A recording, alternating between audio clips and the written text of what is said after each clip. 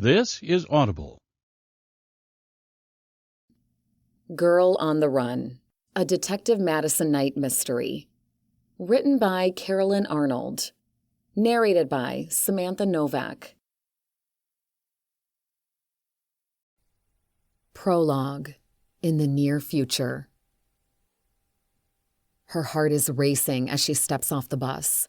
There's no way they'll find her here if there's a God in heaven.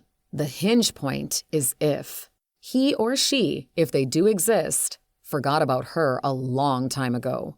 Braybury is only a couple of hours' drive from Styles, but it should put enough space between her and the people who are after her, for now. And it's a huge city with a population of 7 million, so she should be able to blend into the background. This could all be a good thing, the start of a new and promising beginning. While people continue to disembark, she stands back, catching her breath and slipping her arms through the straps of her backpack. All these faces. She checks each one with intense scrutiny to see if any of them are familiar. Not one among them. Maybe she actually escaped their clutches after all. A giddy elation flutters through her. She even smiles, though briefly. The man on the street corner, tall and muscular with a thick neck inked with the abstract markings of a tattoo that means something only to him. But his face is one from her nightmares. He's with them. The people she fears won't just let her walk away. They have tendrils everywhere. But how did he find her here? She'd been careful, watching over her shoulder as she'd been accustomed to doing all her life. She hadn't noticed him before now. He smirks and starts coming toward her. How he found her really doesn't matter. He's here and he's onto her. She has to run. But to where? She glances around. Maybe if she can sink into the crowd, she'll lose him. The hope shatters with a hard slap of reality. He's already found her once, increasing the odds he'll find her again. She sets out and bumps into a person who snarls at her. "Watch where you're going!"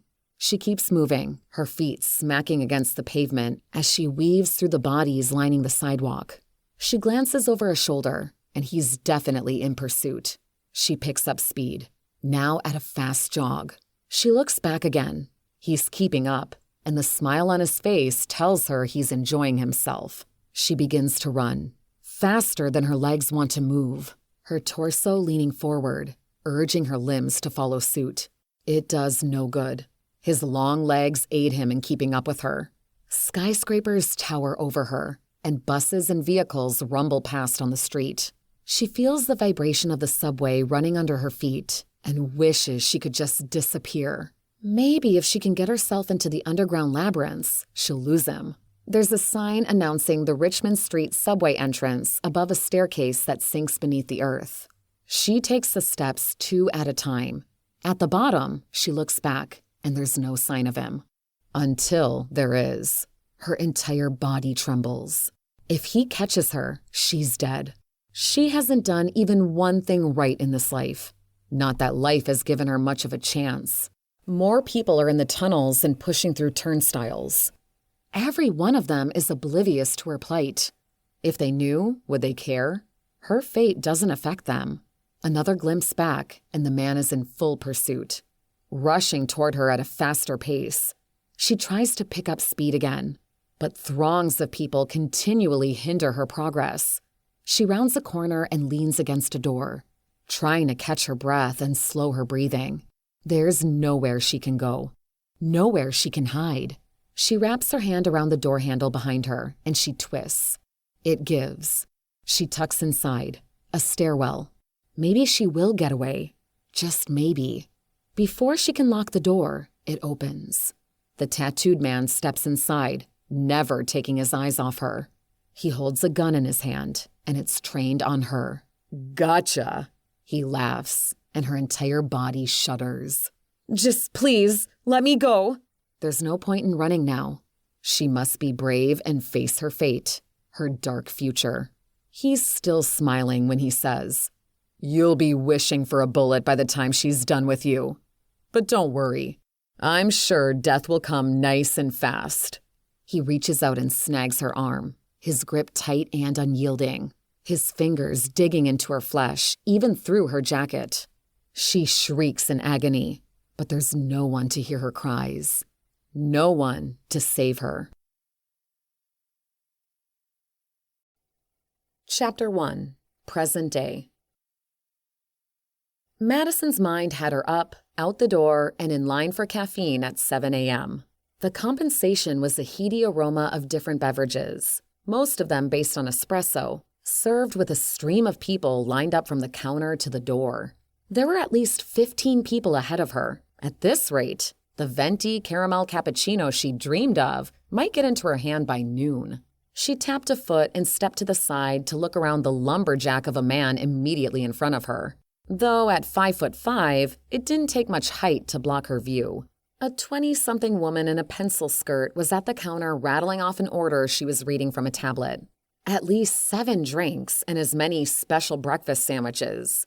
Scratch noon, she'd be here all day. 1 cappuccino. That was all she needed. And she'd be on her way. Simple and done. No half this, half that, a splash of this, a blend of that. She had no need for a fancy sandwich either. Stress had her stomach compacted into the size of a raisin. The line inched forward as pencil skirt shuffled down the counter. 1 person closer, and the wait would be worth it. The end justifying the means. Maybe if she focused on the explosion of flavor that cappuccino would deliver to her tongue, her impatience would melt away with her problems. She closed her eyes, and the rims burned from lack of sleep. But her mind had good reason for being overactive. The Russian mafia, corrupt cops in her department, dealing with internal affairs, the baby she'd lost. That was the big one, and it was something she still hadn't shared with all those she cared about. But she didn't have time to dwell on her loss, or she'd forfeit her sanity. She was teetering on the edge already from all the conflicting emotions that washed over her. Grief, relief, anger, acceptance. Her therapist would tell her to be with her feelings and process them. But she had a job to do, and a plan. All her focus and energy would go into the first 3 items on her list. Whenever they got sorted out, she'd tackle her lost baby. The line inched forward again in response to another server asking for the next in line. She looked out the window. The city was stirring to life.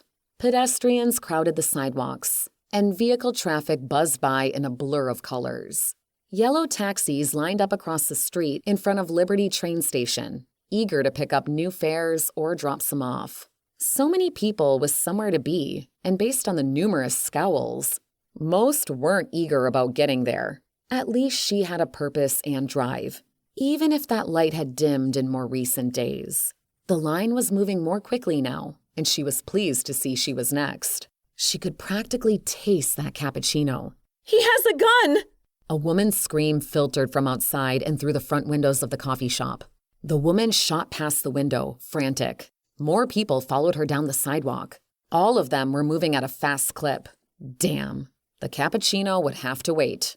Madison pulled her badge and held it up for everyone to see. "Detective Knight, Styles PD. Everyone toward the back of the store." Sleepy patrons became wide-eyed and confused as they stared at her like she had 3 heads. Finally, her message saturated their caffeine-deprived brains. They scurried to the back while Madison headed to the door and tucked her badge away. Her hand was hovering above her holster, ready to draw her weapon if necessary. She stepped outside. Vehicles were either stopped or crawling along. Men and women ran past her. What is going on? Rounding the hood of a truck, she got her answer. There was a mass exodus from the train station. Madison pulled her phone from a pocket and called dispatch. She gave her name and badge number. "Possible shooting at Liberty Station. Approach situation as if the perp is still there and armed." She hated not having details to provide, but life didn't always present things on a silver platter. The communications operator confirmed units had already been dispatched to the scene and officers at the station were responding. "Then you know what's going on already?" "Uh-huh. A shooting with suspected casualties. But that's all I know at this time." Suspected casualties. That was her cue as a detective with major crimes. Madison ended the call and rushed toward the station. Sirens started up in the distance, their roar growing louder as they got closer. Madison stopped a woman coming through the doors and announced herself as police. "What happened?" "Someone... gunfire!" Her eyes were wide with shock, and she ran away before Madison could ask exactly where the shooting had taken place. Liberty Station covered at least a square mile and was multiple stories. It offered a food court and even warranted its own police detail, though a lot of good that did today. Madison stepped inside and looked behind her at the touch of someone's hand on her shoulder.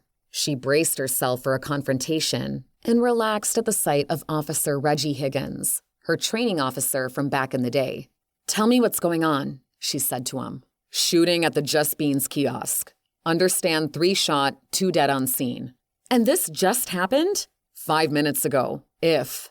Higgins passed her and rushed through a second set of doors, and she followed. She wasn't that familiar with the layout of the station, having no need to grace the corridors herself. They wound through a few long hallways, their guns at the ready. Officers behind them worked to corral panicking and shocked civilians that remained. They'd be questioned, their information taken, then released. But one person in this crowd could be the shooter. She eyed everyone with suspicion. "We need to shut this place down. No one in or out," she told Higgins. Not that it would do any good for those who had already managed to run to the streets. "In the works. It could already be too late. We'll also need to stop all trains from leaving and arrivals from disembarking." "Being handled." He glanced at her with a raised brow, a subtle reminder that he'd trained her. She nodded. They proceeded down a ramp to a lower level, and the aftermath was ahead of them. 3 bodies sprawled on the floor, surrounded by blood. From this distance, details were hard to make out, but their heeled shoes told her they were women. The Just Beans kiosk was positioned where 2 hallways intersected and wasn't part of the food court. Thankfully, or there could have been more victims. Madison rushed forward while bystanders, some who were screaming and crying into their hands, were ushered away by uniformed officers. With each step she took closer to the scene, her legs became heavy. All that blood. She swallowed the nausea that brewed in her gut. The sight and smell of it nearly overwhelmed her senses. But adrenaline came to the rescue, painting the scene in front of her with a fictionalized brush and dulling the noises surrounding her. 2 dead with holes in their chests. 1 woman alive and groaning. Her mumbles were barely coherent as she said, "I've been shot." Her eyes fluttered shut. Higgins called in over his radio and said, "Need an ETA on those paramedics." "Stay with me." Madison got as close as she could to the injured woman without traipsing in the blood. "Help is on the way." Behind the counter, 2 women stood, their hands in the air. Their sudden appearance startled Madison. Their uniforms announced them as employees of Just Beans. "You're all right now, too. Everyone will be—" One of the workers collapsed, clipping Madison's words. "Ah, shit." Madison rushed around the counter, and the woman was in a heap on the floor, passed out. It wasn't long before paramedics raced toward them with a few sets of gurneys, but only 2 at this point would be necessary. The decedents would take a different ride. What the hell had happened here? Chapter 2. "Why am I not surprised to see you?" Detective Terry Grant, Madison's partner on the job, arrived behind crime scene investigators. "I was getting a cappuccino across the street." "Uh-huh. Trouble always seems to find you." Fair assessment. And it wasn't the first time she'd heard that. Not just from Terry, but from others as well. Her fiancé, Troy Matthews, was one of them. "Any word on the shooter?" Terry asked. "Vanished into thin air. Apparently that's possible." Madison threw up her hands. She had a very low threshold for incompetence, and losing the trail of a shooter was a prime example of that. "Do we have IDs on the Vicks?" Terry asked. Her gaze skimmed to the 2 mounds covered with black tarps. Officers had quickly rushed to drape them over the bodies to prevent any possibility of onlookers capturing them on video. It was sickening that such measures had to be taken. One would think humankind would have inborn sensibilities to respect the dead. But when so many didn't respect the living, it shouldn't really be a surprise. Madison hadn't gotten a good look at the dead women as she'd been distracted by the employee who had passed out. She had rifled through their attaché bags and purses, though. She noticed each woman had a cell phone and one a tablet, but she had gone straight to the wallets for IDs. "Maddie?" "Yeah, we do. The decedents are Dana Ridley, 38, and Morgan Walker, 36. She paused there, the fact sinking in that Walker was the same age as her. That always hit home, not to mention how knowing the identities of the victims made the carnage that much more real. The bodies had once been living, breathing individuals with people who loved them. Madison continued. Shannon Brennan, 41, was shot and rushed to the hospital. At this point, I'm not sure of her status or whether her injury is life-threatening. Higgins is currently pulling the background information on all 3 women. She didn't need to say it, but the least fun part of her and Terry's job would soon follow, notifying next of kin. Her gaze skipped to the tarps again, her mind on what was beneath them. At this point, she'd wait until Cole Richards, the medical examiner, arrived to get a closer look at them. There'd be less chance of contaminating the scene in some way. They were just here to catch a train.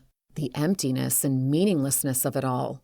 They'd simply been going about their typical weekday, then boom, everything changed. Typical weekday, she mumbled more to herself than Terry. Did the women regularly commute and grab their coffee at the same time and place? Was the shooting as random as it appeared? She'd bench these questions for now, but the answers would be critical in solving this case.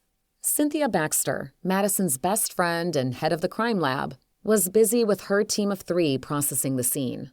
They were snapping photographs and placing markers and collecting whatever could be perceived as evidence. Every square inch would be processed, and by the time they finished, nothing would be missed. Madison proceeded to fill Terry in more. 2 workers were on duty at the time of the shooting. One was taken to Stiles General. We'll catch up with her and Brennan later. Right now, let's find out what she has to say. Madison nudged her head toward the Just Beans employee with Officer Tendum. They were a short distance away, down a nearby hallway. The woman was talking animately, her arms flailing in wild arcs. The woman stopped all movement when she saw Madison and Terry approaching. Tendum slightly dipped his head and stepped aside. "Hey, where are you going?" the woman barked at him. "I'll be around if you need me, but these detectives need to speak with you about what happened." Tendum kept his voice level and professional, and Madison was almost impressed. Almost. She and the officer had a shaky history that, at one point, had her wondering if he was worthy of the badge. And now, Madison would have expected him to introduce them to the employee and not just abandon her. Another strike against him. "Detectives?" The Just Beans employee contorted her otherwise beautiful face into an ugly mask. She was in her early 20s with blonde hair and a high-mounted ponytail that reached her waist. She wore large teal hoops that took Madison back in time to the 80s when they were all the rage. But maybe they were in again. Or maybe this person just wore what she wanted to. Trends be damned. Detectives Knight and Grant. Madison gestured to where her badge was clipped on her waistband. "Your name?" "Julie." She nodded her arms. "Nelson." Body language closed off. Certainly a different image than the one she portrayed to Tendum. Her gray, cat-like eyes leveled at Madison. "We can appreciate that you've been through a traumatic event. If you'd like to sit." Madison indicated a nearby bench, and Julie took her up on the offer. She sat and leaned forward, her hands braced on the front curve of the bench seat. "I can't believe this happened. Can you just run us through what did?" There was no time to be sucked into an endless loop of woes and disbelief. It niggled enough that the shooter had disappeared without a trace. Even worse was the possibility that she'd pass by him on the street. Julie slid her bottom lip through her teeth and nudged her head in the direction of Tendum. He was now about 20 feet away, his thumbs hooked into the band of his pants like he was some sort of cowboy. "I just told him everything." "We need you to run through it all again with us," Madison said firmly.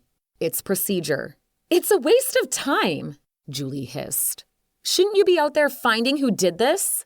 Madison took a deep breath and stamped out.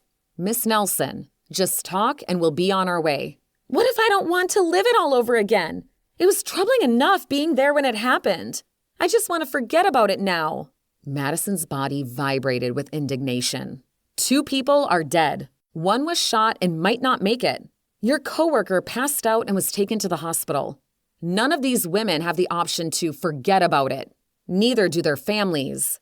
It's fair to say others are having a worse day, and asking you to answer some of our questions, even if you're repeating yourself, is a small price to pay. So I'm going to ask again, what happened? And do you know what prompted the shooting? Julie shook her head, and tears beaded in her eyes. She nodded. No? Yes? Madison was close to shaking the girl, but talked herself back from that ledge. Julie had just lived through an ordeal. Maybe it wouldn't hurt to extend some empathy, exercise a little more restraint. I know some of it, I guess. We're listening. Madison was 1 millisecond away from tapping her foot. This guy came over and started yelling at the women in line. This guy being the shooter? Just to clarify. Yes. And he just started yelling? Terry squinted and angled his head. All out of the blue? And about what? It was because of this girl. Her name? Madison asked. I have no idea, but she's always wearing an orange backpack. Always? Okay, Madison dragged out, not sure where this was going. Her age? Early 20s, if. But she lifts stuff from the cooler. You know, the one at the front that's open for customers to take what they want. Madison recalled the refrigerated bunker and nodded for Julie to continue. Well, this chick just helps herself, if you know what I mean. On a regular basis? Terry asked. Yep. What happened next? Madison wanted to understand how a young woman with a backpack could have triggered the shooting. She very well could be a student who commuted to Braybury or elsewhere for school. The women in line saw her steal and started murmuring about it. They were all in shock that she just walked over and stole, like it was nothing, and carried on. They were trying to get my attention to let me know. But you already knew she did this, Madison stated matter-of-factly. Yes, and there's nothing I can do about it. Even Bob, the owner of Just Beans, says to let it go. Obviously, it was wise advice because these women started yapping about what she'd done. And the next thing I know, this guy comes over all batshit crazy. There was a scale of crazy, and batshit would definitely score at the top. Why do you say batshit? Oh, he just raced over and was all like, "What are you, a bunch of good Samaritans?" Just because they wanted to tell you about her stealing? Madison was trying to make sense of what she was hearing, and it wasn't clicking together just yet. Yeah. He claimed he was a cop, actually. Julie leveled a judgmental glare at Madison. Madison's blood went cold. No one could be trusted. Not even in the Brotherhood of Blue. She, of all people, knew that well. One had rammed her car last month, landed her in the hospital, and she was quite sure the accident contributed to the loss of her baby. He and another officer were now under investigation by Internal Affairs, and Madison was sure more officers would be added to the list. The Russian mafia was active in Stiles, and it had a way of reaching into the Stiles PD and finding the corrupt within the department. Her mission, or she'd die trying, was to bring them all down. He was lying, Terry said after a few beats of silence, and with far more conviction than Madison could have. The shooter had fled the station. It was as if he disappeared into thin air. If he wasn't a cop himself, did he have the help of some? Same now went for the girl with the backpack. Where had she gone? They'd need to speak to the officers on duty at the time of the shooting. I don't know about that. Julie paled. One of the women, one with red hair, she's like, "You're not a cop." That's when he pulled the gun. And he fired right away? Madison asked. No, she kept going at him, telling him he wasn't a cop. No way he was a cop. That's when he started shooting. Julie's body shook, and she pinched her eyes shut. Tears squeezed from them, down her cheeks. And after that, Madison felt for Julie's situation, but couldn't afford to get weighed down by emotion. He ran off. Which way? Julie pointed straight across from them, past the Just Beans kiosk that was positioned where two corridors intersected. And you told this to Officer Tendum? Madison asked. Yes, and he told others over his radio thingy. She gestured to the top of her arm, indicating where Tendum's radio was attached. Madison pulled her gaze from the hallway. Has this happened before? The guy coming over and acting threatening? Surely other customers would have reacted like the women did today. I've never seen him before. Not exactly an answer to her question, but Madison had an inkling Julie was holding something back. Okay, so the girl is a regular thing, but the guy isn't? Him? No. Tingles laced down Madison's arms. But there's usually a man hanging around. What, watching over the girl? Julie pointed across the way. He stands over there. I think he's the girl's handler or something. Handler? Madison assembled what she'd been told. starting with a young woman who regularly passed through the station, always wearing an orange backpack. On its own, that wouldn't raise any red flags. But a man watching over her on a routine basis certainly did. Putting both together, it suggested the girl was transporting something on her person, such as drugs or weapons. The handler would be there to protect her as an asset and see to it that she wasn't apprehended, that she reached her destination. But why would the girl put herself at risk by stealing? And what happened to the girl's regular shadow? Why do you leap to him being a handler? Call it a feeling. Madison trusted feelings more than her partner did, but there seemed to be some merit to Julie's suspicions. You said the girl steals regularly. How often exactly? About 2 to 3 times a week. Madison was trying to understand what had granted the girl with the backpack immunity, though she had a feeling it had to do with the man who watched over her, or the people he worked for. Julie had mentioned the owner of Just Beans told his staff to let the robberies go. He must have feared retaliation to allow that. She wanted to see Julie's reaction, so she asked, "Do you know why your boss never wanted you to stop her or report her?" She wasn't really hurting anything." Julie's gaze dipped briefly to the floor, and she pressed her lips together. Julie was definitely afraid, and probably for good reason. The shooter had claimed to be a cop. Whether he truly was or not, the damage was done, and the integrity of the badge was called into question. It was, at minimum, a claim that intimidated. If a person accepted that he was a cop, they'd be less likely to approach a uniformed officer. They'd fear corruption. At the worst, there actually was something going on in the train station that involved bad cops.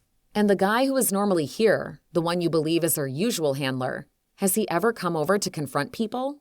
Sure, the odd time, but it's never escalated like it had today. As I said, today it was a different guy.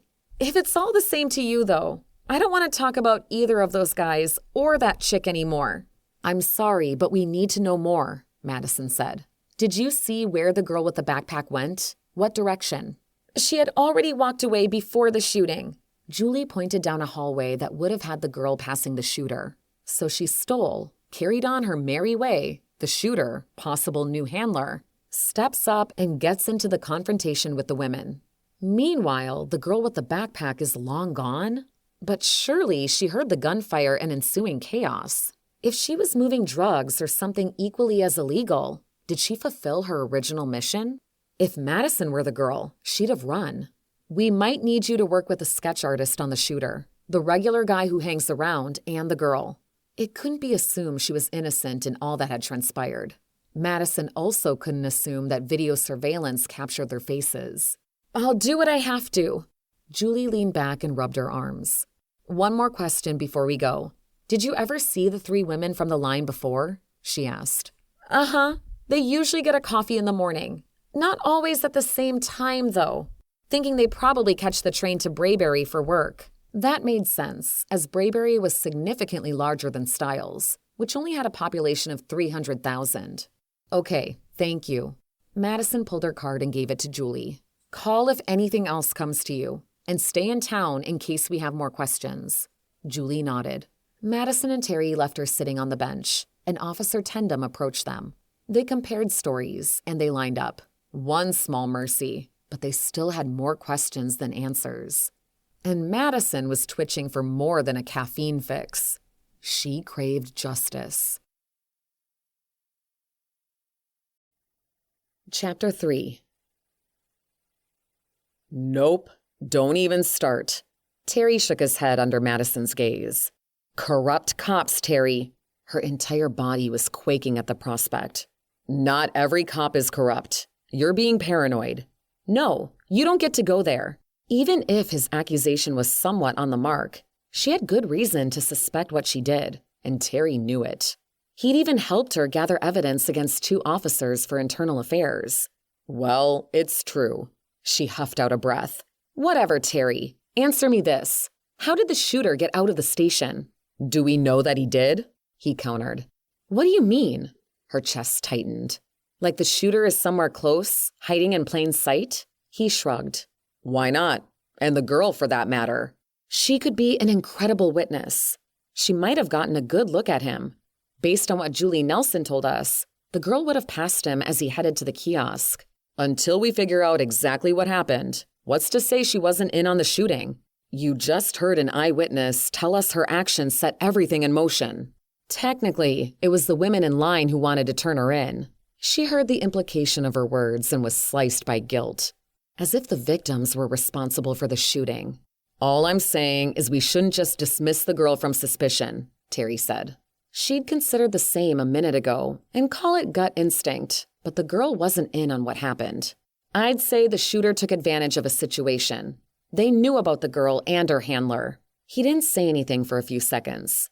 We don't know there was a handler. It was something the eyewitness told us. Who knows? You can't take some of what she said and believe it while dismissing other aspects. And even you must admit it all sounds suspicious. A young woman being watched over. She was moving something, probably drugs. I guess, maybe. God, Terry, just think about it. She glanced over to the Just Beans kiosk. Cole Richards and his assistant Milo were there and had the tarps removed from the bodies. Madison went over, not wanting to argue with Terry anymore. She also desired to get her first real look at the victims. She greeted Richards and Milo with her eyes on the deceased. Both women were dressed formally in pantsuits with blouses and high heels. Likely businesswomen. Their makeup was also applied tastefully, but their faces were twisted in masks of horror. Dana Ridley, second in line at the kiosk counter, and a redhead. Was she the one who had first antagonized the shooter by insisting he wasn't a cop? If so, Madison admired the woman's spunk. But look at what it got her. And the others. Was she a tragic example that risking one's life, even if for a good cause, wasn't necessarily worth the sacrifice? If Ridley could go back in time, would she have made the same choice to call out the shooter? Or would she have remained quiet? Her hair was styled in a long bob, and the sheen and coiffured appearance told Madison it had seen the hands of an experienced hairdresser. It was also the fact that her driver's license photo had shown her as a brunette. Her fingernails were short but manicured and polished clear. Her clothing wasn't brand name or designer, but still appeared to be of high quality. Next to Ridley lay Morgan Walker. Her long brown hair was fanned across her face, and in some places, stuck there with blood, like a macabre papier-mâché. Tall, easily 5'10". She was dressed in a navy blue suit and blazer. She had a delicate nose and pointed chin, trim and lean. Athletic, her brown eyes stared lifelessly toward the ceiling. The loss of life was such a waste, it twisted Madison's gut. Nothing easy about this. It's just all so meaningless, Richards said as he got to work on Ridley. Was just thinking that. It was strange standing there next to the ME and his assistant and not peppering Richards with the usual questions. Time of death, cause of death, etc. In this case, she already had those answers. Oh, one word from Richards and it had shivers lacing down her spine. What is it? I'll conduct more tests at the morgue, but I'm quite certain this victim was pregnant. She was... Madison stiffened. The world around her was closing in and suffocating her. She laid a hand over her stomach, just briefly, her thoughts drifting to the child she'd lost last month. Her little secret. Well, hers and Troy's. The pregnancy hadn't been planned, and during most of the time she'd known about it, Madison wasn't even excited about becoming a mother. That was something she didn't even want to speak out loud. She had no right to play victim and grieve for a child she hadn't wanted. How far along? She licked her lips, suddenly fearful of her stomach purging its contents, which weren't much. Based on some of the body changes I see, I'd say around 16 weeks. It would have its fingers and toes. Madison stopped there, swallowing roughly. She could picture the child in her mind. Its organs also would have been formed by that stage, and Ridley might have even felt the baby moving inside her. All eyes turned to her, including Cynthia's. In that moment, Madison felt like they all knew the dark secret she'd been living with. Of course, she knew that wasn't true, but still. My sister has 3 kids. None of them said a word. Maybe they were experiencing shock at Richard's revelation. Another murder victim, though unseen. Dana Ridley's unborn child. She had probably been proudly awaiting the birth of her child, like any normal woman would. If Madison had the right to grieve anything, it was the part of herself that was lacking. She stuffed down the self-judgment. Guess on caliber size? She fanned a hand toward the bodies. I'd say a 9mm, Richard said. Common and easy enough to buy on the street. Madison would make sure officers were checking garbage bins and dumpsters in the area for the murder weapon. The shooter may have discarded it. Once you've run the autopsies and extracted the bullet fragments, get them to the lab ASAP. We can have them run ballistics to narrow down gun make and model and maybe see if the gun was used in any other crimes. You know I'll do that, Richard said. I do. What Richards and the others might not realize was sometimes laying out the procedural process helped ground her, especially these days when her personal life haunted her. If only she could suppress her feelings enough, maybe they just disappear. When are the autopsies scheduled for? I'll confirm by text, but probably tomorrow morning, Richard said. He returned to his work without another word. While Terry's gaze went to the bodies, Cynthia's remained on Madison. Her friend had a way of reading her mind. But no, not today, not right now. Let's go, Terry, and keep me posted, she told Richards and started to walk off. Terry caught up to her. Where are you going? I'm going to find the person who did this. That's our job.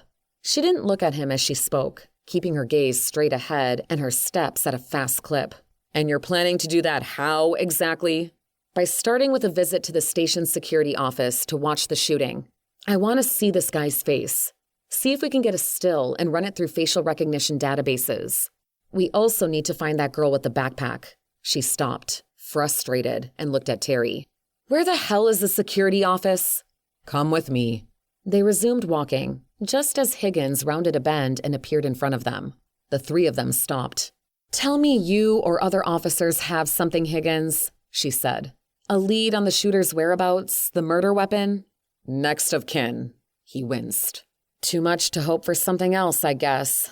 All right, hit us. Just asking had the acid levels in her gut ratcheting up.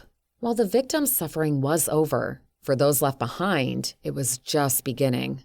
And it wasn't just those who knew and loved the deceased who experienced the loss. The world missed out on the advancements the dead could have brought to society. Also, to think of Dana Ridley and her unborn child. All that untapped potential. Ridley and Walker were married. Walker had a teenager and a 5-year-old. No kids for Ridley. Yet, Madison pushed out. Higgins angled his head and looked inquisitively at Terry when Madison didn't say anything. She was 4 months pregnant, Terry explained. Higgins winced. Ouch. That's going to be a rough notice to deliver. Would have been their first kid. It took all of her mental fortitude to squeeze out the fact this baby would have been Ridley's first. The worst part of the job. Told you that from the start, Higgins said. Yeah, well, you were right. Madison felt Terry's eyes on her profile, and she was quite certain he suspected something was off with her, though her imagination could be working overtime. Here's the husband's info. Higgins handed Madison a piece of paper. Thanks. Madison looked at the page. Wayne Ridley and Shane Walker. Both of their worlds were about to be tipped upside down. Already were, but they just didn't know it yet. Don't mention it, and good luck. Higgins squeezed her shoulder. She wished he hadn't. The physical contact and his obvious concern had her chest constricting. But she'd redirect the grief to determination to get justice. You never gave us the information on Brennan's next of kin. It wouldn't be a death notification.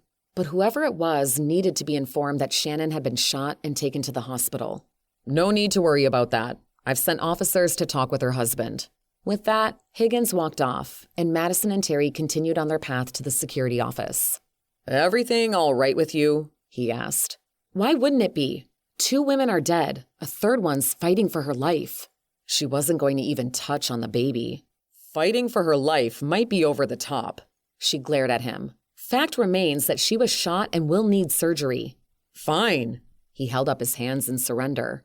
You still want to check that video before notifying next of kin? Yep. Then we'll go break the news to the Ridley and Walker families. Maybe she was procrastinating, but it would benefit the investigation to actually see what happened. With most murders, that wasn't an option. Everything was pieced together by witness statements and the evidence. All right, but Winston's there from what I heard, and I'm sure everything is under control. He silenced under her gaze. Gary Winston was their commanding sergeant, and he and Madison didn't see eye to eye. Things had only gotten worse between them when she brought in internal affairs. Now she wasn't just a female in his department. She was a snitch. He loved to micromanage and valued talk over action. Those were his good qualities. His bad ones were that he was old school and chauvinistic. Under control? If others in the department and those in security here at the station had things under control, we wouldn't be in this mess in the first place. You've got this handler standing around all the time and this girl lifting food items from Just Beans, and they what? Just watch it happen day after day and do nothing? Terry held up his hands. Someone's a little punchy. Someone's a little tired of people getting away with doing a half-assed job. By the time they reached the security office, Madison had calmed down. A little. Then she heard Winston's voice, and her nerves ratcheted back up again. She took a deep breath and rounded the bend. Here are my detectives now. About time you got here. Winston jabbed a glare in her direction. With him were 2 security people, both men in their 40s, and a uniformed police officer. The latter offered a grim smile to her and Terry. Detective Knight and Detective Grant, Winston said, and raised his coffee to his lips. She fantasized about tearing the cup from his hands and taking it for herself. Caffeine.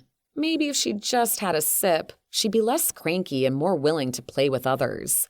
Nah. Any luck tracking the movements of the shooter or the girl with the backpack after the incident? The girl with the backpack, Winston asked. Who are you talking about? Obviously, he had nothing under control. Madison filled him in on what had triggered the shooting, the girl lifting product from Just Beans, and Winston motioned for the security guys to answer her question. The one closest to her shook his head. Not that we could find working through the footage. They both couldn't have just disappeared. She'd cling to that, but not far from her mind was the possibility that the shooting had been planned, intentional. If that was the case, they would have laid out an escape route. Did they leave together? He just said he didn't know where they went, Winston punched out. She ignored his attitude. Did you see them together at any point after the shooting, even before? No. That could have been careful planning. But the fact the shooter wasn't the regular man hanging around raised the question of why he was here today and not the other guy. What had happened to him? Was the shooter his replacement and simply more trigger-happy? We've been told there's normally a guy buzzing around Just Beans who watches the girl with the backpack. But today it was someone else, the shooter. I'll need the best stills you can provide of this girl and the shooter. Also, her normal handler. You might need to check footage from days prior.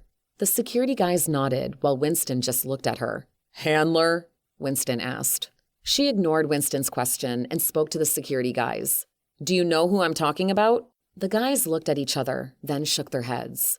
You have no clue that drugs are being smuggled through the train station? Possibly premature, a lunge for the jugular.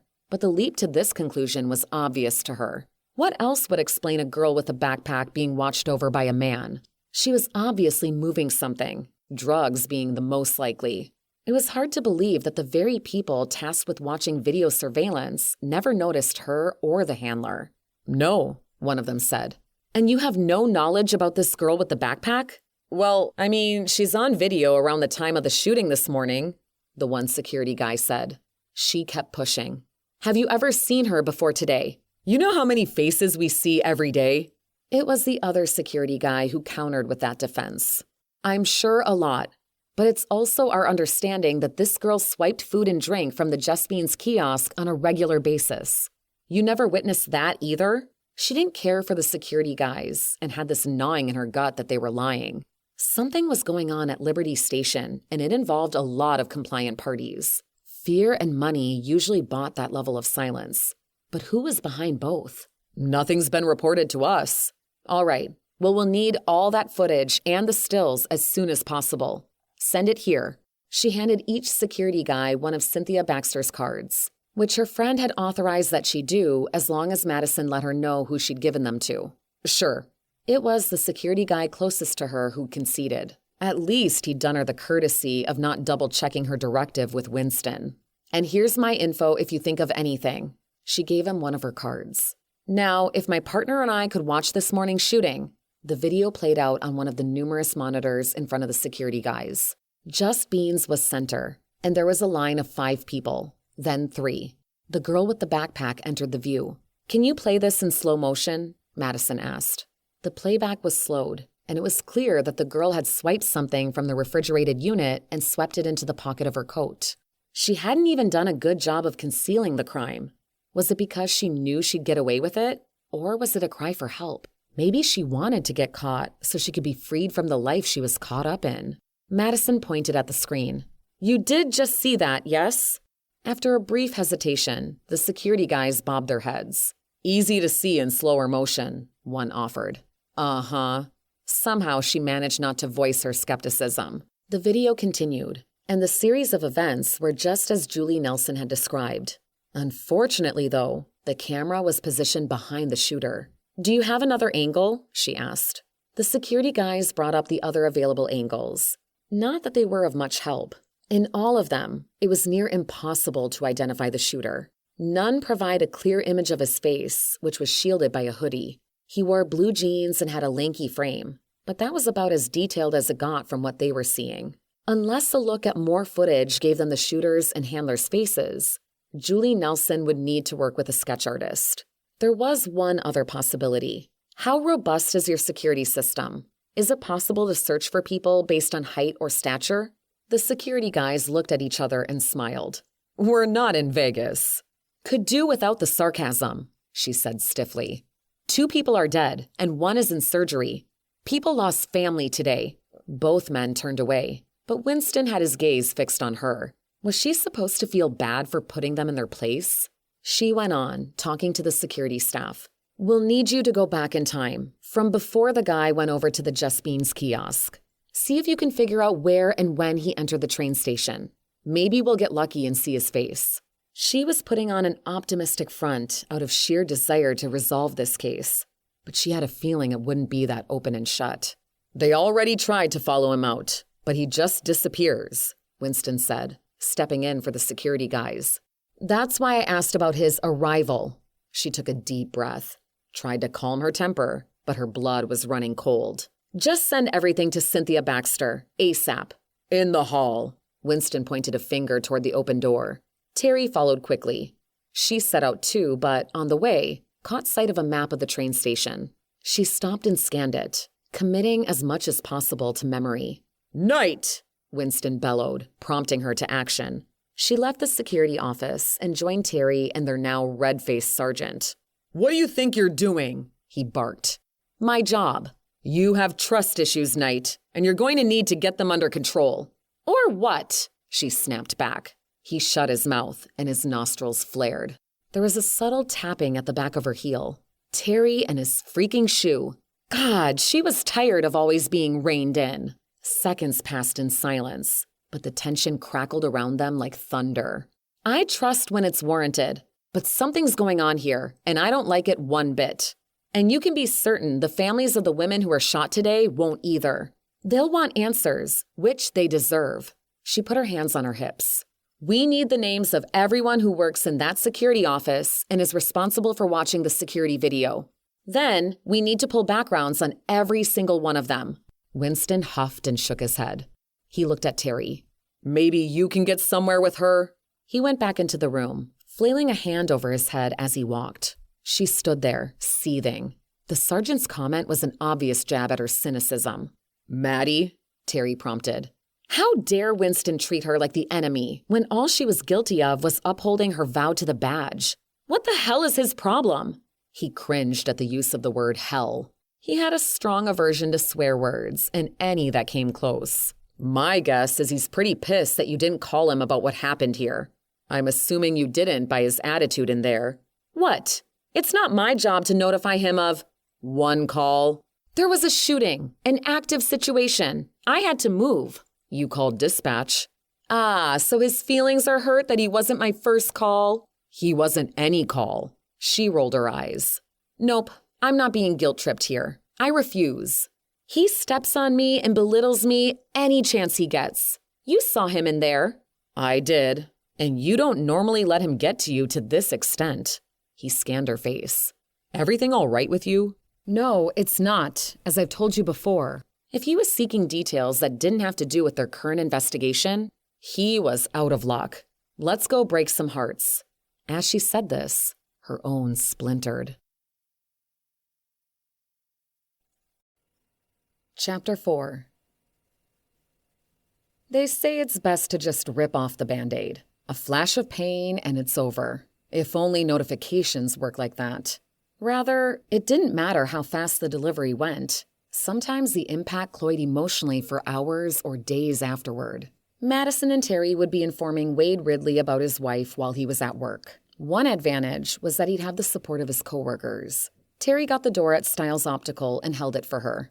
She thanked him and beelined straight for the front desk. "Detective Knight, Styles PD," Madison said, holding up her badge. "My partner and I need to speak with Wayne Ridley." The woman at reception was in her 30s and offered a pleasant smile as they approached. It was quickly turning downward into a frown. Her brow even creased as she spoke. "Dr. Ridley is with a patient at the moment. He shouldn't be too long, but is this urgent?" Her blue eyes searched Madison's. It was, and it wasn't. Bad news could hold for a while. For selfish reasons, Madison wanted to get this over with sooner rather than later. "Please just let him know we're here." "Of course. If you'd like to take a seat while you wait." She gestured to a grouping of chairs. "Thank you," Terry told her. He sat. Madison paced. It was her turn to deliver the notification, a responsibility she and Terry volleyed between them. Her insides were churning at the thought of telling this man his wife and unborn child were dead. The receptionist kept passing them glances, trying to be discreet about it, but she wasn't very good at hiding her interest in their presence. Humans were, by nature, curious creatures. A pair of voices came from a hallway, and the receptionist looked at Madison and nodded. Madison poked Terry in the shoulder, and he got to his feet. A man in a white lab coat rounded the bend into the front office, followed by a woman. "Your lenses should be in next week," he was saying to her. "We'll give you a call the moment they're here." "Thank you." "What we're here for." The man was smiling long after the woman walked across the lobby to the front door. Madison knew that the man was Wayne Ridley. 1, he resembled his driver's license photo. 2, the hint from the receptionist. 3, the obvious fact he was a doctor. She took a step toward him as the receptionist beckoned Wayne's attention, and he went to the counter. Madison couldn't hear all that was being said, but he looked over at her and Terry.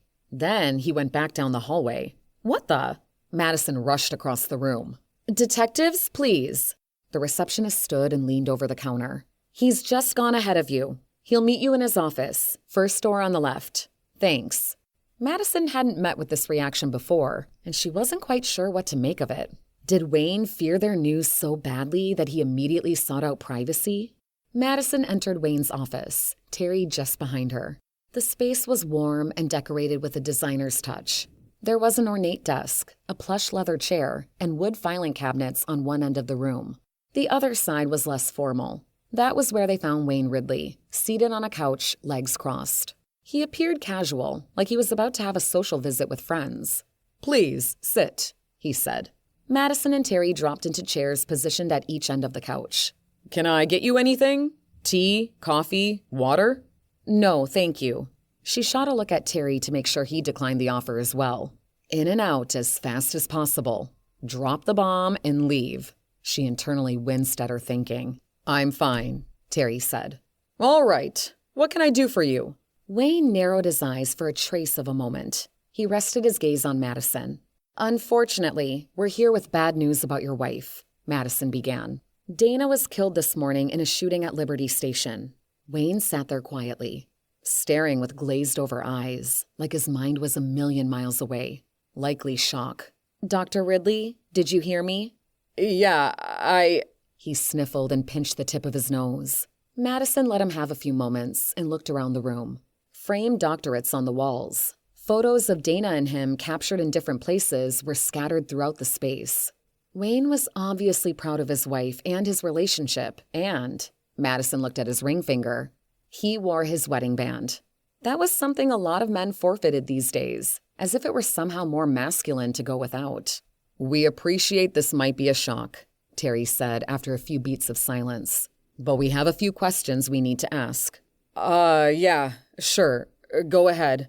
Wayne waved a hand to emphasize he was fine to continue.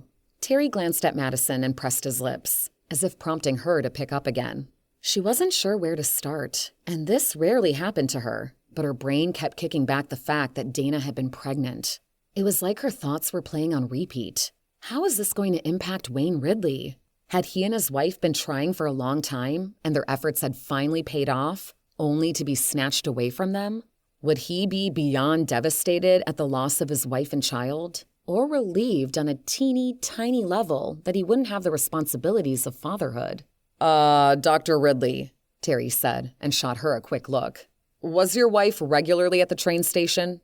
Every weekday. She commutes to Brayberry for work. Madison cleared her throat. And her work? He fussed with a button on his lab coat, then looked up. She's a lawyer for an environmental firm. It doesn't pay a lot, but she loves her job. Madison noted the present tense, but dismissed it as a natural thing to do in the immediate aftershock of loss. The name of the firm? Evergreen. One word. Capital E-N-G. Wayne was like a robot, stiff and responding succinctly, as if simply following commands.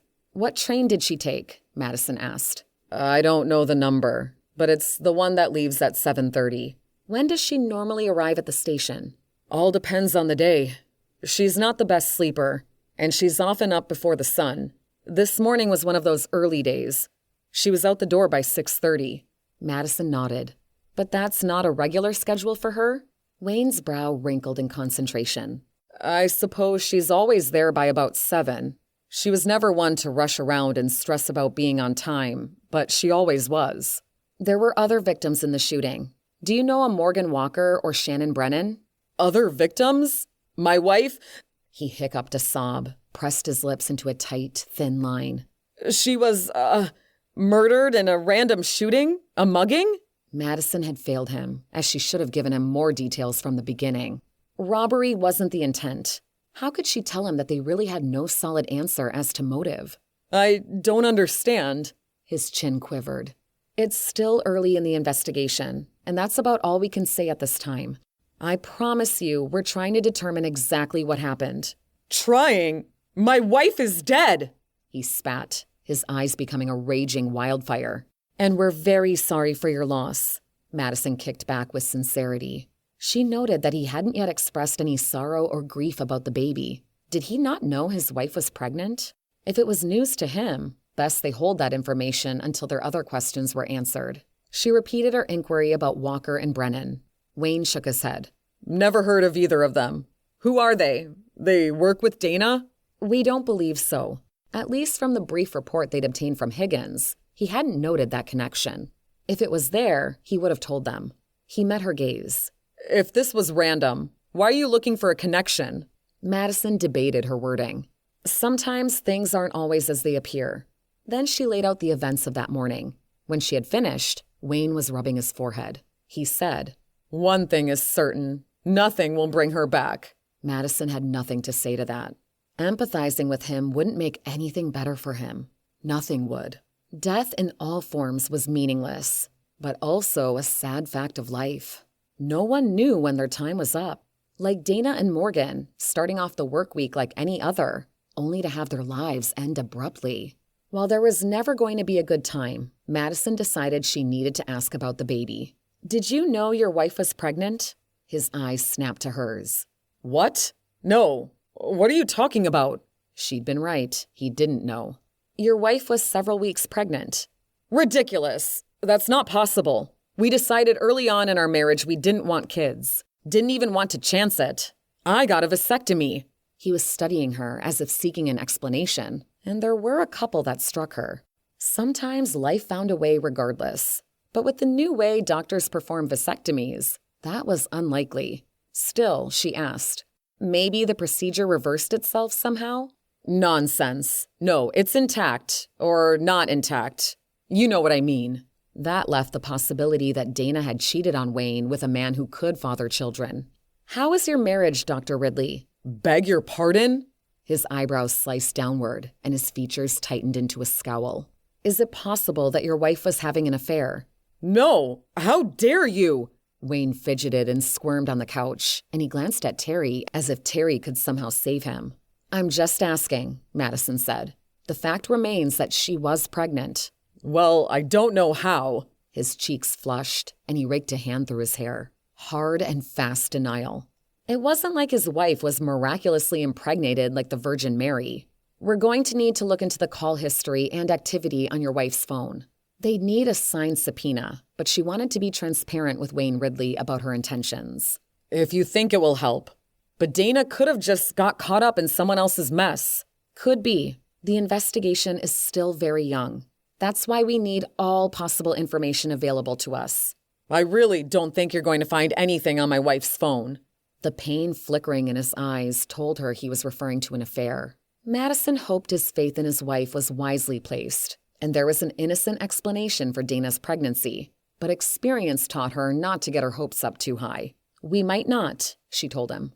If someone did target your wife, Terry began, would you be able to point us in anyone's direction? Someone who had something against your wife? What? No. I mean, why would anyone? She was a kind soul. Wayne's voice was trembling. We appreciate this may be upsetting and confusing, shocking, but we'll explore all angles and get the answers.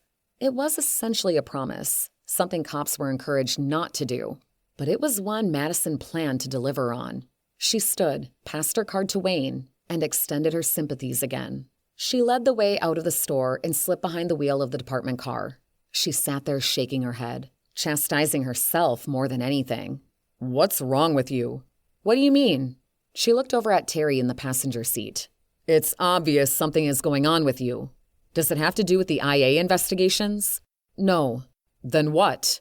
She took a deep breath, squeezing out any thoughts that threatened to implant themselves about the baby she'd lost. She shifted instead to those that focused on the Ridleys. She'd just begun to latch onto a rosy image, that of a loving couple creating a child that would be loved and cared for. And the likelihood of adultery soured the entire thing. Cheating was something she had zero tolerance for. Without trust in a relationship, there was nothing. Maddie? Terry prompted. I'm fine. She cringed at the word her therapist had worked hard to eradicate from her vocabulary. But there are 2 women in the morgue who are not. Fine, if you say so. He eyed her with suspicion. If anyone should fall under suspicion, Dana Ridley was pregnant, and it would seem that her husband wasn't the father. Yup, I was there. We need to find out who she was sleeping with. For what purpose? Even you must admit that maybe the shooting wasn't random. I am with you on exploring different angles. What you said to Wayne Ridley in there. I'm surprised that it came from you. You're normally so black and white. Let's just say I'm trying something new. Wow. He smirked at her, and she punched him in the shoulder. Same old sideshow. Terry was more brother than partner. Ouch! He rubbed where she'd impacted. What? It's not like you're known for having an open mind. Hey, people can change. Well, I like it. She shrugged it off, not needing his approval. It is possible it was just a random shooting, but what is niggling at me is a different handler. According to Julie Nelson. Yes, taking someone's word for it. But what happened to the original handler? I think it's best to focus on the man who killed 2 people and shot a 3rd, handler or not. Terry kicked back. He made a fair point. You're right. We don't even know if the shooter was also a handler. Not until we find out what happened to the regular guy or the girl.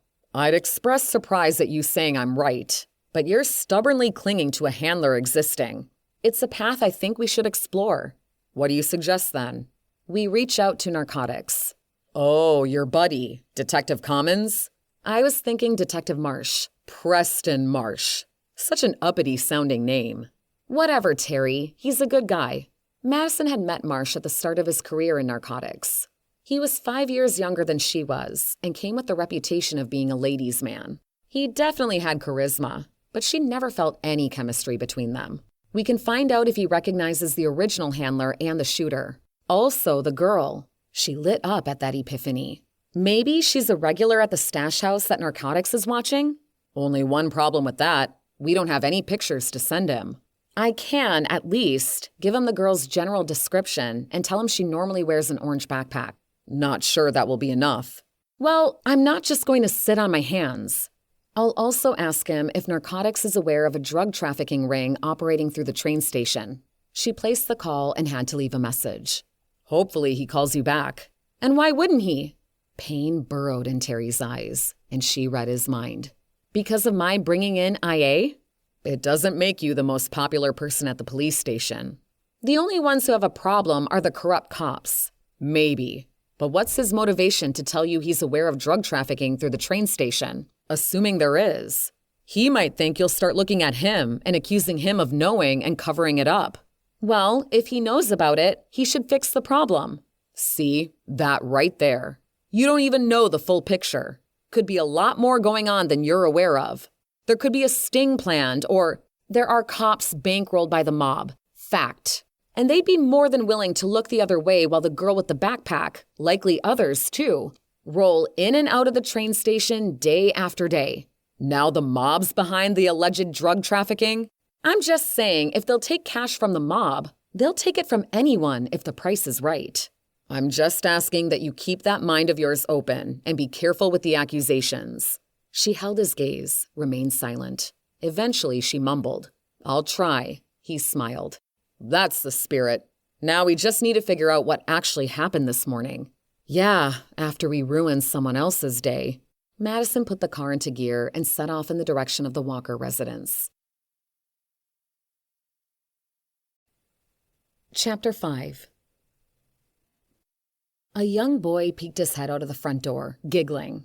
"We need to speak to your father." Madison was left speaking to a closed door because the kid had shut it in her face. She knocked again and prayed that Shane Walker would come this time instead of his son. Though Terry was smiling at the frivolity of the child, Madison was less amused. Shouldn't he be in school? It wasn't that she hated kids. She just didn't really get them. And that worked both ways, with the exception of her 3 nieces. She was certainly better suited to the role of aunt than mother. He's probably all of 5. Kindergarten, maybe? Likely on a part-time schedule. Footsteps shuffled on the other side of the door, and it swung open. "Dad!" The boy was yelling loudly and dancing circles around Shane Walker. Shane kept reaching for his son's hand and failed on numerous attempts before finally latching on. "That's enough," he spoke sternly, and the boy stood still and pouted. Madison was certain whaling and waterworks were next and would do anything within her power to stop that from happening. "Mr. Walker, we're detectives with the Stiles PD, and we need to come in and speak with you about your wife, Morgan." Shane stopped the stare down with his son just long enough to acknowledge Madison with a glance. "Joel, go to your room and play. I'm not telling you again." Shane thrust a pointed finger into the bowels of the home. The boy stalked off. Shane watched after him for a bit, possibly to make sure he was following through. Then he turned and leveled his gaze at Madison and Terry. "What is it that I can help you with? You said you're here about my wife?" Terry took a step forward. "Is it possible we could come in and sit?" Sure." Shane appeared flustered and disheveled. His white t-shirt was tucked in on one side, hanging out at the other, and there were brown stains on the front. His cropped hair was sticking up in little spikes, and his teeth were coffee-stained. He led them to a living room that looked like a cyclone had blown through. "Please excuse the mess," he said as he picked up some throw pillows and positioned them on the couch. "I thought it would be less stressful being a stay-at-home father." He laughed, but the expression missed hitting his eyes. "Sit wherever you can find space." Terry was the first to do so. Madison sat beside him on the couch, just on the edge of the cushion. "We're sorry to inform you that your wife was shot this morning at Liberty Station, and she died on scene." Terry managed to finesse the harsh truth with a touch of kindness and empathy. She's, Shane swallowed roughly, his Adam's apple bobbing. "We're investigating the event." "Event? I don't understand. She, how?" "As I said, she was shot." "Why?" "We're still trying to determine exactly what happened." "Did you catch the shooter?" Shane's eyes were wide and wet. "Unfortunately, not yet." "The person who shot and killed Morgan is out there, free? Why are you here talking to me? Go get them!" A rogue tear splashed his cheek, and he quickly swiped it away. Madison stepped in. "Mr. Walker, we are very sorry for your loss, but know that we are doing all we can. Grief was like a living entity that required a target on which to lay the blame, and often that was projected on the person delivering the unfavorable news." "Tell me what happened. Where? Oh, you said the train station?" "Yes," Terry said, taking over again. "She was in line at the Just Beans kiosk." "She loved their coffee. Couldn't get enough of it," Shane offered. "A man came over, and there was a confrontation between him and your wife and others in the line." "And he just shot her? What was this confrontation about?" Terry shared what they knew while leaving out mention of a handler and possible drug trafficking. The wrong place at the wrong time, Shane sighed. It may simply be that, Madison said, and stopped there. Shane's gaze snapped to meet hers. It may? Madison turned up the palms of her hands and shrugged. We don't know yet what truly prompted the shooting. Do the names Dana Ridley or Shannon Brennan mean anything to you? Shane squinted, his forehead compressed in thought. I don't think so. Should they? As my partner mentioned, others were in line with your wife. Shannon Brennan was shot and taken to the hospital. Dana Ridley was dead on scene, along with your wife. She paused there at the knot of anguish that contorted Shane's facial features like he'd been gut-punched. After a few seconds of silence, Shane shook his head. Their names don't sound familiar. Did your wife take the train every morning? Terry asked. She did. She worked at Peters, Hampton, and Douglas. They're a pretty big law firm. Shane had made quite a fast transition to past tense, but that didn't necessarily mean anything. Grief had a way of rolling in like waves, bringing with it a delicate dance of shock and acceptance. But Madison noted something else. The two women who had died were both lawyers, though at different firms. Were their careers a coincidence, or had they provided motive? Was the shooting some sort of elaborate kill all the lawyers movement? She'd be looking up what Shannon Brennan did for work when they left here. It was possible that somehow Morgan's path had crossed with Dana Ridley's. Does the environmental firm Evergreen mean anything to you? Shane chewed his bottom lip. Can't say that it does. What does the law firm your wife worked at specialize in? Madison asked. Criminal defense.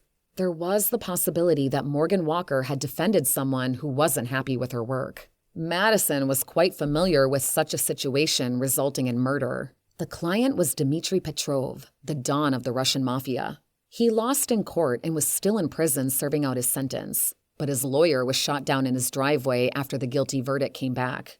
But at least justice was finally found, even if it took 8 years to get there. Shane continued.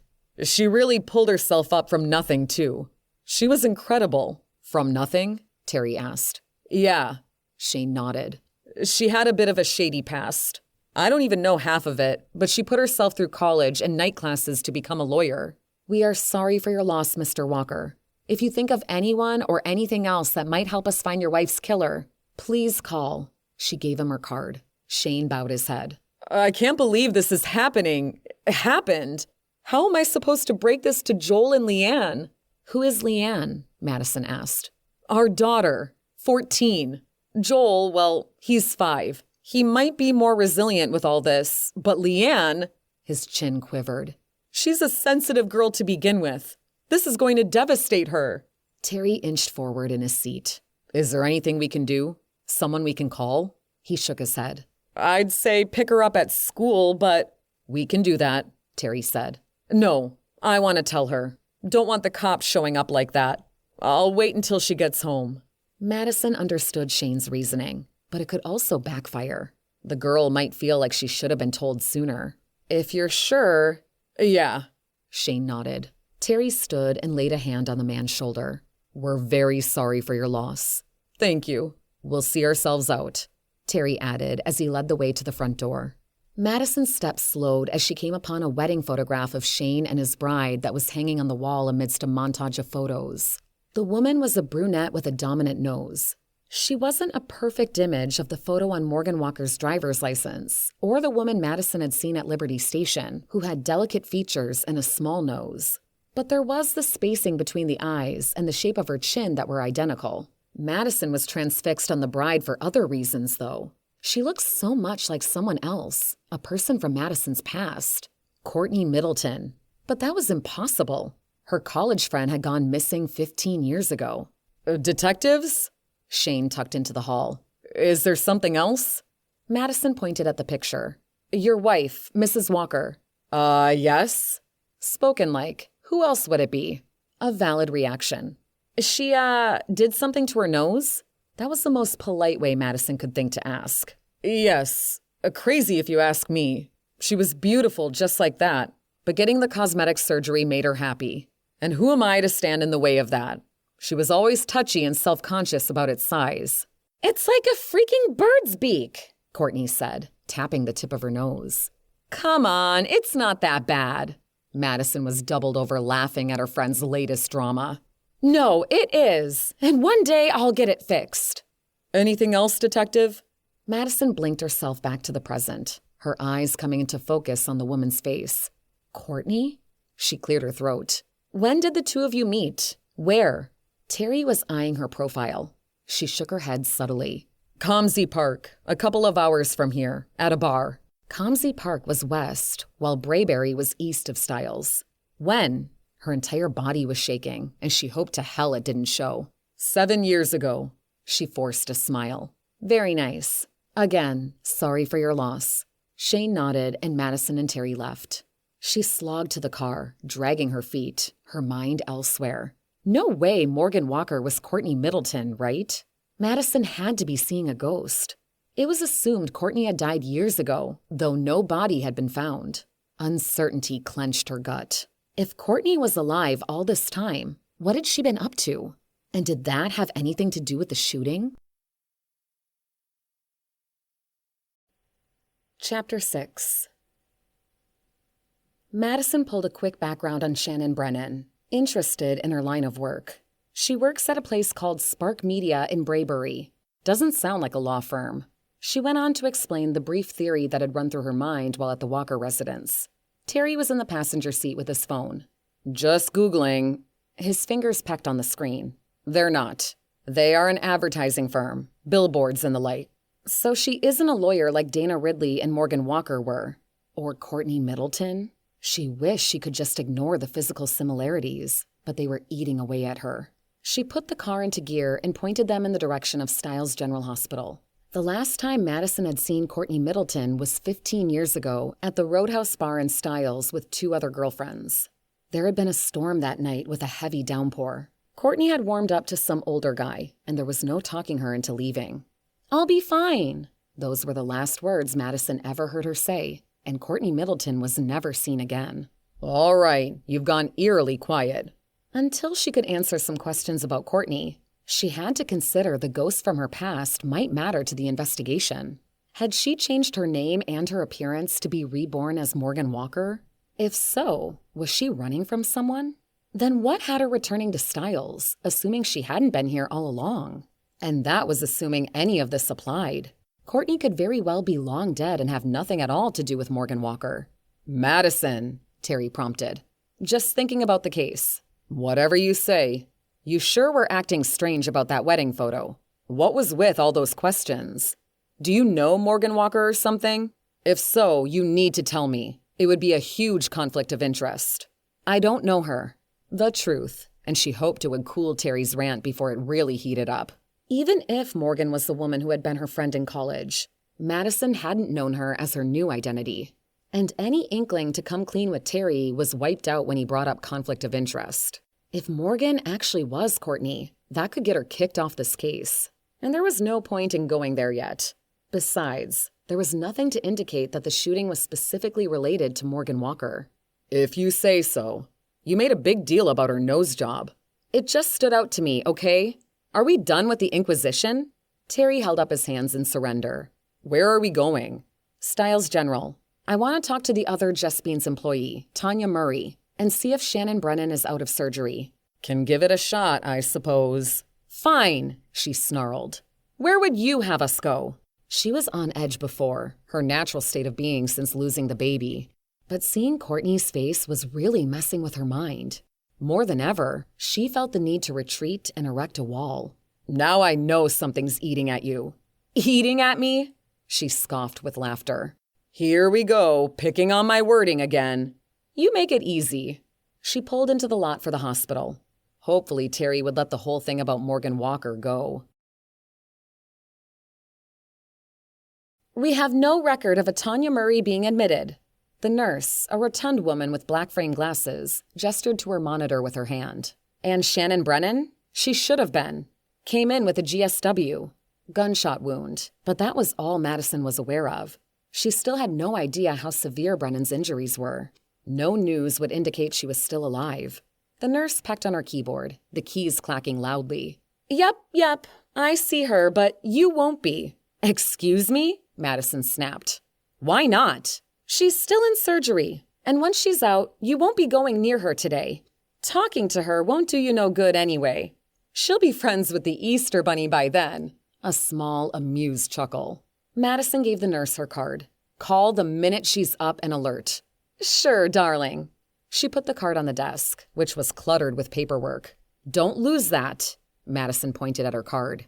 "Oh, no worries there. Might look like a mess, but old Mary knows what she's doing. And everything you see is organized and cataloged." She tapped a finger to her head. Madison turned away and rolled her eyes. She leaned in toward Terry. "We'll check back first thing in the morning." "What? You don't trust someone?" She narrowed her eyes at him. "Hardy har. Using my line again." Terry shook his head. They left the hospital and its funky smells behind and brought up the home address for Tanya Murray. She lived in the east end of the city, the least glorious and most notorious for its high crime rate. Murray's place was a 2-story, semi-detached house with a crooked front porch, peeling paint, and yawning shingles that begged for retirement. Madison knocked and was answered a second later. "I'm coming!" Footsteps hurried toward the front of the house. 2 deadbolts thunked. The door opened with a swish. A woman in her 40s was standing there with cash clenched in yellow, nicotine-stained fingers. The odor of whiskey and stale beer oozed out of the house. But the woman was the one who pulled a face. "Who are you?"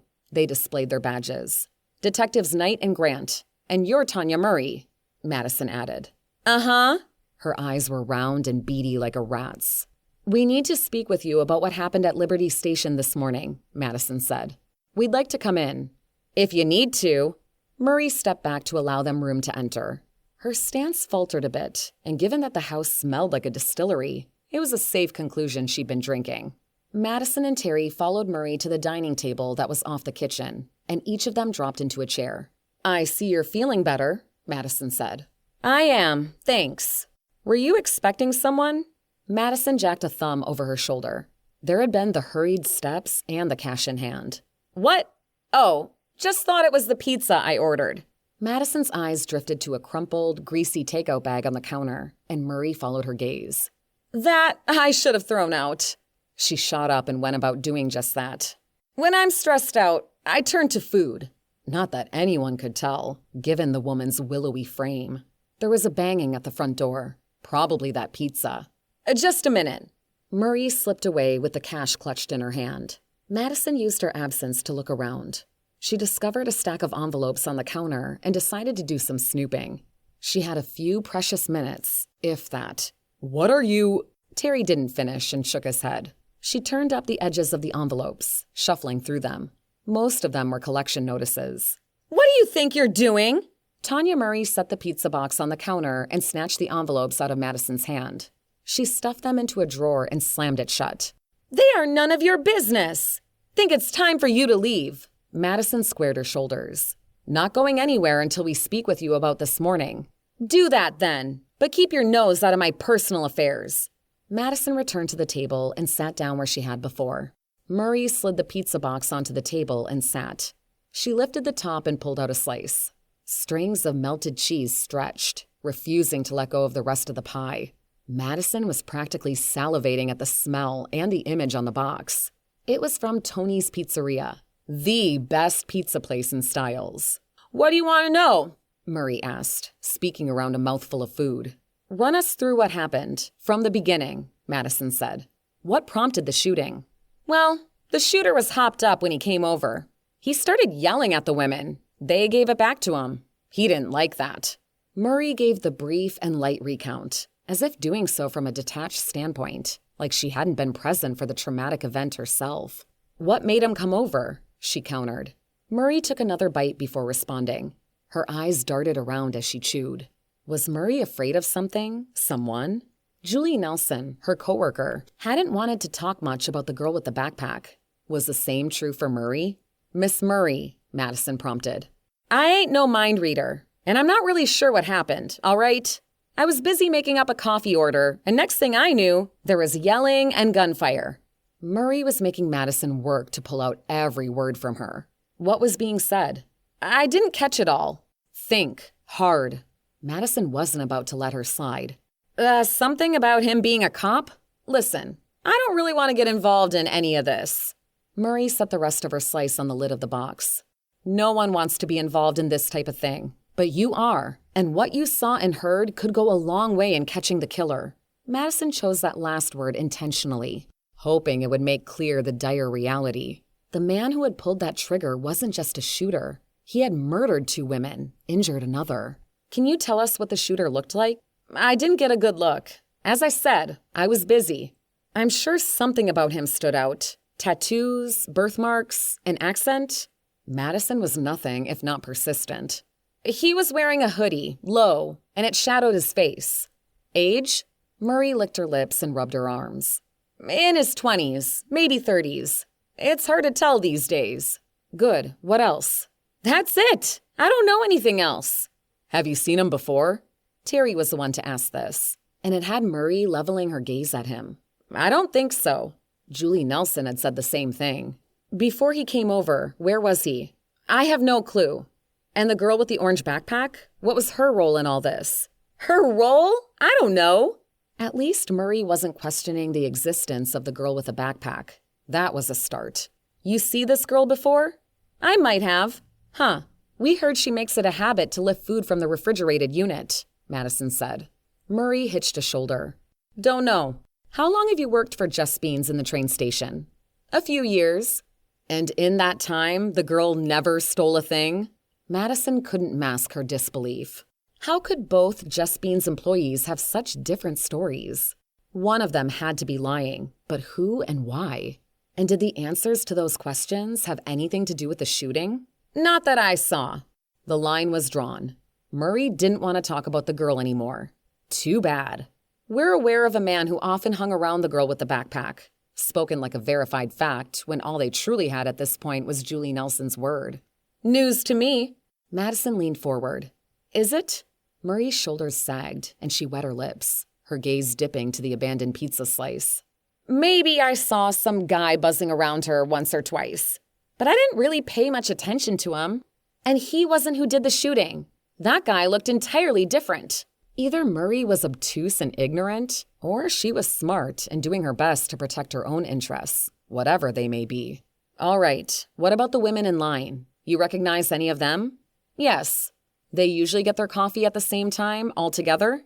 Within the same time frame. And that would be around 7 in the morning. But they're not usually in line together? Madison wasn't entirely sure where she was headed with the questioning. Just that she had a sense these questions needed to be asked, like they'd have relevance as the investigation continued. Never really paid attention. Okay, they could find this out for themselves by watching hours of surveillance video. Madison stood and put her card on the table. Stay in town and call when you feel like talking. Murray licked her lips and stared defiantly. There's nothing more to say. Madison waved over a shoulder as she headed for the front door. Thank you for your cooperation, Terry said. Wow, really? Outside, Madison turned to her partner. That woman didn't cooperate at all. She's either afraid of something or hiding something. Maybe both. But I'm going to find out.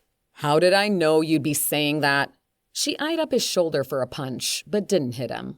We're going to pull Murray's background and Nelson's. See if there's anything there. Neither of them wanted to talk much about the girl with the backpack. Actually, it's time we pull backgrounds on everyone close to this case, including the security staff from Liberty Station. Sure, we should probably get subpoenas signed off for the phone records of Morgan Walker, Dana Ridley, and Shannon Brennan.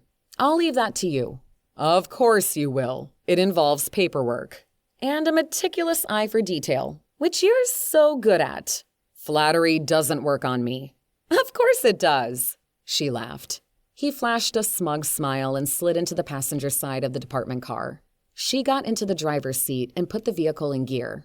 In the silence, her mind veered away from the kiosk employees and right to Courtney Middleton. What really happened to you? Chapter 7. Madison and Terry arrived back at the police station, coffee in hand and food in their bellies. Burgers picked up at a drive-thru. Cynthia and the rest of the crime scene investigators hadn't returned yet. Terry got to work on the subpoenas, and she started pulling backgrounds. None of the security staff from Liberty Station had a criminal history. If any of them were getting paid to look the other way, it would be in their financials. And until she had a solid legal reason to go there, they were untouchable. The records on Julie Nelson and Tanya Murray were clean too. Nelson had never been married, and Murray was divorced. Very bland, ordinary things. Next, she printed out the reports on the Ridleys, Walkers, and Brennans. None of them had a single blemish. When Madison finished, she snuck in a glance at Terry. Their desks were butted against each other, no divider or partition to afford privacy. He was focused on his monitor and clicking away on his keyboard. He'd have to enter every minute detail to support the subpoenas for the phone records. The approval should come fast and swift. After all, 2 of the histories belonged to murder victims, but it was the upfront part that was tedious. With him occupied, she had time to satisfy her own curiosities. It was thought all this time that Courtney had met with a bad fate, but what if she had planned to run away? What if from there she assumed the name Morgan Walker? The report on Morgan showed a complete background, including the maiden name of Gardner. If Morgan was indeed Courtney Middleton, creating such a convincing background wouldn't have been an easy or cheap task. Where had she gotten the money for that and law school? Also, at what point had she assumed the identity of Morgan Walker, and what made her start over, if she had? After all, Courtney had come from a loving family. Madison knew her parents, Phoebe and Bruce. She'd been to the house many times for dinner and popped over during the holidays. The Middletons had always come across as kind, loving parents. Possibly a tad protective of their daughter, but that had been the viewpoint of Madison's college self. Had it been the quest for freedom that had Courtney running away? That is, if she had. Madison keyed Courtney Middleton's name into the computer. She wanted to read the investigation file again. She'd done this before years ago, and she doubted it would offer much in the way of any new information now. The lead detective on the missing person case was Detective Burrows. He had left the Stiles PD before Madison joined the ranks. She read over the notes, and everything was pretty much as she remembered it. There weren't many details. Detective Burrows had inquired about the man Courtney had last been seen with, but he never made any headway. Madison hadn't been much help. All she could provide at the time was the name Scott. It was a miracle she remembered that much, considering all the tequila she'd consumed. It turned out Scott was a new face at the Roadhouse bar, and he'd paid in cash that night. No one saw him leave, so no one could attest as to whether he'd left alone or with Courtney. Madison could accept the crowd's ignorance. It had been after mid-semester exams, and everyone needed to blow off some steam. At that age, it meant consuming as much booze as possible. If Scott had taken Courtney, there was no proof, and now any trail would have long gone cold. If only I had stayed with Courtney. She took a deep breath. Would things have turned out differently? After years of holding out hope, Madison's optimism had turned to acceptance. Courtney was gone and most likely dead, or she'd met with an even worse fate. But was any of that the true story? The more Madison thought about the Walkers' wedding photo, the more convinced she was her friend and Morgan Walker were one and the same. The eyes, the shape of the jaw, that nose. It was unmistakable. Shane Walker said they met in Comsey Park at a bar. What was Courtney doing there? Madison could push Shane for more information about his wife, but even he'd said she had a shady past he knew little about. That right there only brought more suspicion. Madison could turn elsewhere to get some answers, possibly even hunt down the retired detective from the case. He could remember something that wasn't noted in the records. Then there was always the Middletons. Madison could visit them and ask some questions. Would any of that shed light on the shooting in the train station? Or just satisfy her personal curiosities? "All right, I'm finished up here," Terry said. "All the subpoena requests are off. I'm out of gold stars." She smiled. "Hardy har. You know it wouldn't kill you to help me out with this sort of thing more often, or even once." "As I said before, I have you, and you're so good at it." She batted her eyelashes. "Whatever. So what have you been up to?" He was around their desks and looking at her monitor before she could close the window on the Courtney Middleton investigation file. "Who is—" He leaned in. His need for glasses wasn't in dispute. His vanity still fought against it. "Courtney Middleton." He pulled back. "What does she have to do with our investigation?" "It's nothing." She closed the file. "But it is something." "I pulled everyone's backgrounds. The coffee shop employees, the security guys at the train station, the victims and their husbands. Nada." "Why are you ignoring me?" I'm not. Talking to you right now. Do you know this Courtney Middleton person? I did once, yes. There was no harm in admitting that much. And? He raised his brows. She was a friend of mine in college. She went missing partway through our second year. Why are you looking into her now?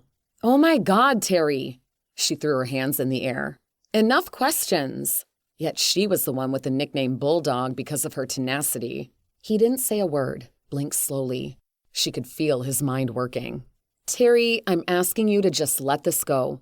I've never heard you bring her up before, so why are you now? He tapped a finger to his chin in dramatic fashion and paced. She has something to do with the shooting, maybe? Oh. He stopped talking, his eyes widening. You went on about Morgan Walker's nose job. You think Morgan is Courtney Middleton. She huffed out a breath. Maybe. No, you do. It's written all over your face. You have this determined look in your eyes. Your jaw's sitting slightly to the right because you're concentrating. But we have enough on our plate without you chasing a ghost. I agree. And we don't even know if I'm right or if any of this relates to the shooting. And we can't ignore the conflict of interest that arises if Morgan is your old friend. There's that. But I'm trusting you to keep quiet about this. And we don't know they are the same person anyway. I could just be seeing what I want. Only she didn't want this at all. If I see it's jeopardizing the case, I'll need to say something. I know, she sighed. Her partner in his moral high ground. Something she both respected and disliked when it was working against her. I promise I won't let it. But I also bet you that Morgan Walker is Courtney Middleton. There, I admitted it. Officially? Sure. The usual $20 wager was made, and a handshake sealed the deal. Just please don't let it interfere with the progress of the case. You have a way of becoming obsessed sometimes. Her earlobes heated with anger. Obsessed or driven? And Courtney was a good friend of mine. Regardless of this case, I want to know what happened to her once and for all. He jabbed a finger at her. That right there could get you into trouble. I just need answers. She paused, suddenly overwhelmed by the unfairness of how Courtney may have shown up after all this time, only to be dead. There was no chance for a reunion or reconciliation. No closure. But how to prove whether Courtney was Morgan? It would involve comparing the DNA from the body in the morgue to her friends. And where was she getting that exemplar? DNA wasn't attached to the missing person report. When Courtney had gone missing, it had been a different time. She shook aside her thoughts. But you're right. Finding the shooter takes priority. Speaking of that endeavor, I haven't heard back from Marsh. Give the guy 2 minutes. He's had more than that. It's an expression. I know that. Just like I know something is going on in that train station that has both kiosk workers afraid to talk. Even has the owner willing to look the other way while the girl with the backpack steals from him. And what makes you so sure that it points to an illegal underground operation? Not just any operation. Drug trafficking. If you think about it, it makes perfect sense. There isn't much security with train travel. Certainly not like there is with flying. That would make it rather easy to smuggle and transport whatever you wanted to another city or state. Customs checks would only get involved at the country's borders. Even then, the protocols are probably rather light. She jumped up from her chair. Where are you going? I'm going to see if anyone in narcotics is in. Can't you just wait for a call back? Terry followed, mumbling. Just try not to piss off anyone over there. At least not too much. His mouth was in a straight line, his eyebrows raised, but his expression cracked into a smile. I'll do my best. Not that she was worried about being the diplomat. She was wired for ferreting out the truth, not for a pleasant bedside manner or playing well with others. She hustled to the warren of cubicles that belonged to narcotics, and not a soul was around. She pulled out her phone and called Marsh. Landed in voicemail again, where she left another message, stressing the urgency even more this time. She ended the call, but held onto her phone with a tight grip. We need to return to the train station, she said to Terry. Time to talk to the police officers who were on duty. His eyes narrowed. Just remember to play nice, and please promise you won't accuse them of being corrupt or taking bribes. No promises. And that was the best she could do. She tended to run with first impressions, and those were based on instinct and intuition. They were more reliable than the versions that came after overthinking. Excuses and justifications entered, tainting reality. The truth was, if the officers were regularly assigned that beat, and there was something illegal going on in the train station, they were either blind or they were paid to look the other way. Crap. Terry dragged himself along the corridor behind her, his arms dangling long and making her think of the last time she was at the zoo, looking in on the orangutan exhibit. She stifled a laugh at the imagery, but delighted at the reprieve of a jovial thought amid the rest of them that were so dark and full of death. Chapter 8. It was 4 p.m. when Madison and Terry got to Liberty Station, and judging by the parking lot, the place was still crawling with police. Madison parked beside Sergeant Winston's SUV and groaned internally. She wasn't in any hurry to face him again. He'd have a million questions and attempt to micromanage her to the point she'd wish for death. It was rather surprising he hadn't called her 10 times already. He always sought her first impressions, which he'd hold against her if she was wrong. And sometimes she was. He hadn't even asked her about her opinion this time when they'd spoken at the security office. She had no idea what prompted the change, which was a little unsettling. She'd called Higgins on the way over, and he told her the officers on duty at the time of the shooting were still on scene and set to clock out at 7. That left her and Terry plenty of time to question them, and the officers could still get home in time for dinner with their families, assuming they had them. Higgins told her that he'd get the officers to the Just Beans intersection of the station, and he'd arrange for other uniforms to cover their posts. Ahead of them, Madison could see 2 officers 20 feet or so away from the coffee kiosk. They were talking, their heads angled toward each other, like people do when they're sharing secrets. The hairs rose on the back of her neck. Maybe Terry was right, and she saw corruption even when it didn't exist. But better to be prepared than caught unaware. Giving people the benefit of the doubt made one vulnerable, something she tried to avoid. The immediate area around the kiosk was cordoned off with tape and monitored by a solo officer who stood off to the side, away from the other 2 officers who were waiting to be interviewed. "Officers," she said, and their conversation immediately stopped. They claimed their individual space about a foot or so apart, straightened their postures, and waited. She and Terry introduced themselves, though the officers did not. The names on their uniforms gave her their last names, Galloway and Morris. Both were in their mid-20s, she guessed, with athletic builds. "Higgins said you wanted to talk to us?" This from Galloway, presumably the leader of the 2. He squared his shoulders and met her gaze. Eye contact could be a good thing, but there was a challenge housed in his. "Where were you guys at the time of the shooting?" she asked. "Doing the regular rounds." Galloway put his hands on his hips. A move to intimidate, or perhaps to overcompensate for lack of confidence. But Madison was less interested in his body language and more interested in what he had said. "Regular rounds. So you have places you have to be at certain times of the day?"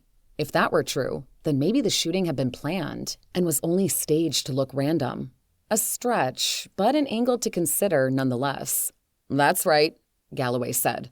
"And it's the same routine every day?" Her heart was starting to pick up speed. "Yup." Galloway sneered and rolled his eyes as he turned to look at Officer Morris. Madison took a deep breath and tried to calm her temper. "Just to confirm, the regular rounds had you on the other end of Liberty Station at the time of the shooting?" She'd been told earlier that was where they had been, but she wanted to hear it directly from them. She looked at Morris for the answer, curious if he had a voice at all. "That's right," Morris responded, and went on to tell them what entrance they'd been near at 7 that morning. Madison nodded. She recalled the map of the station in the security office. The area Morris indicated was at the other end of the station. The shooter getting away could have just been a simple matter of him being aware of the rotation and where the officers would be posted. It didn't mean these officers were corrupt and paid to look the other way. Still, she wanted to see their reaction to the suggestion. "Are you aware that drugs are being trafficked through the station?" Both officers looked at her, at Terry, back at her, then each other. "News to us if that's the case," Galloway said. "No one is paying you to look the other way?" She could feel the heat of Terry's glare on her, but she refused to acknowledge him. "Answer me," she pushed. "No, of course not." Morris's brow wrinkled, distressed. Galloway's mouth set in a frown. "Where do you get off accusing us of—" "You wouldn't be the first officers to take money on the side. Let's go." Galloway flailed a hand and flicked Morris's arm. I never said you were excused, officers. Madison peacocked her posture. We don't need your permission. You're not our sergeant. With that, Galloway walked off. Morris eventually followed, but seemed hesitant and tossed a glance over his shoulder as he left. Making friends all over the place, Terry mumbled. What? Thought you were going to be nice. Hey, I never promised anything. You can't just go accusing them of things like that. You attack people, they're going to put up a wall. When will you realize this? I'll just bulldoze the wall down. Terry shook his head. It doesn't always work that way. Fine. It's possible they don't know about a drug trafficking operation. We don't even know for sure that there is one. The shooting could have been made to look like there was something else going on. For all we know, everyone was in on it, and there wasn't even a guy who was normally standing over there. Terry pointed toward the wall where Julia Nelson had told him the regular handler stood. And we're assuming that if there was a man, he was a handler. Then that makes the shooter his replacement or something else altogether. That I don't know. Finally, you admit there are some things you don't know. She shoved him in the shoulder. No need to get physically abusive. She narrowed her eyes at him. What? He rushed out. I'm just saying, until we can confirm drugs are being run through the train station, it's a suspicion at best. Think about it. She took a deep breath, studied his face. Something has to explain that girl with the backpack and the handler standing around. Men standing around. Just assumption and rumor they are anything else. Gah! She looked up at the ceiling. Her partner could be infuriating at times. I'm confident there is drug trafficking going on, but regardless, it seems we're both steering away from the shooting being random. As such, that would suggest that at least one of the women was the target. Terry seemed to consider, bobbed his head side to side. Okay, I can give you that. Again, her mind slid to Courtney Middleton. Maybe finding out what Courtney had been up to all these years was more valid to the investigation than she'd first thought. Her phone pinged with a text message, which she read and shared with Terry. Richard saying he's starting the autopsies tomorrow at 9. He nodded. Madison! Cynthia was hustling down the ramp toward them, holding something in her hands. A piece of paper by the looks of it. What do you have? She helped close the distance, Terry stepping in time with her. Thought I'd look at some surveillance video while I was here. Got this. She gave Madison a color photograph of a man leaning against a wall. Who is this? Cynthia pointed to the wall across from the Just Beans kiosk and drew her finger from there toward a small unit mounted on the ceiling, the camera that captured the picture. Just a quick scan of the past 2 weeks revealed this guy often stood in the area. The regular handler, Madison said, turning to Terry. You wanted some proof. This work? Terry smirked. Could be anyone. Wow, seriously? And yet people call her stubborn. To Madison, it was obvious they had their answer about whether something was being moved through Liberty Station. The most likely thing being drugs. Julie Nelson said the man often stood across from the kiosk, and now Cynthia had just confirmed that. But why there? Did it coincide with the boarding and disembarking of trains to specific destinations? Was he there at predictable times? Not sure about that. As I said, I just scanned through some footage quickly. I can definitely take a closer look at the video once I get it back to the lab and join up with the rest of the team. I already let them go on ahead of me. By the way, I gave your card to the guys in security, Madison said with a smile. Yeah, they told me that. Do you have any stills of the shooter or the girl with the backpack? Madison asked. We did see her face on the video from this morning's shooting. A snapshot of that could go a long way. You think she was in on what happened? I don't. Madison was quite certain the shooting had been orchestrated to take advantage of the cops' rotation. So why not the girl's habit of stealing? Okay, I'll get the pic of her to you. Still don't have a clear one of the shooter. Madison was hoping for better news, more immediate results, but would have to take what she was given. Not that it would stop her from asking questions. Did you get much evidence? She jutted her chin toward the kiosk and the blood-stained floor. Collected and photographed a lot. It's hard to say what will factor into evidence and actually get you closer to the shooter. Madison nodded. Let me know if you find any predictability as to when this guy, she held up the photo, stood near the kiosk. Also, if anyone else stands out on the footage, like the girl. You'll need to be more specific there. Possible runners. We think drugs might be being moved through the station. You, Terry said. You think that. Not sure how I'm supposed to pluck that out. Young people with backpacks? Cynthia looked at her skeptically. Madison supposed her friend had a point. Whatever you can do. Use your judgment. Always. Cynthia smiled at her. You doing all right? Yeah. Why wouldn't I be? Madison wasn't sure what had warranted the question. Then she remembered Cynthia's scrutiny when Richards brought up Dana Ridley's pregnancy. You just look drawn lately. Wow, thanks. You look like shit too. Not that Cynthia ever did. She turned heads wherever she went. She had long, dark hair and a contagious smile that could be as predatory as a lioness. 2 months ago, Lou Stanford, another detective with major crimes for the Styles PD, took her off the market and put a ring on it. Even went through with the vows. Madison had gotten close before. She was only a pro at getting engaged. Twice now, but she hoped this time with Troy stuck. Actually, she was quite sure it would. Cynthia grinned. Only you could say such a thing and live. You know I'm joking. You always look amazing.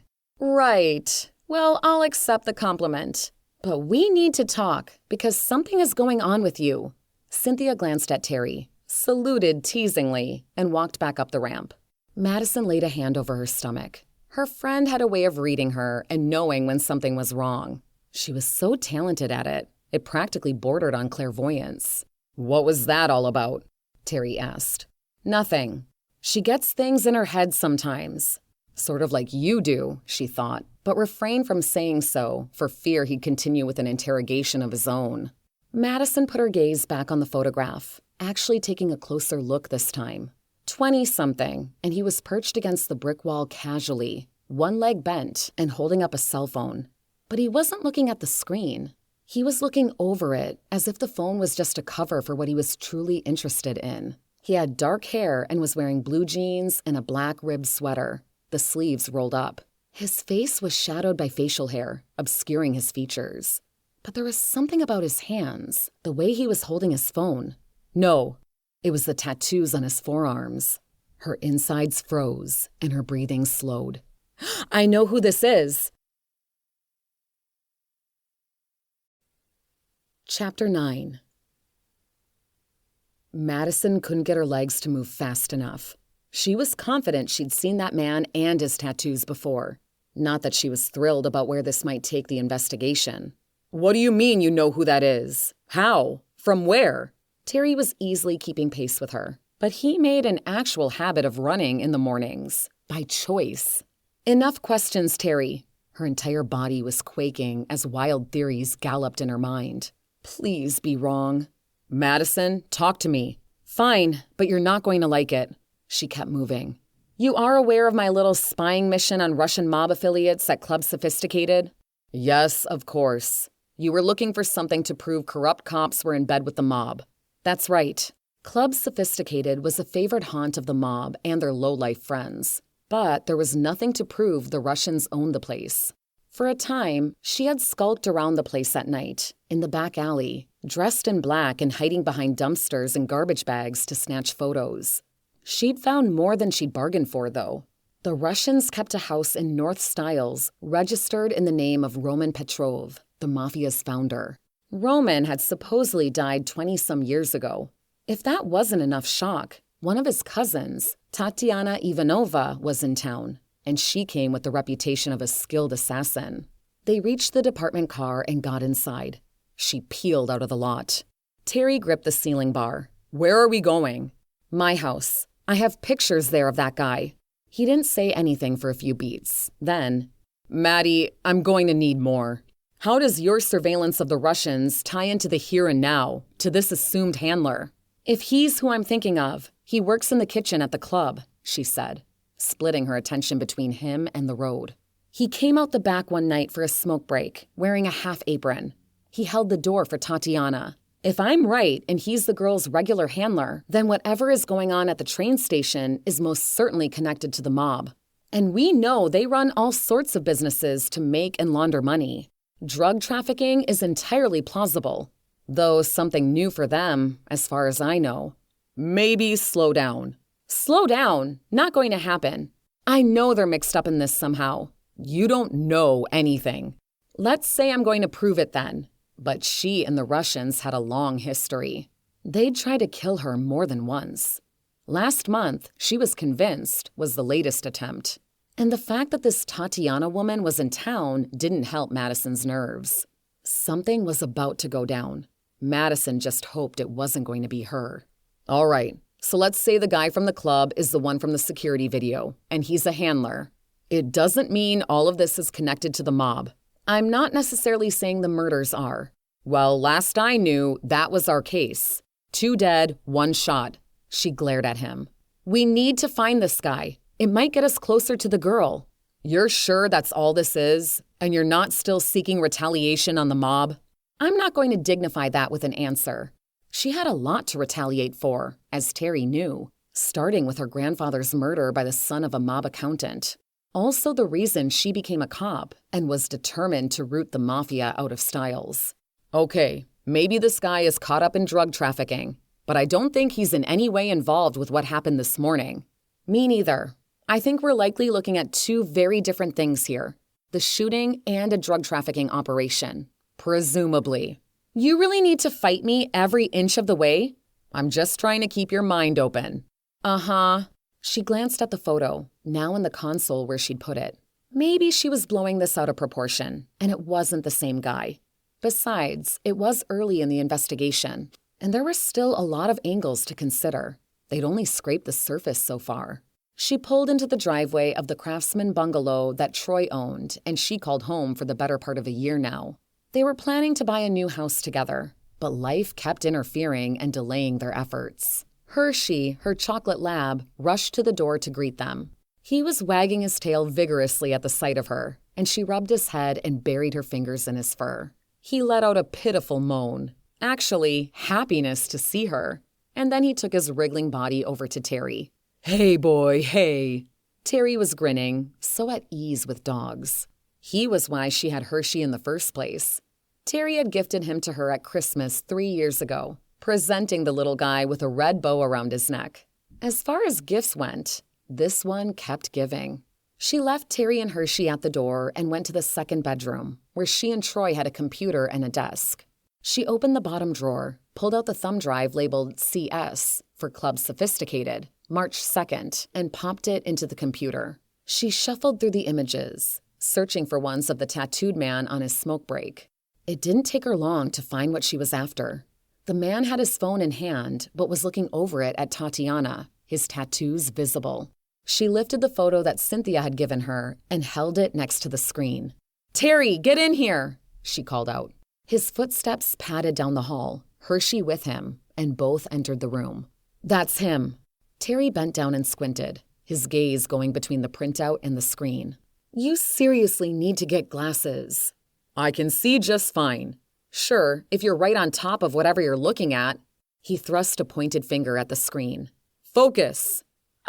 Terry. Fine. Yes, it could be him. What do you mean could? It is him.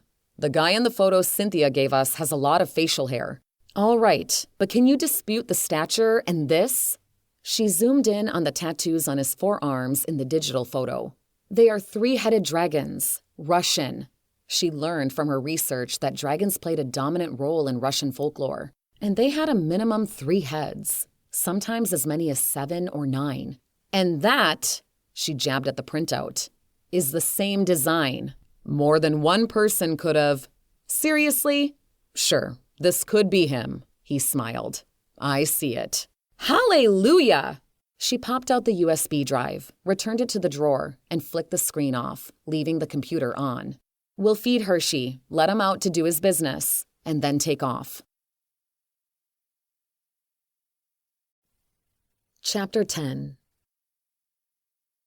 Club Sophisticated might have been open to the public, but they scrutinized everyone who passed through the door. Eyes burrowed into Madison and Terry, both the patrons and the employees. She walked, taking each step slowly and deliberately, her hand never far from the holster in case it became necessary to draw her weapon. One mercy was, for 6 p.m., there weren't that many people there. But there was also a negative. There'd be fewer witnesses should something go down. Her phone pinged with a new text. It was probably Troy acknowledging the message she'd sent before leaving the house. It had just been to let him know she'd taken care of Hershey and there was no need for him to rush home. She'd also told him she was assigned the Liberty Station shooting and to expect her home late. But now wasn't the time to check and confirm that the text was from him. She had to keep alert to her surroundings. She and Terry reached the counter and pulled their badges to show the bartender. A bulked-up behemoth of a man. He took 2 steps back, and she hadn't even said a word. She held up the photo from the train station for him to see. He barely glanced at it. "We believe he works in the kitchen here. We need to speak to him." "Don't know who that is." His voice carried the flavor of a Russian accent. "I'm quite sure you do. I've seen him here before. Might not be able to make it out in the picture, but he has tattoos on his forearms of 3-headed dragons." "Know nothing about it. Or him." His mouth contorted like he'd tasted bile. "All right, fine by me. If that's the game you want to play, I'll get a warrant to search the place and come back with more of my friends." "You think that's going to scare me?" He laughed. She peacocked her stance. "I think it should encourage you to cooperate." "I don't like the police. No one here does." "Aye." A man on a bar stool several feet away raised a shot glass. Madison couldn't force the bartender to talk, and maybe she'd been foolish to think she'd make any headway here. After all, she felt it before and was feeling it now. There was something off with this place. It might not be proven on the books to have ties with the mob, but she was sure it did. But she was here, and she wasn't leaving without some answers. Damn the big baboon standing between them and the guy with the tattoos. "Tell you what," she said. "We'll be in touch with the owner here. Thank him for having such a cooperative and talkative bartender. I'm sure he'll be pleased to know you're helping the police." He glared at her. "But I'm not." "You're not?" She looked at Terry and shrugged. "I know what you're doing here, and it's not going to work." "No? Then try me." She leaned toward the counter, closing the space between them. Her 5'5" against his 6-something. "What's it going to be, Igor?" She read his name off the tag on his shirt. And of course it would be Igor, or Boris, or something similar. He grunted, the gears in his brain working. Either that or he was constipated. "He works here," he pushed out through clenched teeth. "Name?" "Vlas." Sounded Russian. "Last name?" "Nikitin." "Where's he live?" "Why should I tell you? You want to find out? You come back tonight and ask him yourself." "Not going to work for me, Igor." "It's gonna have to." Igor cracked his knuckles and nudged his head to indicate she should look behind her. She glanced over her shoulder. 2 goons had their hands inside their jackets, likely reaching for guns and shoulder holsters. "All right," she tapped the counter. "But I'm going to remember this, and don't expect a good review on Yelp." She turned, flashed a big, fake smile at the goons, and left the bar. On the sidewalk, Terry wiped his brow, then rubbed the back of his neck. "Why is it you always need to play with our lives?" "They're not going to do anything to us." "Ha! This coming from someone who had a Russian hitman sicked on her." "And lived to tell about it." The words kicked out more on bravado. She'd never forget. That hitman had almost killed her more than once. He'd even kidnapped her sister, Chelsea, to draw Madison out at the end of last year. And it was never far from her mind that this Tatiana woman was in Styles. Was she here to finish the job the other guy failed to do? "So far, but someday your luck might run out." He had no idea how it already had, and that the cost had been her and Troy's unborn child. Her partner also had no inkling that she was partially relieved not to be a mother.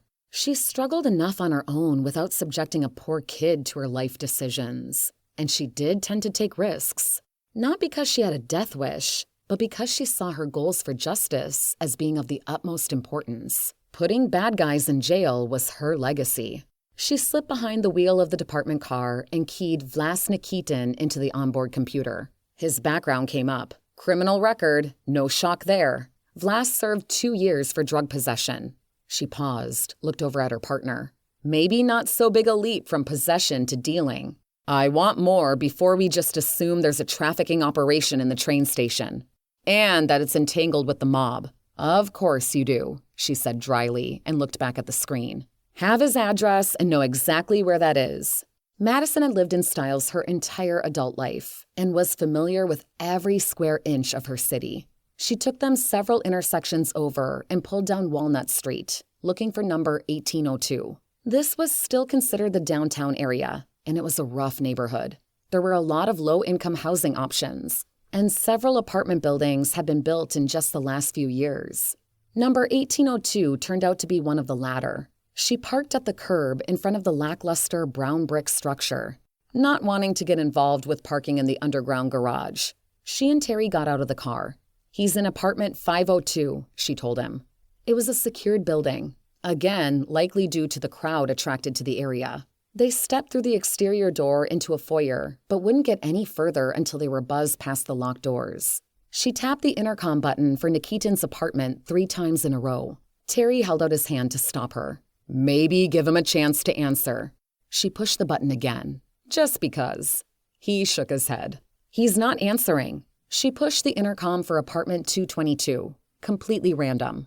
A woman answered, and there was a screaming baby in the background. "Styles PD, Detective Knight, ma'am. Please let me into the building." Click. Terry chuckled, and she smacked his arm. "I'm failing to see what's funny about what just happened." He rubbed where she'd impacted him. "No need to make up for lost time." She reached out to hit another number.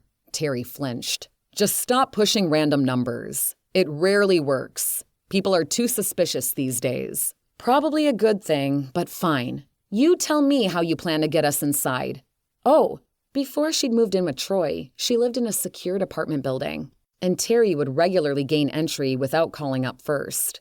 "You're actually a pro at this." "Maybe pro is taking it a little far. But the trick? You wait for someone to show up and go in with them." "We don't have time to just stand around and—" The exterior door opened, and a 30-something man joined them. His arms were looped through the handles of shopping bags, and he was fiddling with a key ring. He barely paid them any attention, stuck a key in the lock, and opened the door. Terry grabbed it for him and didn't get a thanks for his trouble, but they had access. The 3 of them got on the elevator, and Madison could feel the smugness radiating from Terry. She was in for an "I told you so." The man got off on the 2nd floor, hardly worth even getting on the elevator, and Terry turned to her. "See? Easy peasy. We got lucky. You called me a pro. There's no taking it back." "I obviously overestimated the skill involved." "Uh-huh. Well, you thought we'd be standing around waiting forever. But people are coming and going all the time. If there is a wait, it's usually a short one." "Why do they even bother securing buildings if tenants are going to let anyone walk in off the street?" "Not all tenants. That mother wouldn't unlock the door for you." He smirked. "Very funny." The elevator dinged their arrival, and they went down the hall to apartment 502. She banged on the door. "He's really going to want to answer now." Terry rolled his eyes. "Mr. Nikitin, Styles PD," she said, ignoring Terry. "We need to speak with you." And if he was going to answer, he's certainly not now. She shot him daggers. "Seriously? What's up with you right now?" He shrugged. She leaned in toward the door and listened. Not a sound. She pulled her head back, knocked again, pressed her ear right up against the door. Nothing to hear, but she smelled a distinct odor. She recoiled in disgust. When it came to this particular scent, she had the nose of a hound. Blood. "We need to get in that apartment."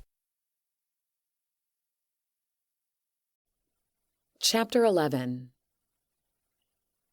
It felt like it took forever and then some to get the building manager moving, but Madison and Terry were finally going inside apartment 502.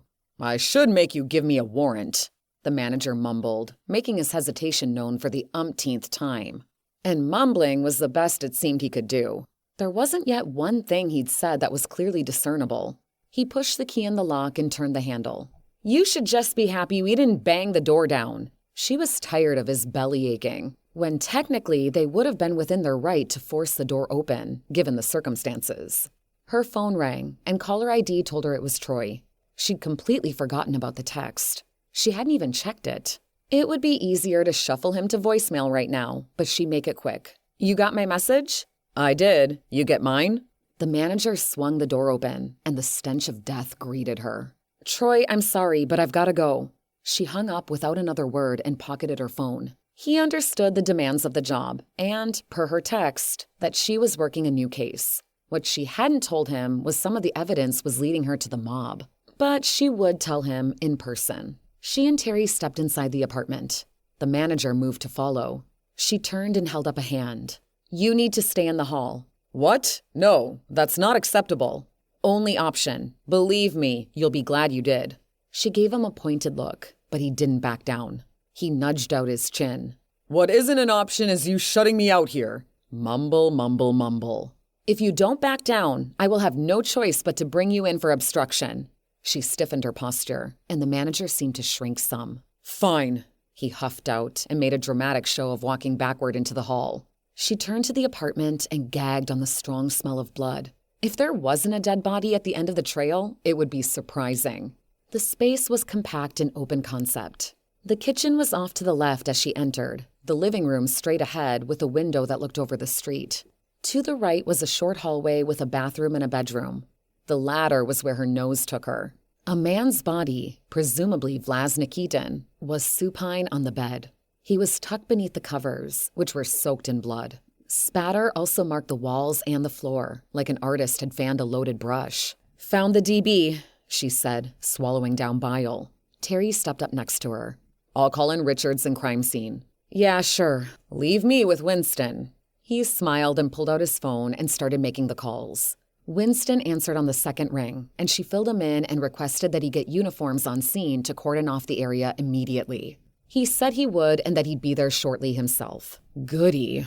She kept her distance from the body, not so much because of the sight or smell now, but because she didn't want to contaminate the scene. She let her mind take in what was in front of her, filtering the blood out of her vision, just focusing on what the scene was telling her. Terry pocketed his phone. Penny for your thoughts? Oh, Lord. She turned to face him and rolled her eyes. He was smiling. His obvious attempt at inserting joviality had worked, but its effect was fading quickly. He was killed in bed, probably in his sleep. Looks like he was shot, but I'm not seeing bullet casings. The killer took the time to clean up.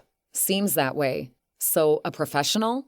Let's run with Nikitin having been a handler for a drug operation, and one belonging to the mob, no less. All right. Were the Russians unhappy with his work? Or did the shooter from the train station take him out? Just listen to me, Terry, she rushed out when he looked like he was about to interrupt her.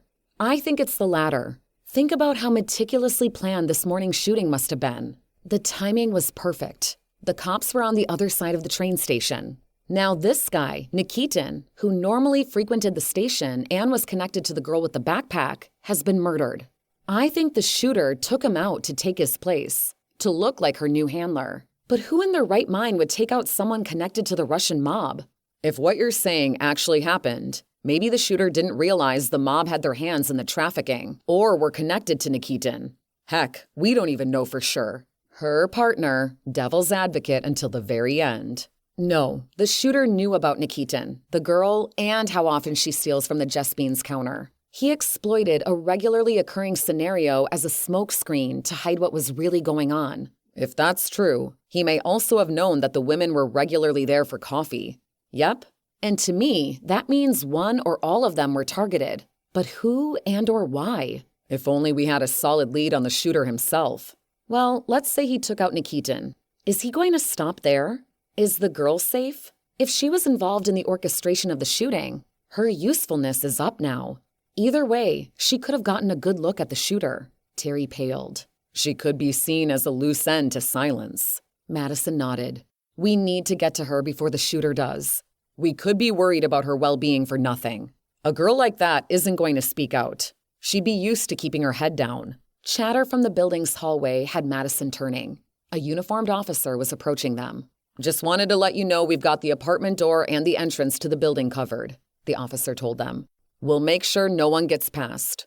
Start organizing a door-to-door canvass, too.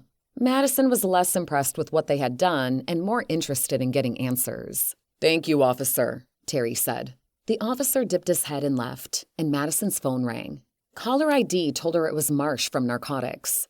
Took him long enough. Detective Knight, she answered formally. Are you aware of a drug-trafficking operation running through the train station? Terry turned to face her and popped his eyes. He was always reminding her she could catch more bees with honey, but honey was in short supply. No, I'm not aware, Marsh said, guarded. Well, something's going on there. As I said, not aware of anything.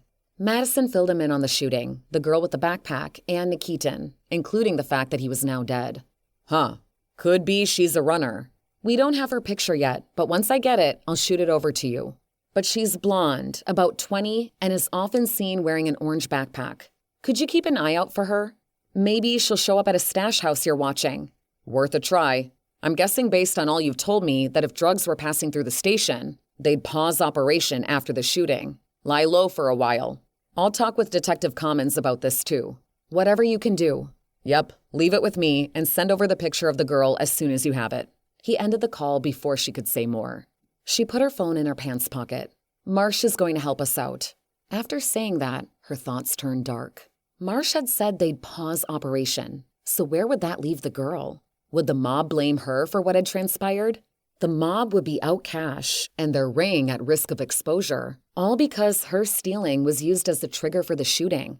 Would they see the girl as a liability to be cleared from their ledger? Chapter 12. Madison's stomach was rumbling from nerves and hunger. She kept telling herself she'd get something to eat soon, whenever that would be. It was after 8 o'clock, and she and Terry were still at Nikitin's apartment building. Sergeant Winston had popped by and left swiftly. He probably had a television show to get home to watch. Cynthia and Mark Andrews, from her team, were processing everything in Nikitin's apartment, from prints on doorknobs to his garbage, for any possible evidence. Cole Richards and his assistant, Milo, were held up with another DB across town, but they would be here as soon as they could. Madison was in the middle of knocking a second time on the building manager's door when it opened. The manager stepped back, without a word, and let them inside. Madison's eyes immediately began to water at the strong smell of a litter box. Still, that was better than blood. The space was cluttered with furniture and bric-a-brac, something one would expect from an older person who had lived in the same place all their lives. This building was less than 5 years old. A gray cat came around the corner meowing loudly, and it rubbed against Madison's leg. She looked down at the strip of hair now clinging to her pants leg and frowned. I'm sorry about that. The manager scooped up the cat. This is my little furball, Monkey. He likes to say hello to everyone. Is there someplace we could sit? Madison's eyes traced to the couch in the living room, not sure she'd be sitting down herself. If the cat left behind that much hair by merely swishing past her, then the couch probably had enough to brush. Right through here. The manager led the way and dropped down at the end of the couch. There was a steaming mug on a table next to him, which he lifted for a sip. Tea. It calms my heart. We can appreciate it must come as quite a shock that your neighbor is dead, Terry said. Dead? With all you guys crawling around? It's more than that. He scanned Madison's eyes as if he were trying to read her mind. All we can say at this time is that his death is suspicious. Next of kin was to be the first notified, but Nikitin had none from a quick look at his background. Still, she'd hold back on the details. Candy coating. I know what I'm seeing, and this is a murder investigation. Beyond police activity, why jump to that assumption?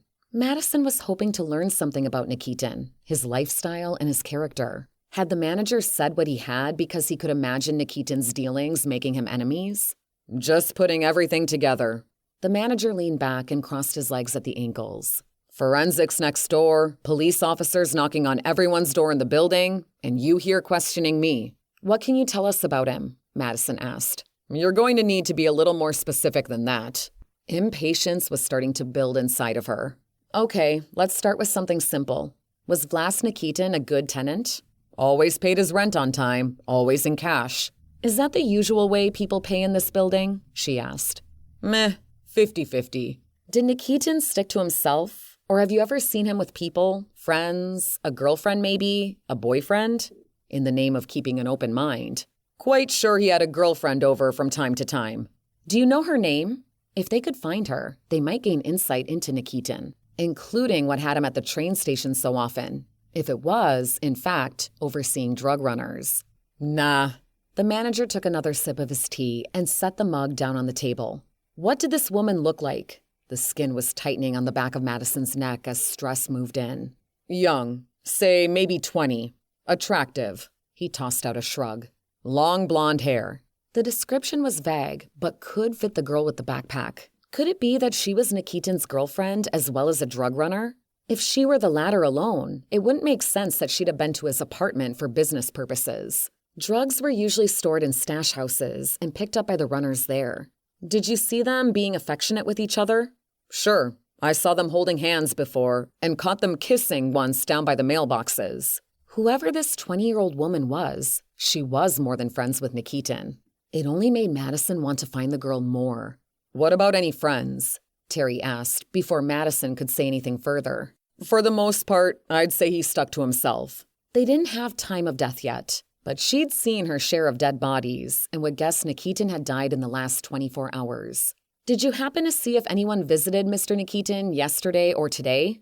A reach, as his apartment was on the main floor and Nikitin's was on the 5th. Can't say that I did, but it's not like I live next door to the guy. Madison nodded.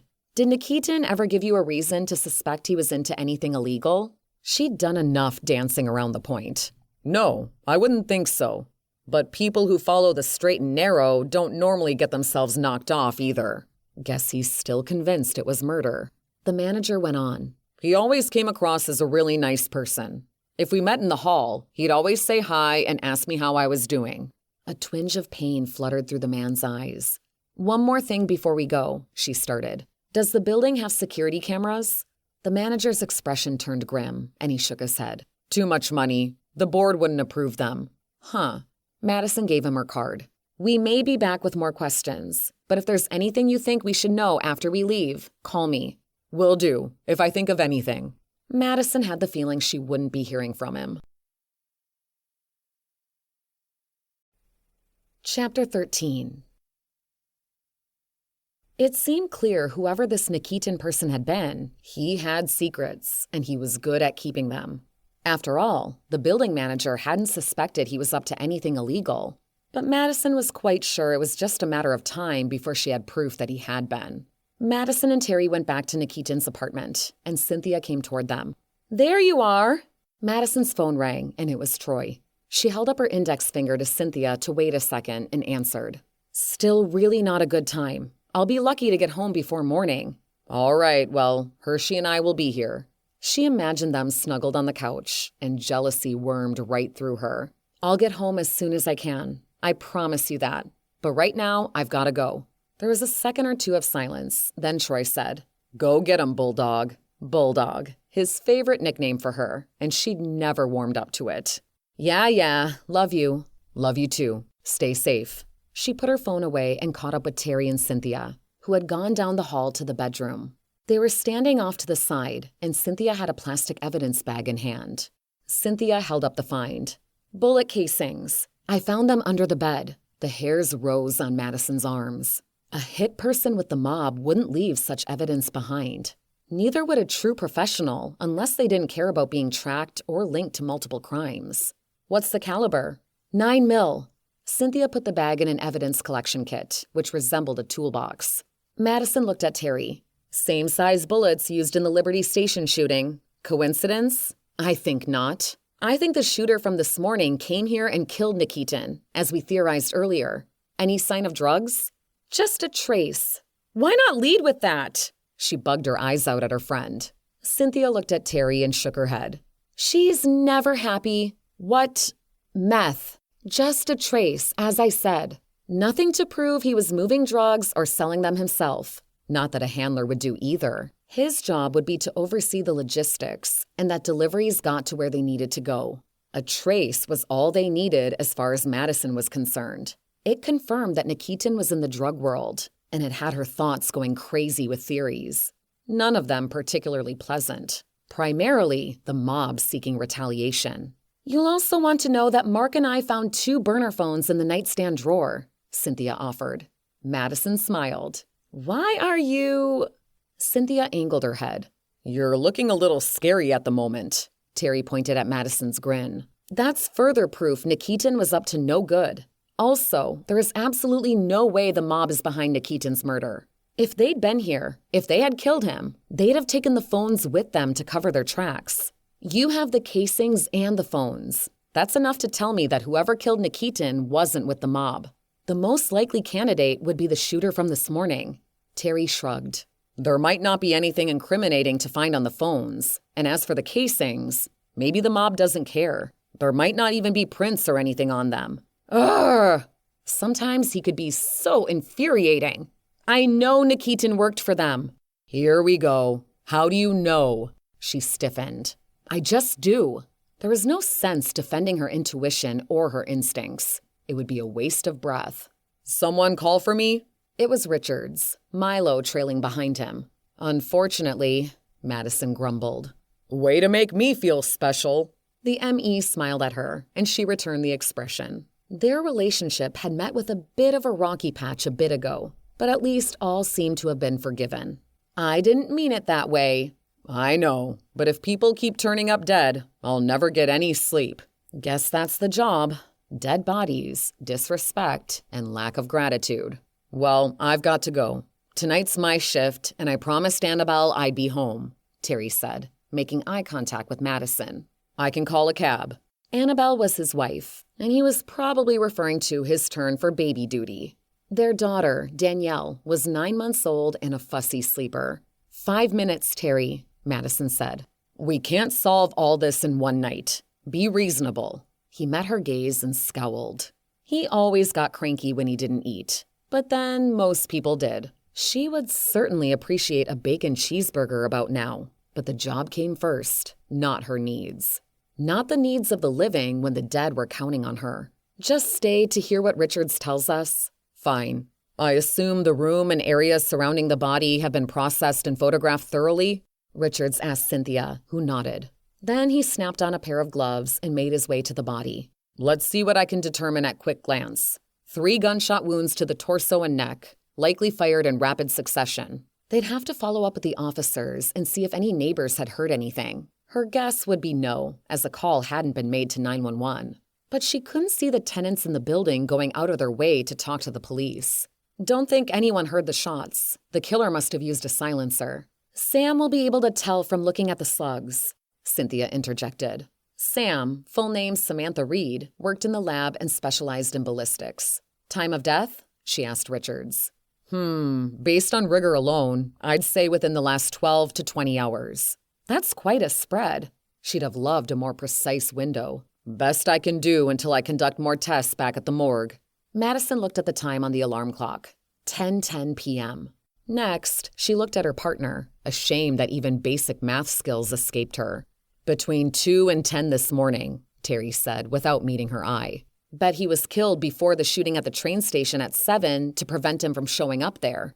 The shooting wasn't a random incident, she affirmed. It was planned. Terry, you wanted your hard evidence. I believe we have it. Looks like it, he admitted. Sin, we need a pic of our shooter as soon as you can get it, Madison told her. More urgent than ever. Maybe someone in the building will recognize him. First thing come sunrise, I promise I'll see what I can do. Even if it takes 100 hours of watching surveillance video. Madison nodded. In the meantime, we need to find out if anyone in this building saw someone around Nikitin's apartment during the hours of 2 and 7 this morning. Though probably before that, seeing as the shooter was already at the station by then. But just to cover the bases. Something the uni should already be doing, Terry pointed out. And I really need to go. True, and fair enough. I'll take you. The canvassing officers would have been asking about the last 24 hours, so that would cover the TOD window. Once we get the shooter's picture, though, maybe we should come back. Someone might be able to confirm that he hung around. After all, the shooter had to find out where Nikitin lived to kill him here. Somewhat risky, really, Cynthia interjected. Anyone in the building could have seen him. Why take him out here? And how did he even know where Nikitin lived? He could have followed him, or the two knew each other? Madison tossed out a couple of possibilities. As for why Nikitin was killed in his home, his killer probably didn't want him found right away. He wanted the freedom to do what he had to do this morning. Had to do, Terry repeated and blew out a deep breath. I just can't shake all the trouble the shooter went to in order to muddy the investigation. He did go to great lengths to cover himself, Madison said. I'll say it again. This morning's shooting wasn't random. Those women, or at least one of them, was indeed targeted. Her eyes widened. Shannon, we have to get someone to watch over her immediately, just in case she was the target and the killer returns to finish the job. Terry placed the call. Richards continued with his work, and Cynthia organized bags of evidence she'd collected in her case. Madison listened to her partner. As he spoke, it sank in just how complex this case truly was. Who was the shooter, and what was his motive? Chapter 14. It was just after 11 when Madison pulled into her driveway at home. She'd picked up a bacon cheeseburger from a drive-thru along the way and scarfed it down so quickly her stomach didn't even know what hit it yet. She found Troy and Hershey cozied on the couch in front of a sitcom. Her and Troy's schedules didn't typically allow a lot of time for sitting around, so when it happened, it was treasured. Hershey patted over, moaning, his entire body quaking with happiness to see her. Troy gave her a huge kiss that made her lightheaded. Not bad when they'd been together for over a year. By this point, previous relationships had lost their magic. Not so with this one, and she didn't think it would ever happen. Troy certainly knew how to make her swoon, even though she'd done her best to resist him at first. But he was 6'3" with an incredible muscular build, including six-pack abs, and she was made of flesh and blood.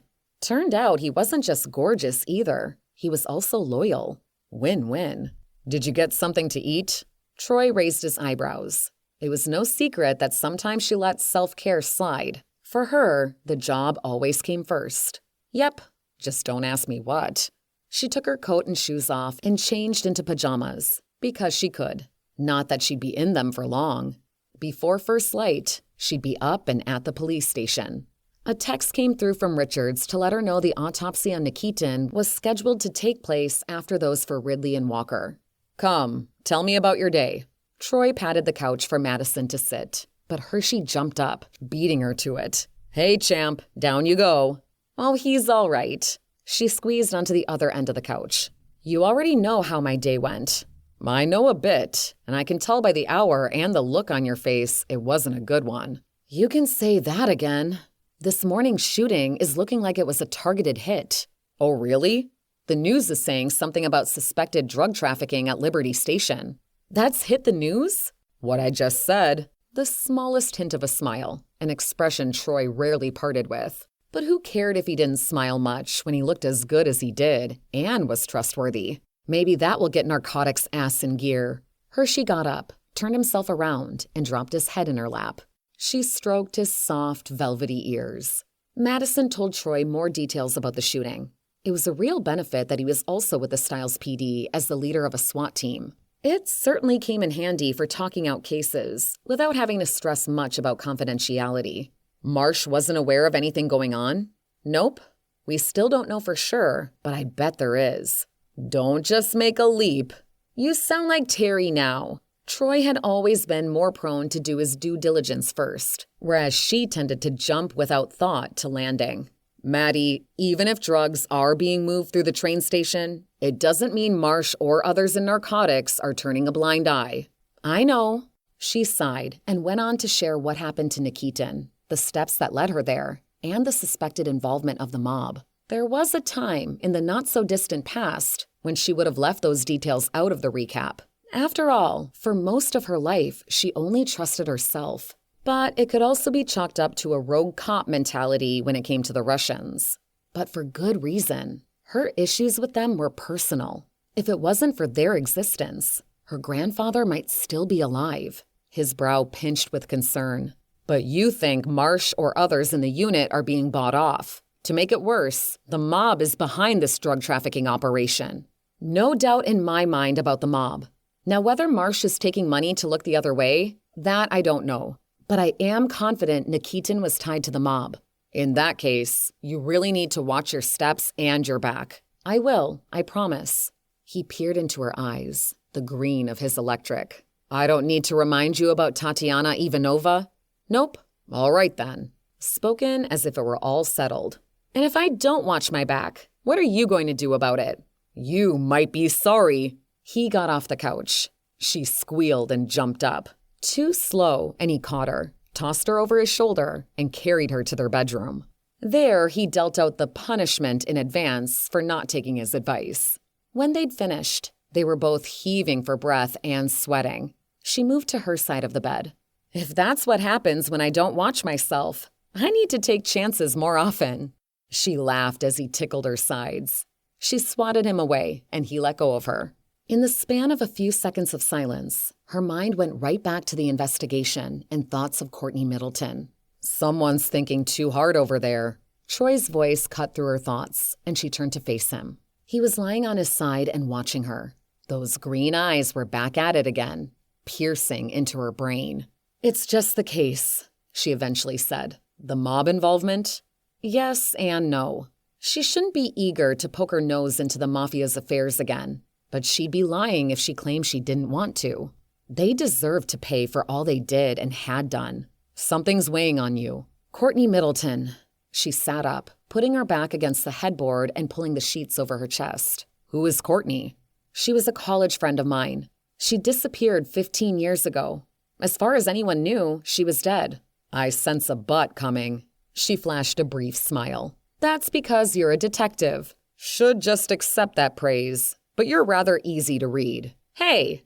She batted a hand at him. "You are. You always will be. And it's one of the things I love about you. I know what I'm getting, even if it scares me," he added with a small grin. Very funny. Despite his tease, she warmed at the sincerity of his words. So many people found her inability to conceal her feelings a weakness. She'd finally found a man who appreciated that about her. One of the victims from this morning was Morgan Walker. I'm quite sure she is who I knew as Courtney Middleton. He shuffled to a sitting position. "Some people look alike." "No, it's more than that. If you really think this woman is your college friend, you should take yourself off the case." "I can manage my feelings. There's no conflict of interest." "Thought we just talked about you and your feelings." "Believe me or don't, but I can handle this case." "Have you told Winston?" "No, and before you get on me, it's not a proven fact yet. It's just my gut telling me Morgan is Courtney." "Then listen to it." Tossed out there, nonchalant, like it was a no-brainer. She touched his arm and brushed a hand to his cheek. "One of the many reasons I love you." He leaned in and kissed her. She was the first to draw back. "Stop distracting me, would you?" "Sorry, not sorry," he laughed. A most lovely sound. "I am sorry about the loss of your friend," he said with seriousness. "Thank you, but it's not like I've been a part of her life for the last 15 years. I thought she was long dead." Her friend showing up was unsettling, probably made even worse because she had been murdered, shot in cold blood.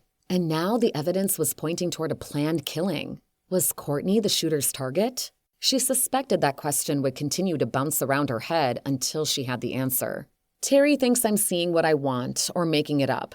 But whatever. Tell me the story. What happened to her?" Madison told him about the bar and Courtney's assurance she'd be fine.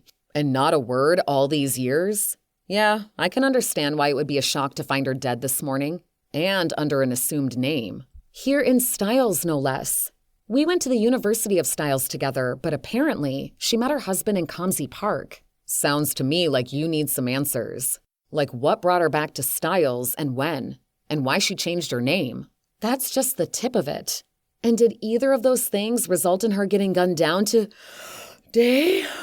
She yawned in the middle of the last word. Troy stroked her short hair. "Maybe it's time to get some rest." "How am I supposed to sleep?" "You lie down, close your eyes." She nudged him in the shoulder. "Brat." He was smiling, but it didn't last long. "You need your sleep. You're no good to the case or your friend if you're dragging yourself around like a zombie." His comment took her back to Richard's remark about never sleeping. "That's my normal state, how I function. The job." "Uh-huh. Try something new. Take care of yourself." He tapped a kiss on her forehead and rolled back over to his side of the bed. He was breathing deeply within seconds. She was quite sure he was already dreaming. She got up and put on her pajamas again, not a fan of sleeping nude, and got back into bed, tucking herself fully under the covers. She stared at the ceiling and listened to both Troy and Hershey snoring. Unbelievable. She hugged the edges of her pillow around her ears, hoping to muffle out the noise. Even if it worked, she was sure she'd still be left staring at the ceiling. Her mind was awake, and it longed for answers. Tomorrow, she'd be sure to get some. Chapter 15. Madison opened her eyes and lay there with her hand fisted against her heart. The dream she'd just had took her back to the Roadhouse bar and Courtney. It had been great being with her friend again, bathing in the warmth of her laughter and taking delight in her sense of humor. Courtney had told her, "I'll be fine," and touched her arm to stamp home the reassurance. Madison responded with, "You're sure?" Then she glanced at the older man who had stolen her friend's attention. Courtney was smiling. "Absolutely." That was when Madison woke up. No chance to warn her friend or ask her anything. The dream was just a replay of what had happened in real life. The joy at seeing Courtney again quickly faded and was replaced with heartache. Madison pulled herself from bed, feeling much like the zombie that Troy had mentioned last night. He had already left for work, and she had just enough time to take care of the morning rituals before heading out the door. Bathroom, shower, care for Hershey. She was at her desk by 8, sucking back a coffee she'd picked up on the way to the station. The bagel she bought was sitting on its wrapper, only missing a few finger swipes of cream cheese, all her stomach could handle. Terry wasn't in yet, but should be any minute. She had pulled all the backgrounds on the husbands of the victims so they'd be ready to go as soon as Terry arrived. She was most interested in Shane Walker, but he, just like the rest, didn't have a police record. If one of these men had killed their wives, it would be their first criminal act. Without a picture of the shooter's face, it was possible one of them were hidden behind the hoodie. Then there was the possibility they were looking for an unknown third party. Regardless, it was obvious the shooter didn't have an aversion to killing, even if that meant taking out innocent people to cover his tracks. That, though, could be the desperate act of an unhappy spouse, lover, whomever. It was also possible that the shooter had been a hired gun. Grrr, too many uncertainties. Just like, where was he now? And where was the girl?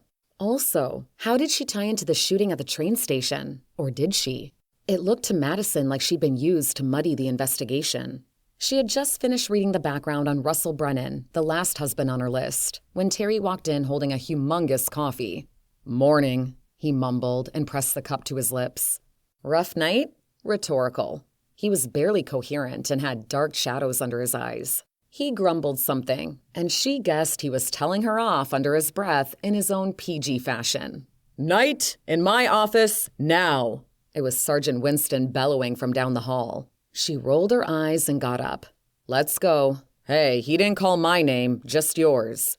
"What happened to us being partners and you having my back?" "It engages when I finish this." He held up his coffee. "Fine, but I'm going to remember this." She pointed a finger at Terry and went to Winston's office. She ducked her head inside. "What's up?" "Come in and close the door." So much for a casual and fleeting meeting. She did as he requested and sat across from his desk. As usual, it was covered with stacks of paper that never seemed to dwindle in height. She crossed her legs and leaned forward to give him the impression she was open to communication, even if she'd rather be anywhere else. "This came to my attention." He handed her a newspaper. "First headline." She looked down. "Shooting at Liberty Station has Stiles PD digging into drug operation." She let go of the paper over his desk, and it slapped down to its final resting place. She didn't know where the journalist had gotten a whiff of this, but she didn't really care either. "That's it? You're just going to toss it aside?" Winston picked up the paper. "Did you talk to this reporter? Tell him your suspicions?" "Nope. I'm dead bodies, not drugs." A cold way of putting things into perspective, but she wanted to nail home her point. "Huh. Would have figured differently. I got a complaint." He went rummaging through the papers on his desk. "From Officers Galloway and Morris. They are saying you accused them of looking the other way while drugs were trafficked through the train station." She said nothing. "Is that true?" He barked. "I asked if they were aware of it, that's all. How they took it from there is on them." "Huh." He clenched his jaw. "You've always had a problem with diplomacy." She moved to get up, not about to sit there any longer for a verbal lashing. "Don't go anywhere." Winston took a deep breath, and his cheeks turned bright red. "Vlas Nikitin. What about him? Tell me what you know." She shoved back into the chair. He hadn't seemed too interested in the entire breakdown last night when he'd popped on scene for all of 5 minutes. She had been relieved then, but it was obviously premature. Quite sure he has connections to the Russian mob. Might as well really raise his blood pressure. "Dear Lord," Winston huffed and looked at the ceiling, back to her. "What is it with you and them? You see them everywhere." "They are everywhere." She clamped her mouth shut. Anything she had to say now would come out heated with anger. Holding back was something she was working on. though she was not always successful at pulling it off. Nothing? You're just going to sit there and say nothing? I follow where the evidence in a case takes me. It led me to Nikitin. The words erupted out of her. And how did you know where to find him? I never got that much from you last night. He raised his brows, deep creases lining his forehead. You didn't exactly hang around that long. I had seen him before, back when I was staking out Club Sophisticated. He sat back, frowned. He'd know that time period coincided with her exposing the corrupt cops and the current IA investigations. Listen, I'm not asking for clearance to go knock on the mob's door yet. Damn right you're not, he scowled. Nor would I approve that. Just stay away from them, you hear me? He stared her down. Sure. You can be so infuriating, Knight. Just promise that you'll keep me in the loop on your steps in the investigation. The same old conversation they had all the time. Would you prefer we gab or that I solve cases and lock up the bad guys? Some detectives manage to do both, he pushed back. Stanford, Sovereign, the others in the department. Good for them. She wasn't going to say anything to sully their reputations by pointing out how much higher her close rates were than theirs. Lou Stanford was Cynthia's husband of 2 months, and Toby Sovereign was her ex-fiancé. Where are we standing with this investigation? The chief wants answers. Chief Andrea Fletcher was Troy's sister. She knows how to reach me, Madison said. Ugh, right. All in the family. But there is a command structure. She recognizes it. Why can't you? Is there anything else? Her earlobes were hot. This entire meeting felt like it was called just so he could berate her, and she had better things to do, like her job. Answer my question. He leaned forward and clasped his hands on the desk. Fine. Evidence is pointing me toward believing the shooting was planned. By whom or why, I don't know yet. But the investigation has also revealed the real likelihood that there is a drug trafficking operation working through the train station. She paused when he grunted, then picked back up. I'll know more once the lab has had a chance to examine the burner photos collected from Nikitin's apartment. Also, there's a trace of meth found there. Trace? Then he must be dealing, he said sarcastically. And then there's that girl with the backpack. Yes, and we're doing what we can to find her. She is a material eyewitness. She wasn't going to waste her breath telling Winston that in addition to being an eyewitness, the girl was probably in danger. He'd accuse her of being irrational or making that call based purely on emotion. And today's plans? Attending the autopsies, speaking with Shannon Brennan, who should be available to talk to us now, then a visit to each of the victims' husbands. They had yet to meet Russell Brennan, as officers had notified him of his wife's condition, but she wasn't getting into every teeny detail with Winston. She gave him a pressed smile, fake as they come. All right, sounds like we're getting somewhere. Spoken as if we've done nothing but sit on our hands and the case is weeks old. You can go, but keep me posted. He dismissed her with a sweep of his hand. She didn't hesitate and left immediately. She swung by her desk and grabbed her coat. Let's go, she said to Terry while she was on the move. Great, now you're in a mood. He stood and put on his jacket. Takes one to know one. Hardly got any sleep last night. At least he didn't go so far as to actually blame his child, even if the onus was implied. Madison had little tolerance for how some parents had a rash of excuses all built on their kids, and how hard it was to be a mother or father. And maybe it was, but don't put the entire burden on the kids. I'm sorry to hear that. Really, I am. She was being sincere, but she smirked. You're only sorry because you have to put up with me. Somewhat, yeah. No, just joking. We'll get through this day one step at a time. Can the first one be a stop at Starbucks? To do that, she'd have to pass the morgue, which was now housed in a building only a short drive from the police station. Don't even think of saying no, he added. Sure, absolutely. Okay then. We might get along today after all. Hope so, because we have a killer to catch, and I could use your help. What? He stopped walking. Whoa, Miss Independent wants my help? Mark it on the calendar. Could you bench the sarcasm? He shrugged. Fine, but you admitting that you need help. Terry, let's not make a deal of it. She gestured for him to start walking, but she was the first to resume doing so. He caught up quickly. Tired or not, she bet he ran his miles on his treadmill this morning. Some people made her sick. Running was her least favorite exercise.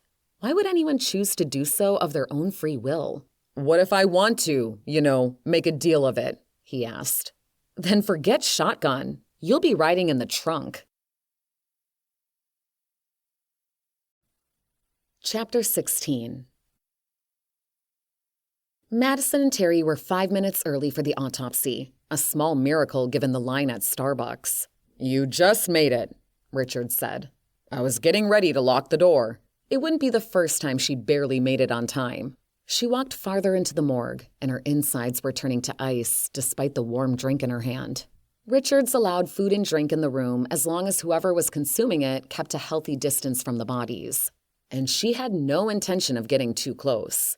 Her gaze traveled over 3 autopsy tables, their occupants all draped with white sheets except for their feet that hung out at the bottom. Shannon Brennan had no idea how lucky she was to be alive. Tremors ran through Madison's body just trying to guess which one held Morgan Walker. When she saw her face today, would she still think Morgan had been her friend Courtney Middleton? As she got closer, she ruled out the table to the far right. Those feet belonged to a man. That left one of the other 2. Who are we starting with? I'll work left to right. Richards pulled back the sheet and revealed Dana Ridley. Her body had been cleaned and prepped, the external examination already conducted. The decedent, Dana Ridley, 38 years old. She was killed by a gunshot to the heart. Death would have been immediate. One tiny blessing. As I suspected on scene, Ridley was expecting. Madison laid a hand on her stomach, thinking once again about her unborn child. The one that never got a taste of life outside the womb. All due to the mafia, corrupt cops, and her own refusal to rest after the accident. Or a combination of all 3? The doctor told her it might be none of those things, but blaming someone else, even herself, felt better than no explanation at all. The pregnancy came as a surprise to the husband, Terry interjected. Sounds scandalous. Madison stiffened. Could be a motive in there somewhere. Something she really had zero tolerance for was disloyalty. She'd been hurt by it in the past, and that was probably why she tended to sweep a brush of judgment over all who strayed. She turned to Terry. We'll need to take a closer look at Wayne Ridley. He might have acted like he had no idea about Dana's pregnancy, but it could have been just that, an act. Maybe he did know about the baby and her affair. Terry nodded. Jealousy. Motive old as time. She put her attention back on Richards. What else do you have for us? Caliber confirmed? Yes, 9 mil. The fragments will be collected and sent to the lab for ballistics testing. Anything else? She asked. Nothing else external to share. Moving on. He covered Dana Ridley again and went to the second slab. She held her breath, tried to prepare her mind to focus, to be objective. Richards pulled back the sheet. If this wasn't Courtney Middleton, Madison truly was seeing a ghost. Her legs buckled, and she almost upset her cappuccino. Terry reached out. You all right there? She held up her free hand. I'm fine. She cleared her throat. Continue, please, she said to Richards. He hesitated and kept his gaze on her. Eventually, he said, Morgan Walker, 36. Same age as me. Just another thing that made it possible Morgan was Courtney. Madison swallowed roughly and brought her mouth to the lip of her cup. Richards pressed a gloved fingertip to one of the wounds. She was shot in the chest. The bullet pierced her lung, causing it to collapse. She would have taken a little more time to die than the other victim, but wouldn't have suffered too long. Victim. How she hated assigning the label at the best of times, always giving preference to names. This time, though, it was even worse. Tears pricked her eyes, but she quickly blinked them away. She hadn't broken down in the morgue before, and she wasn't about to now.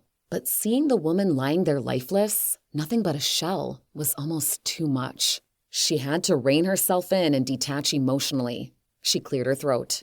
Richards continued. Again, whatever I can pull from her will be forwarded to the lab. Madison looked at the dead woman again. She was more certain than ever. Morgan Walker was Courtney Middleton. But if she said as much to Richards, it would most certainly get back to Winston, and she'd be off the investigation. Surely, there had to be some means she could use to confirm identity without involving him. DNA would be indisputable, but how to get the exemplars? She believed where there was a will, there was a way. What that was in this case, she just didn't know yet. Cynthia had Morgan's purse and evidence. Maybe Madison could get a lipstick tube from which to extract a DNA sample. But where would she get something to compare it to? But no, she couldn't go that route with the lipstick. It could still end up getting back to Winston and land her friend in trouble. She had to think of another way. Richards put the sheet back over Walker and moved down the line to the table with Vlas Nikitin. His body had been cleaned and prepped for autopsy as well. He looked so young and innocent in death, even with those dragon tattoos. She felt a pinch of sadness for him, but it got buried beneath her judgments. The mob, drug trafficking.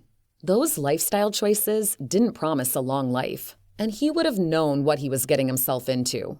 This victim was shot with 9mm rounds, Richards said, his words cutting through her thoughts. The fatal shot entered his throat and traveled to the back of his neck, where it severed his head from his spinal cord. He would have been paralyzed and incapacitated immediately, and death likely came swiftly, though he might have been aware for a little while. Madison tried to squeeze out how horrifying that would be from her mind. Have you narrowed down time of death yet? Richards nodded. I'm going to adjust my original estimate slightly.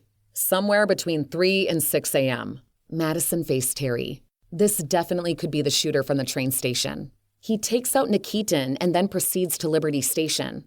She held his gaze, daring him to contest her, but he nodded. Why was it whenever she was expecting a fight, he just let it go? No one could say he was predictable, unless it was to say he was unpredictable. She continued. We need to find this guy before more people end up in the morgue. Her mind skipped to the girl with the backpack, possibly on the run, and all alone without police protection. How long could she outrun the shooter and/or the mob? They were only 24 hours into the investigation, and Madison felt like she was trudging uphill. Richards replaced the sheet over Nikitin and returned to Ridley. He worked through the autopsies one by one, and Madison and Terry hung around for a while. But nothing else useful to their investigation came up. They saw themselves out, asking Richards to keep them informed if he found anything they should know. In the parking lot, Madison called Cynthia. Why am I not surprised you're calling? Cynthia's smile traveled over the line. You just know me. Listen, I need some answers from you. Of course you do. I mean, why else would you be calling? Just to shoot the shit? I know you far better than that. It's all about getting to the point. Madison couldn't help but smile at that. Her friend had pegged her perfectly. Have you looked at Nikitin's burner phones? She wanted more proof about the kind of person he had been. The innocent image in the morgue wasn't how she'd envisioned him in life, at all. Nor did it balance with his blemished police record. Just about to do that now. Wish me luck. Can you look at them while I hold the line? She'd been patient enough, hadn't she? It was going on noon. How about I call you back when I have something to tell you? Madison pressed her lips together before she could say something she'd regret. She had no right to be pushy. Madison wasn't her boss, and Cynthia was already overworked and overstretched. There was no need to add more pressure to her friend. Okay, call me the second you get something. Or nothing. Just call. Oh, and don't forget to keep me updated on the video. We really need a picture of the shooter. You did say you'd do your best to get that this morning. Just a gentle nudge. And the girl, too. It was surprising how long it was taking to get that in her hands. Madison, Cynthia said, her voice firm and authoritative and tinged with exasperation. I know what I'm doing, and I know what you're after. Once I have it, I'll forward it along. Just give me time to work. Terry was watching Madison, his eyes holding judgment, and it had her feeling a bit self-conscious. Maybe she was being a little pushy. Thanks, then, Madison said. Don't thank me yet. With that, Cynthia hung up, but Madison was rattled by the lack of confidence in her friend's voice. Or was Madison reading too much into the response? Madison held up her phone. Cynthia will get back to us as soon as she has something. Imagine that, Terry laughed. She shook her head, and they got in the car and decided their next stop would be Shannon Brennan at Styles General. They hadn't heard any more about her, so that was likely good news. She was still alive, at least for now. Chapter 17. Madison and Terry were directed to Shannon Brennan's private room at the hospital. A police officer stood guard at the door. Anyone come by to see her? Madison asked him. No, ma'am. Well, only her husband, but he has clearance. Ma'am. She cringed at that address, feeling much older than 36. It's Detective. Anyway, continue to keep an eye out for anything or anyone suspicious. Absolutely, Detective. They walked into the room, and Terry leaned in toward her ear. You just couldn't let it go, could you? Shannon Brennan had her eyes shut, but either sensed their presence or heard their footsteps. She opened them a sliver, squinting under the glare of the fluorescent lights. Madison held up her badge, then tucked it away, not even sure if Shannon would be able to make it out. The woman wiped at her eyes and then opened them fully. Shannon Brennan, we're Detectives Knight and Grant with the Stiles PD. We'd like to ask you a few questions about yesterday. Shannon struggled to sit up straighter, and Terry helped her with the incline of the bed. Tubes fed into her, connecting her to two machines. One was likely a saline solution to keep her hydrated and her sugars up, and the other probably offered a morphine drip. Madison's gaze hooked on the blood pressure and heart rate monitor with its colored lines and constant readouts. It was hard to believe that just a month ago, she'd been tethered to one of these herself. An overwhelming sadness was starting to slink into her bones. But now wasn't the time to surrender to the emotion. In fact, no time was a good time. Please, tell us the events that led up to the shooting, Madison said. You were in line for coffee and then... Wow, it's such a blur. Shannon rubbed her forehead. It's just so overwhelming, but at the same time it feels like, I don't know, like a dream? Definitely surreal. But I am lying in a hospital bed. Shock was understandable, as was a lapse in memory due to the trauma. After Madison had been struck and landed in the hospital, waking up days later, she felt the same way. At least Shannon hadn't lost days of her life, only hours. Just do your best to tell us what you remember, Terry told her when Madison didn't respond. Shannon twisted the sheets in her hands and didn't look at him or Madison for several seconds. I was just getting a coffee. I was about to board the train to Braybury that left at 7:30. I had plenty of time, too. She shook her head, and her breathing sped up, her chest rising and falling more rapidly. The machine kicked up the digits on the screen. Shannon squeezed her eyes shut briefly. This girl came along, and she stole an apple and an orange juice, and just kept walking. Me and these other women in line started talking about what we just saw. I mean, we were in shock. Who does that? She shook her head in disgust at her own question. It was so brazen. Madison found it interesting that for regularly being in the train station, Shannon had never crossed paths with the girl before. So you never saw this girl before, either in the station or stealing from Just Beans in the past? Not that I ever noticed. She supposed that was possible, and maybe the girl usually swiped from the kiosk later in the day. But while on the thoughts of the girl, it had Madison wondering again why a drug runner would risk drawing attention to herself. Was it a silent cry for help? Shannon continued. We were trying to get the attention of the ladies behind the counter to let them know what this girl did. Next thing I know, this guy is in our faces, all hopped up. He says he's a cop and that we should all mind our own business. But then this one woman in line, she wanted to be a hero, and she's like, "You're not a cop." She demanded to see his badge. He reached into his pocket and came out with a gun. Her eyes filled with tears, and she sniffled. That's when he started shooting. She plucked a tissue from a box on the side table and dabbed at her face. You suffered a traumatic experience, Terry empathized. You have every reason to be upset, but we need to know absolutely everything you do to help us find the shooter and hold him accountable. Her partner always had excelled at playing good cop. Her, not so much. Sometimes she got lucky with pulling it off, but it took loads of effort. Did you get a good look at his face? She bunched the used tissue in her hand and rubbed her temple. It was just so shocking. As my partner said, we need to know what you do, she said firmly. Anything, no matter how small it might seem, could help. Do you really think I'm in danger? Shannon countered. You have an officer posted at my door. We do, and that should give you even more reason to tell us everything you know. Madison was 1 second from tapping a foot. All right, I do remember he was wearing a hoodie. Black. Also, he had on blue jeans. I don't know, is any of this helping you? Madison resisted the urge to tell her they got that much off the security video. If she got smart with Shannon, it could cause her to shut up. They had to find out if the woman knew something they didn't. Just stick with that. What else? Did he have an accent? I didn't notice an accent. So he's probably from around here somewhere. Any tattoos or birthmarks? Skin imperfections? Madison asked. Actually, I think he had a little cherry birthmark right here. She put her fingertips to the base of her throat. The man had been wearing the hoodie so that it shadowed his face. Had his neck been visible? She supposed it was possible. Still, she challenged Shannon. And you could see that even though he was wearing a hoodie? Shannon frowned, nodded. He didn't have it zipped tight to his chin. I saw the birthmark when he was firing the gun. So when she was being shot at, she took the time to notice something like a birthmark? It sounded questionable, but time had a way of slowing down during such tragic events. Moving on. What can you tell us about the women who were in line with you? Have you ever seen them before yesterday? They looked somewhat familiar.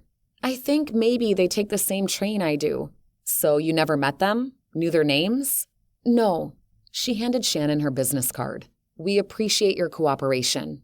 We might need to come back and ask you more questions. In the meantime, do you know where we would have the best chance of reaching your husband? My husband?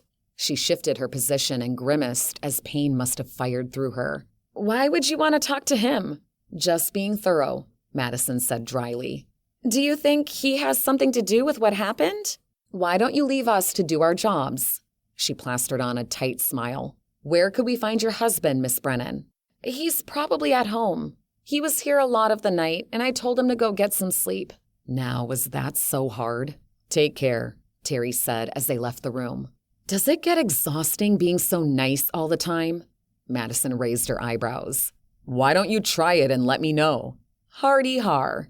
She smiled, but his comment hurt. She was a nice person. It just didn't manifest in the form of kissing up or tiptoeing around people. And while Shannon Brennan may very well just be a victim like the other two women, there was one very distinct difference. She was alive. Was that luck, or was there more to it? Sometimes Madison wished she was a little less suspicious of people. Chapter 18. Shannon and her husband, Russell Brennan, lived in a middle-income neighborhood where the houses were spacious, but they all looked alike. Garage doors took up a good chunk of the front faces, leaving the structures begging for better curb appeal. Madison rang the doorbell, and footsteps padded toward them within seconds. The door cracked open, and a man in his late 30s, handsome and sporting a few days of whisker growth, greeted them. No need to ask his identity, as he closely resembled his driver's license photo. For someone who was sent home to get sleep, Madison would say he had no problem doing just that. He looked rested. Considering that his wife was in the hospital recovering from being shot, that was suspicious. Russell eyed them with curiosity and hooked a brow. Yes? Madison and Terry took out their badges, confirmed his identity, and she made the formal introductions. She added, We're the detectives investigating the shooting that took place yesterday. We would like to come in and ask a few questions. Sure. They stepped inside to a cramped entryway about 5 foot square. There was a closet to the left and a staircase leading to the second story on the right. Did you find who was responsible? Russell asked. Not yet. Do you have a place where we could sit? Madison peered through a doorway past the closet. Maybe in here? She flicked a finger toward the living room. That's fine. He led the way and dropped onto the couch. Madison and Terry sat in a couple of chairs that bookended the couch. No hair tumbleweeds on the cushions or any sign the Brennans had a pet. You haven't found this guy. And you've got a cop posted on her hospital room. Is my wife still in danger? We believe she may be, Madison said. What is your relationship like with your wife, Mr. Brennan? They had a lot on their list today, and it was best to get right to the point. If he was to be considered a suspect, then it was better to know now and get on with things. How was my... He was stuttering, and his discomfort wasn't a pretty sight. I'm going to guess that you two had your problems. Is that correct? She could feel her partner staring at her, him and his apprehension about offending anyone. But sometimes insults could jolt people into talking on impulse. That was when the truth came out. Russell looked at Terry. She really doesn't beat around the bush, does she? No need to get upset, Mr. Brennan. It's just a question, she said. He crossed his legs and clasped his hands on his knee. What I don't understand is what my marriage has to do with what happened. It was some random shooting by a drug dealer, was it not? And what makes you assume that? Madison asked. Between what Shannon's told me and what the news is saying. But then you do have her hospital room guarded. Do you think there was more to what happened? That it wasn't random? We're still investigating, Terry said, beating her to a response. Huh, then it isn't in my head. You were looking at me as a suspect. Madison jutted out her chin. We're looking at everyone who had a relationship or connection to the victims. Good, but don't look at me. The man who shot my wife and killed those other women is off doing who knows what. Isn't it your job to catch this guy? And yet you're here interrogating me like I had something to do with all this. His cheeks were growing a brighter red with every word he spoke. Did you? She fired off the question quickly. No, he snapped. All right, then you should have no problem telling us where you were yesterday at 7 a.m., she said. I was here. Can anyone else confirm that? Ask Shannon. She wasn't here, so that doesn't work. I don't know what to say, but I didn't shoot her and anyone else. Madison would let it sit for now, and they didn't have any proof against the guy. He did get heated with his defense, though. All right, Russell flailed his arms in the air as if to say, finally. Now, we still need you to tell us what your marriage was like, she stated. He hefted a deep breath. You want to know? Okay, well, it wasn't all a bed of roses. We had our problems, our disagreements, but we worked through them. His admission felt far more credible and authentic than if he'd said they were like honeymooners. Every couple had their ups and downs, given time. What sort of problems and disagreements? Terry asked. Nothing big. What movie to watch, where to go for dinner, coming to an agreement on what couch to buy. There's never been anything more serious that has come up, such as an affair. What he had shared with them didn't exactly live up to his wasn't all a bed of roses. It was very minor stuff. No, but actually, I think the biggest argument we had was about moving from Braybury to Stiles. Terry nodded. You were against it? Yeah, I had to leave my good-paying job and come here, where the market isn't that great for a graphic designer. He could have commuted too, but she asked, why did she want to move here when she works in Braybury? She said she wanted to live in a smaller town, and now she has to take the train into the city every day. Only reason I caved was because she makes more money than me, and if she was good with making the commute, who was I to argue? But if you could turn back the clock, you would? She wasn't getting the impression that the marriage was particularly a warm one, but had Russell Brennan shot at his wife and killed the other women and Nikitin? Being unemployed, he would conceivably have time on his hands to plan the shooting. You think? He pushed out, drenched in sarcasm. My mind's going numb trying to look for work. When did you move here? Terry asked. About 8 months ago. Your wife, she works for Spark Media, right? She said. Yeah, they're an ad firm, as they discovered from a quick internet search. So Shannon wasn't a lawyer like the two dead women. But did that have any relevance to the investigation? What does your wife do for them? Ad exec. She attracts new clients by proposing different marketing strategies. All right. Well, thank you for your cooperation today, Mr. Brennan. We may be in touch again with more questions. In the meantime, I'm going to give you my card. If you think of anything else you'd like to tell me, call any time of day. You say that like I'm hiding something from you, he seethed. She got up and pressed her card into his palm. Not at all. There was this niggling in the back of her brain about Russell's innocence. But if he'd set out to kill his wife, why wasn't she dead? Surely, Madison's suspicions had her skepticism working overtime. Regardless, they had to do their due diligence. When she and Terry were at the door, about to leave, she added, We will be requesting your financials. He blanched. What for? Just procedure, Mr. Brennan, she said stiffly. Well, if you come at me again, I'll be calling a lawyer. You absolutely have that right. She and Terry stepped outside, and Russell slammed the door so hard the front porch vibrated under her feet. You could have gone a little softer in there. Maybe you wouldn't have pushed him to lawyer up. Another difference between her and Terry. Lawyers didn't scare her. In fact, she used to date one. I just get a bad feeling about the guy. I think there's a lot more going on in that marriage than he told us. Something big enough to have him fire on his wife and kill 2 other people he didn't even know? Huh. She spun around and banged on the front door. It swung open. I told you I'll be calling my lawyer. She held up a hand. Just one more question. Actually, I want to show you 2 pictures. She brought up photos of Dana Ridley and Morgan Walker on her phone and, in turn, asked him if he recognized either woman. No, I don't, he said through clenched teeth. Have you ever heard your wife mention the names Dana Ridley or Morgan Walker? No. Now please leave my property. He slammed the door again, and Madison made her way to the sidewalk where Terry was standing. He gestured toward the house. What was that all about? It was what you said, that he didn't know the other women. We hadn't actually asked him about it specifically. As it turns out, he didn't. Rules the guy out to me. I'm not rushing there, and he has no alibi. Okay, if Russell Brennan is behind the shooting in one way or another, why isn't Shannon dead? A few seconds ticked by. There you go, Terry declared. He's off our suspect list. Come on, Terry, you know I'm not that quick to let go. But I am moving on, for now. Hallelujah. She was tempted to punch his shoulder, but it was too public here. Terry really was the brother she didn't have. He called her out and challenged her.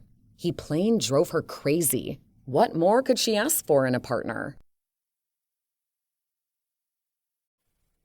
Chapter 19. Madison was just pulling in front of the Ridley house when her phone rang. Caller ID told her it was Cynthia.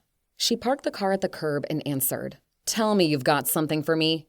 Actually, I thought I'd just call and say, hey, how you doing? Because we have all the time in the world for idle chit-chat. Cynthia laughed. Cut that out. Madison was smiling and put Cynthia on speaker. Terry's here too. Hey, Terry. Going to start from the top. Nikitin was involved with something. We have the trace of meth found in his apartment. And while I can't say for sure he was trafficking drugs, there were text messages on the burner phones that were rather cryptic. Basically, they seem to be confirming different drops. Did you track the numbers? Madison asked. Since I wasn't born yesterday, yes, I did. Didn't lead me anywhere. Probably other burner phones. Madison smacked the wheel with the heel of her palm. Was it too much to hope for a true break in this case before more people turned up dead? Cynthia went on. There were a couple other numbers in the call history of the phone. One I wasn't able to track and another one. A sliver of hope wormed through Madison. You were able to trace one? Yes and no. One of those numbers belonged to an incoming call at 10 a.m. Monday morning, which went unanswered. Yes, because Nikitin was dead. Right. Well, I was able to track the number, and it pinged in the warehouse district. Now, though, it's off the grid. Well, I know where the warehouse district is. And for good reason, as the Russians used to run one of their business fronts there, a place called Homeland Logistics. The area ran along the lakeshore. Let's not dwell on why. Madison had almost lost her life at Homeland Logistics to two top mafia enforcers. And if it hadn't been for Terry's suspicions leading him there and the efforts of SWAT, she'd probably have died. When did you track the phone? Just 5 minutes ago. And the signal was gone already? Still, 5 minutes might as well be an eternity, considering they didn't know who to look for on the other end either. Cynthia continued. Now here's some news I know you'll be interested in. I've had Mark working through the Liberty Station video, and he found where that girl with the backpack normally enters the station. Now he's also watched to see what times and days Nikitin was posted near Just Beans. It always seems to coincide with trains that were destined for Toronto, Canada. Stiles was located in the northern United States, so the leap across the border wouldn't have been a far one, and traveling by train may have been less risky than driving there. They are running meth out of the country. She looked at Terry, and he nodded. He was also there when trains arrived back from Canada, Cynthia added. This was an interesting discovery, but there were other things Madison wanted. Send over the location where the girl usually accesses the station. I'd like to try to retrace her steps. Also, could you send the girl's photo over? Madison thought she'd been patient enough on that front. As soon as I hang up. Before you go, any luck getting a clear image of the shooter's face? Madison felt she'd given Cynthia and her people plenty of time to find one. She always has to push for more, doesn't she? Cynthia was obviously addressing Terry with that statement. Madison turned to him, and he was wise enough not to respond. Cynthia said, in answer to your question, still working on it. Ciao. And with that, she was gone. A hit and run, Madison mumbled as she'd been hoping for more. You realize how much footage needs to be watched and analyzed to even see if they can get a shot of his face? Suppose you're right. Madison's phone pinged with a message, and a quick check confirmed it was Cynthia with the photo of the girl and the entrance she normally used. Madison fired off the photo to Marsh, then turned the car off and got out. The Ridley driveway was full of cars. Wayne must have family and friends here with him. And yet you accuse me of speaking the obvious.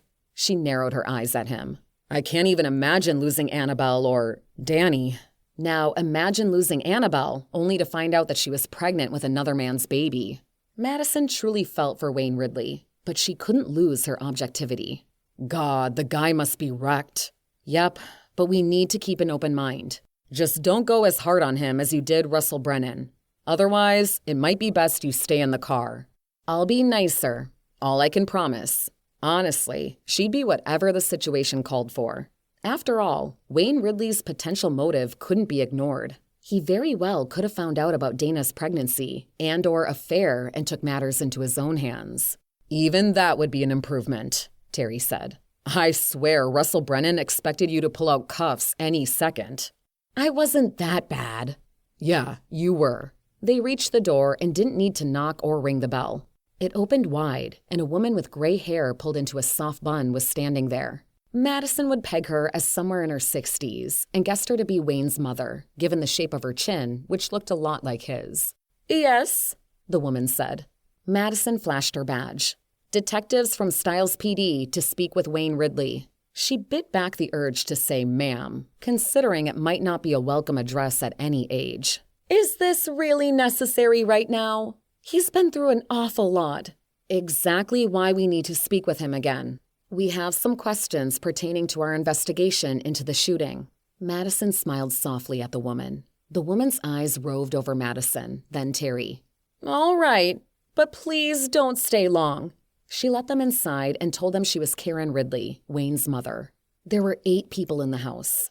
No young children, but men and women around Wayne's age, so either friends and siblings or a mixture of both. There was also one silver-haired gentleman, who Madison surmised went with Karen Ridley.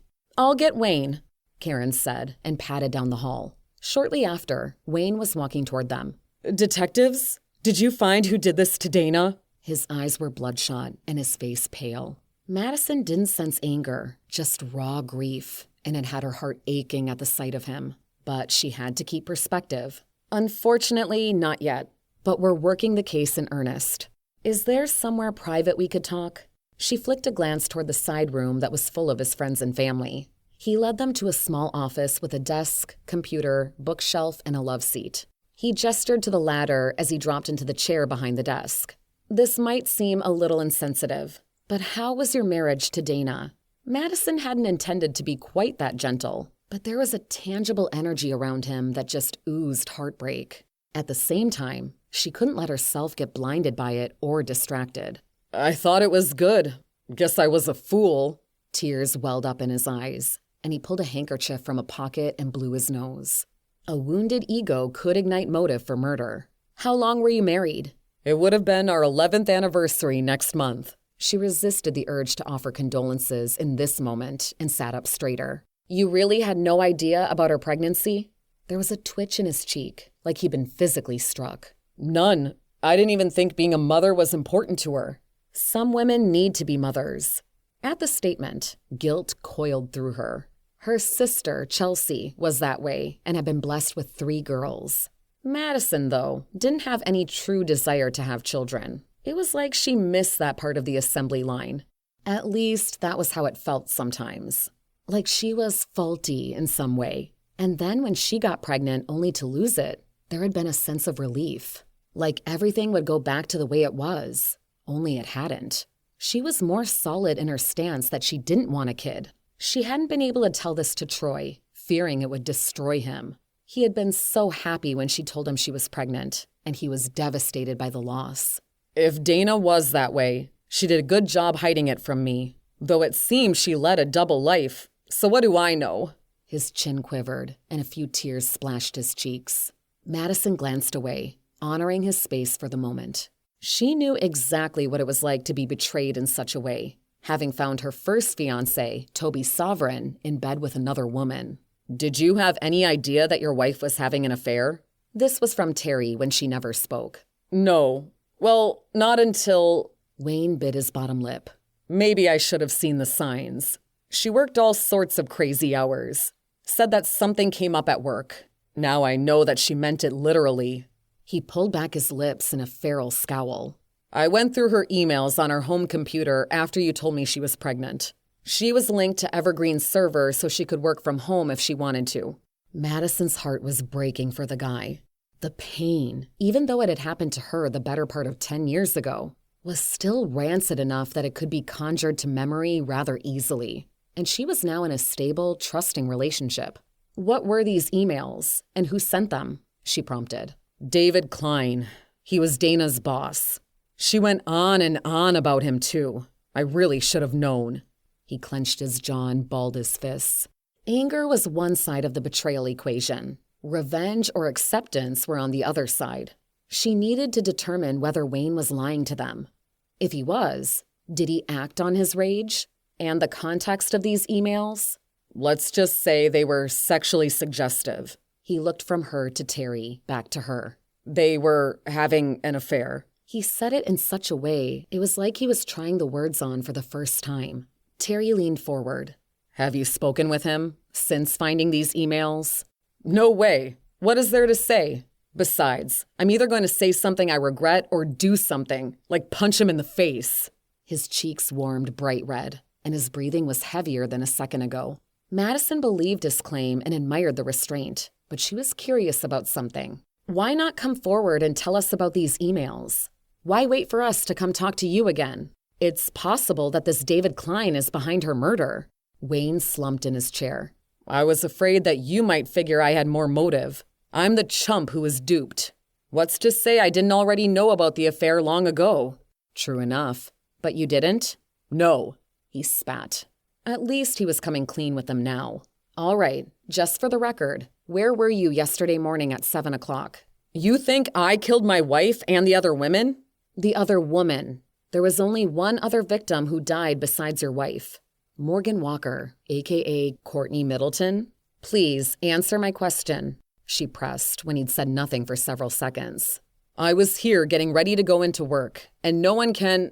Oh, I waved to our next-door neighbor on my way out. She got the details on which neighbor. And what time would that have been? Around 8. Okay, thank you. She went to get up. Please find who did this to Dana. I'd like to think if she were still alive, we could get past the pregnancy and the affair. He's a bigger person than I could be. Again, we're sorry for your loss, Mr. Ridley. She and Terry left the house. Before we leave the area, we should just check in with the neighbor. She pointed to the house across the street that Wayne had indicated. You really suspect Wayne Ridley? He's destroyed. Aren't you always telling me we can't go by a gut feeling? It felt good serving that back. A few minutes later, they were loading into the car. Wayne Ridley's alibi verified. The neighbor even mentioned they hadn't seen him leave before that. So it wasn't like Wayne could have left, committed the murders, and returned, only to leave again. I think we can rule out Mr. Ridley. She felt confident in that statement. But the fact did remain that Dana had violated her husband's trust, and she was dead.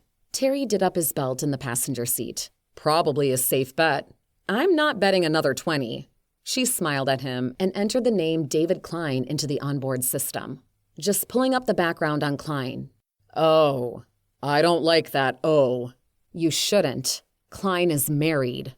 She looked from the screen to Terry. Dana could have gone to him after getting pregnant and threatened to go to his wife to expose the affair. If she did, this guy could have motive for murder. She nodded. Could they finally have a solid suspect? Time for a road trip. Chapter 20. Madison was pulling the department car into the underground parking garage in Braybury at 4:30. In the building above her and Terry, Evergreen was on the 10th floor. I don't know how people live here. She got out of the car, her nerves somewhat shot. People were in swarms everywhere, on the sidewalks and in vehicles on the road. I'm quite sure this building is zoned for commercial, not residential. She pot-shot him in the arm. Hey, I think it's nicely tenderized, thank you very much. He narrowed his eyes and rubbed his arm. She laughed. He always complained, when she hit him and when she refrained for a while. There was no pleasing him. They took the elevator up and stepped off into a lobby made of marble and chrome. A nameplate on the front desk announced the receptionist as Rhonda. She wore a headset and spoke cheerfully to whoever was on the other end of the line. A second later, she was thanking her caller and saying goodbye. Rhonda smiled at them. How can I help you? Rhonda, we need to speak with David Klein. Using the woman's first name fostered a sense of familiarity and would likely have her more eager to accommodate Madison's request. Sure. Do you have an appointment? Her brow tightened, as did her voice. It was apparent Rhonda suspected they didn't, though by this point in the day, she was probably watching the clock for the minute it struck 5. Madison held up her badge, covering Styles. She didn't want to get into a jurisdictional debate. She just wanted to speak with Klein. If it became evident that he was the shooter or responsible for hiring a hitman, then she and Terry would go through the proper channels by coordinating with the local PD. We don't, but we're Detectives Knight and Grant. I'm sorry, but without an appointment, I can't do anything. We're here with news about a loved one. Madison rushed out. It was a dirty play, but also the truth. Oh. Her eyes widened in shock, then dulled in empathy. Let me get him for you. A few minutes later, they were seen to a conference room and told Klein would be with them shortly. Business must have been good. Everything in the office thus far seemed high-end and expensive, and that held true in here. There was a large table with 12 leather chairs surrounding it, and expansive windows provided views of the city below. Madison paced, watching the clock on the wall tick closer and closer to 5 o'clock. Detectives? A handsome man entered the room at 4:50, just 5 minutes after she and Terry were taken there. The man was bald, but he pulled it off. He smelled heavily of cologne, but instead of being displeasing, it was rather pleasant. Rhonda said you're here about a loved one? Did something happen to my wife? Please sit, Madison said to him and closed the door. Then she took a seat next to Terry and across from David Klein. He had an aura about him that suggested he was the kind of man who was used to getting his way. But she wouldn't be falling for his charms for one hot second. We're here about your employee, Dana Ridley. Something danced across his eyes, and he drew back, softly swiveled in his chair. A motion to self-soothe? You may have noticed that she hasn't been at work for a couple of days. Honestly, I've been buried in work and out of town. That didn't mean he and Dana hadn't been seeing one another. Maybe they just weren't in contact every day. Or maybe Wayne Ridley had misinterpreted the emails. What was your relationship with Mrs. Ridley? She was my employee. And that's all? She pressed. Yes. Are you sure you don't want to give it a little thought? We do have her phone and can see her communication history, as well as read her emails. They still needed legal clearance to do that, but it would eventually come through. Fine. We might have been seeing each other, but it was nothing serious. How's that even possible? You're both married. That makes your affair serious right there. It's not how it might seem. She isn't happy with Wayne, and I'm not happy with Lisa. Get a divorce then, Madison spat. That's not an excuse to step out on her. She felt so blessed to have found Troy. Women could throw themselves at him and he wouldn't pay them any attention. She'd seen it. But he had been married before, and his wife had cheated on him with his best friend. He held the same zero-tolerance policy as she did when it came to cheating. Why are we even talking about this? You wanted to talk about Dana? Fine. But my marriage is off the table. Oh, wait. Why do you have Dana's phone? Why are you here? He swallowed roughly. Did something happen to her? She was shot and killed yesterday morning at Liberty Station in Styles. She could have laid it out with more tact, but she found it hard to feel for an adulterer. Besides, it was always best to present the news without any fuss. He ran a hand over the top of his head and stared into space. His eyes became wet, and fat drops dripped from his lashes. He wiped them away. Who? Why? Did she, suffer? Death was immediate, unlike with Courtney Middleton. Madison was confident Morgan Walker had been her friend. She added, "We're still investigating the who and why, and it's led us to you." Me? Whatever for? I didn't kill her. Did you talk to her husband? We have no reason to suspect him at this time, she deadpanned. This is ludicrous. Why would I kill Dana? She was about 16 weeks pregnant. She dropped the bomb and sat back in her chair, clasping her hands in her lap. Thoughts of her lost child attempted to squeeze in, but she shut them out. Maybe she should make an appointment with Tabitha Connor, her therapist, and talk out her feelings. I'm still not seeing how that points to me. So the pregnancy isn't a surprise? Terry interjected, suspicion lacing his voice. It is, but I'm not the father. Mr. Ridley can't have children, she pushed back. Me either. I fixed that years ago. I'm not exactly the fatherhood type." No kidding. Surprisingly, she hadn't said that out loud. Chalk that up to her getting a bit better at restraining her knee-jerk impulses. Though she did say, "Pardon me if I'm having a hard time believing a guy who cheats on his wife." "A bit of a slap in the face, don't you think?" She shrugged. "Where were you yesterday morning at 7? She felt nothing for this man, not even pity. Her barricade to keep out her personal feelings was fully engaged. "I was here." "That early?" she countered. "Yes, and I can prove it to you." "How's that exactly?" It took self-control not to lay out an accusation that he was with yet another woman. "There's a security system in the office. I can show that my code was logged in at 6 yesterday morning. I swear I didn't hurt her." She wasn't hurt. She was murdered along with another woman. A third was shot and injured. She wasn't about to sit there and let him minimize the crime. "Not just Dana?" His eyes widened. "Do you know a Morgan Walker or Courtney Middleton?" Terry brushed his foot against hers under the table. She shoved out her chin, ignoring her partner and fixing her attention on Klein. "Neither name sounds familiar." She pulled up Morgan Walker's driver's license photo on her phone and held her screen for him. "Look familiar?" He studied the image and shook his head. "Never saw her before. I wish I could say that I did. I mean, if it would help you figure out who killed her and Dana." A V formed between his eyebrows. Sadness. "What about this woman?" Madison showed him a picture of Shannon Brennan. He shook his head. "Don't know her either." "Does the name Shannon Brennan mean anything to you?" Terry asked. "No, but I thought you said 2 dead, 1 injured. Dana was 1 victim, but you've mentioned 3 other names." "We're going to need that report from the security system, Mr. Klein." She ignored his question and settled back in her chair. "We'll wait." Klein left the room and returned with the printout, and it confirmed what he'd said. Madison got up and pulled out her card.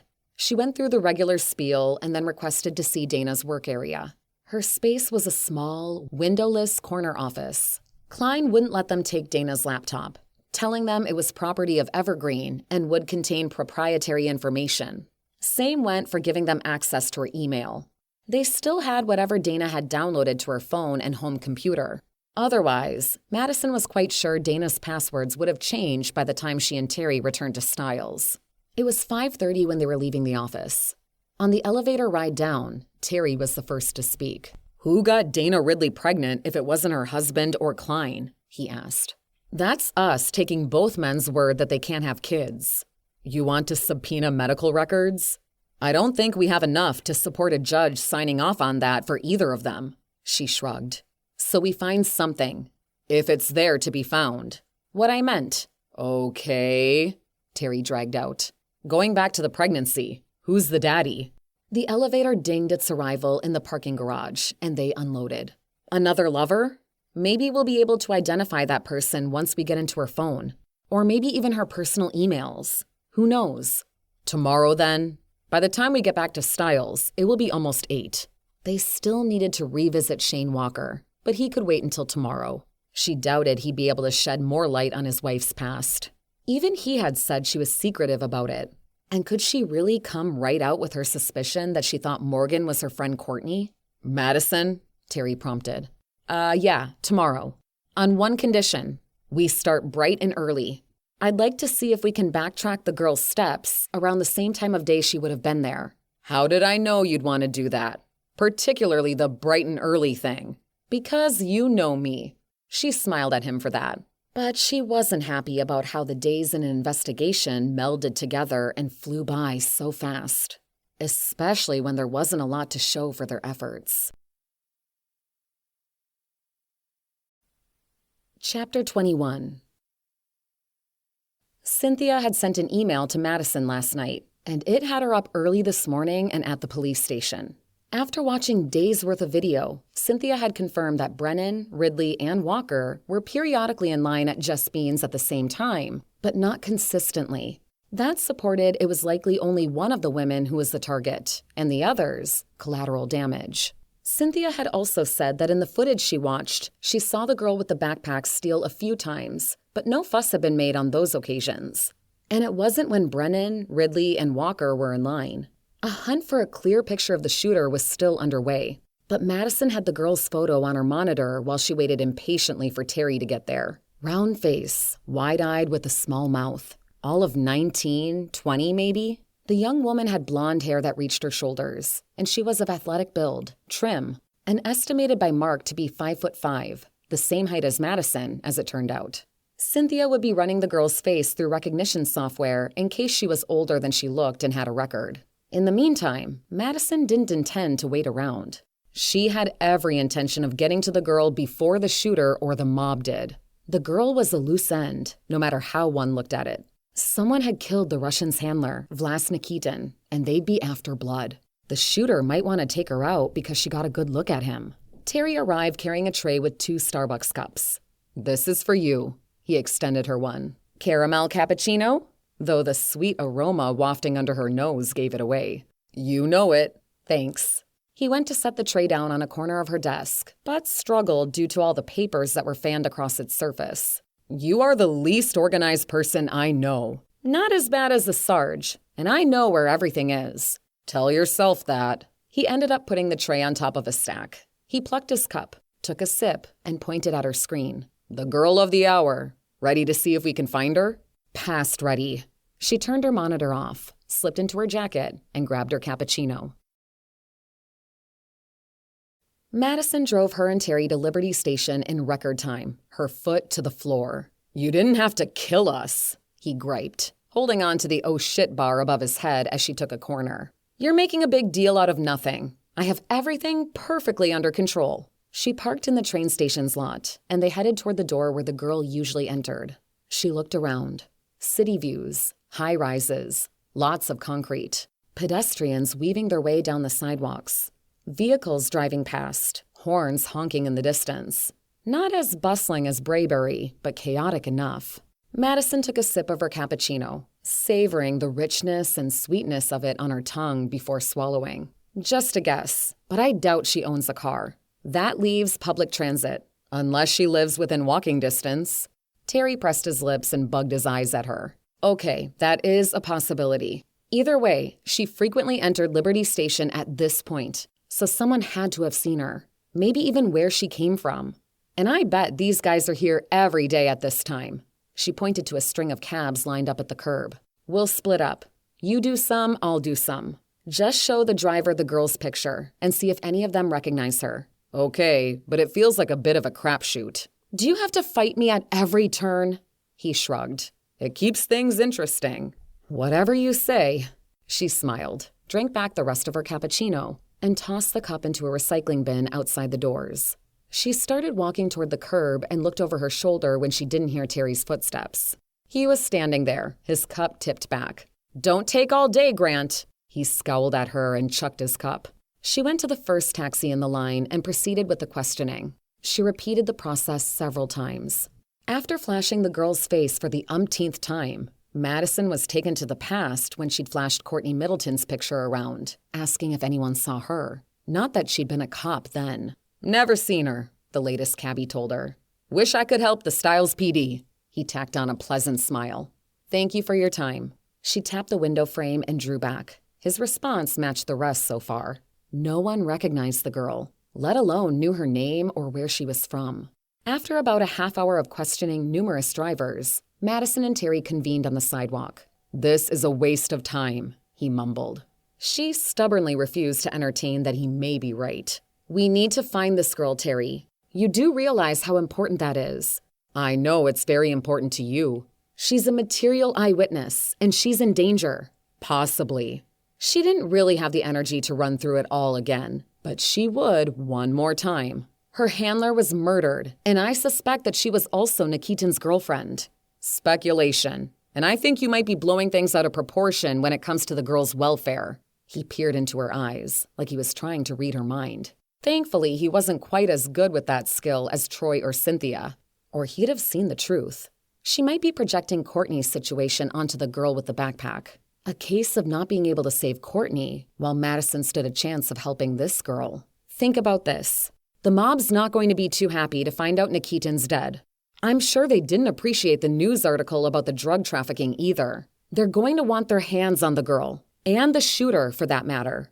The incident probably stopped whatever they had planned for Monday morning. The mafia may even think the girl killed Nikitin.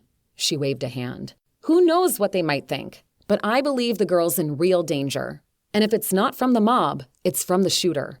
And both the girl and the shooter are in danger from the mob? I have that right? That's right. How do you know the girl isn't safe and holed up in a stash house being told to hang around until the heat dies down?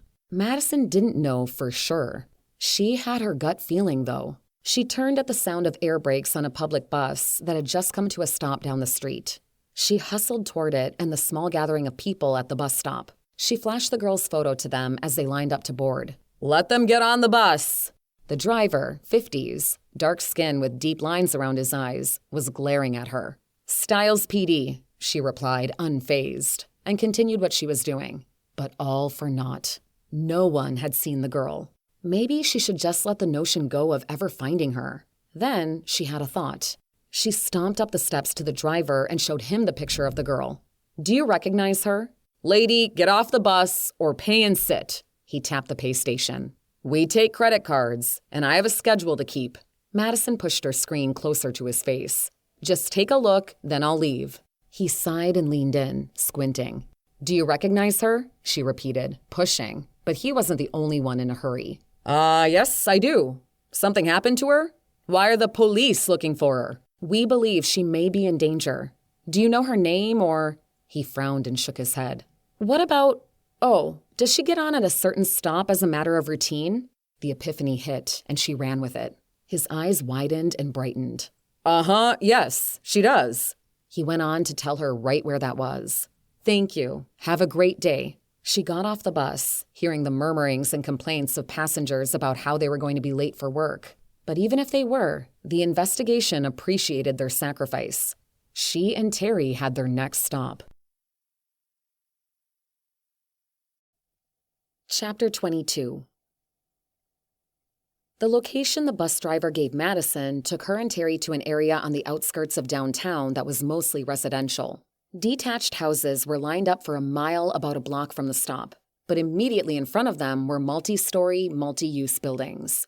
Some were entirely dedicated to commercial, while others had businesses on the ground level with apartments above them. She and Terry stood on the sidewalk looking around. You realize she could be coming from anywhere within walking distance of here? And she's young. That could be a big area. Heck, she could even take another means of transportation here, then board the bus to the train station. If that's what the girl did, then maybe Madison didn't need to worry about her. The girl knew how to cover her tracks. She's a drug runner, not a trained spy. Assumed, he said. Not about to let her have it for 1 second. Why don't we pass this location along to narcotics and let them take it from here? We've been through this. Oh, right. But I'm thinking it has more to do with you feeling a responsibility toward the girl for some reason. Any idea what that might be? Because if you don't, I do. This isn't about Courtney Middleton. He pressed his lips. If you say so. She pushed out her chin. I do. Now let's just do our jobs. I agree. Let's find the shooter and put his butt in jail. He made it all sound so simple. She was exhausted trying to get through his thick skull that they needed the girl as much as she probably needed them. She went to the first person walking down the sidewalk and showed them the girl's picture. Terry eventually followed her lead and asked other people. No luck for several minutes. And Madison backtracked to where a man was lifting a roll-up security gate protecting the front of a pizza joint. "Excuse me," she said to him. The man stopped what he was doing, dropped his arms, and looked at her. Yeah? Styles PD, Detective Knight. Do you know this girl? She held up the picture, quite certain she was going to be met with the same response she'd heard so far. He didn't know her and he'd never seen her. If so, she'd finally concede to Terry's wishes and stop her efforts to find the girl. At least for now. The man leaned in, looked at her screen, and held out his hands. My eyesight's seen better days. Sure. She gave him her phone, and he studied the picture. He flushed. Did something happen to her? A swell of excitement bubbled in Madison's stomach. You know her. What's her name, and where can we find her? He shoved the phone back at Madison. You don't answer my question, I don't answer yours. He pulled out a jangling key ring, stuck a key into one of the deadbolts, and twisted. Thunk. No, please. Madison put a hand on the man's shoulder and withdrew it under his gaze. We believe she may be in danger. She made sure to make eye contact with the man when she spoke, and his eyes shadowed.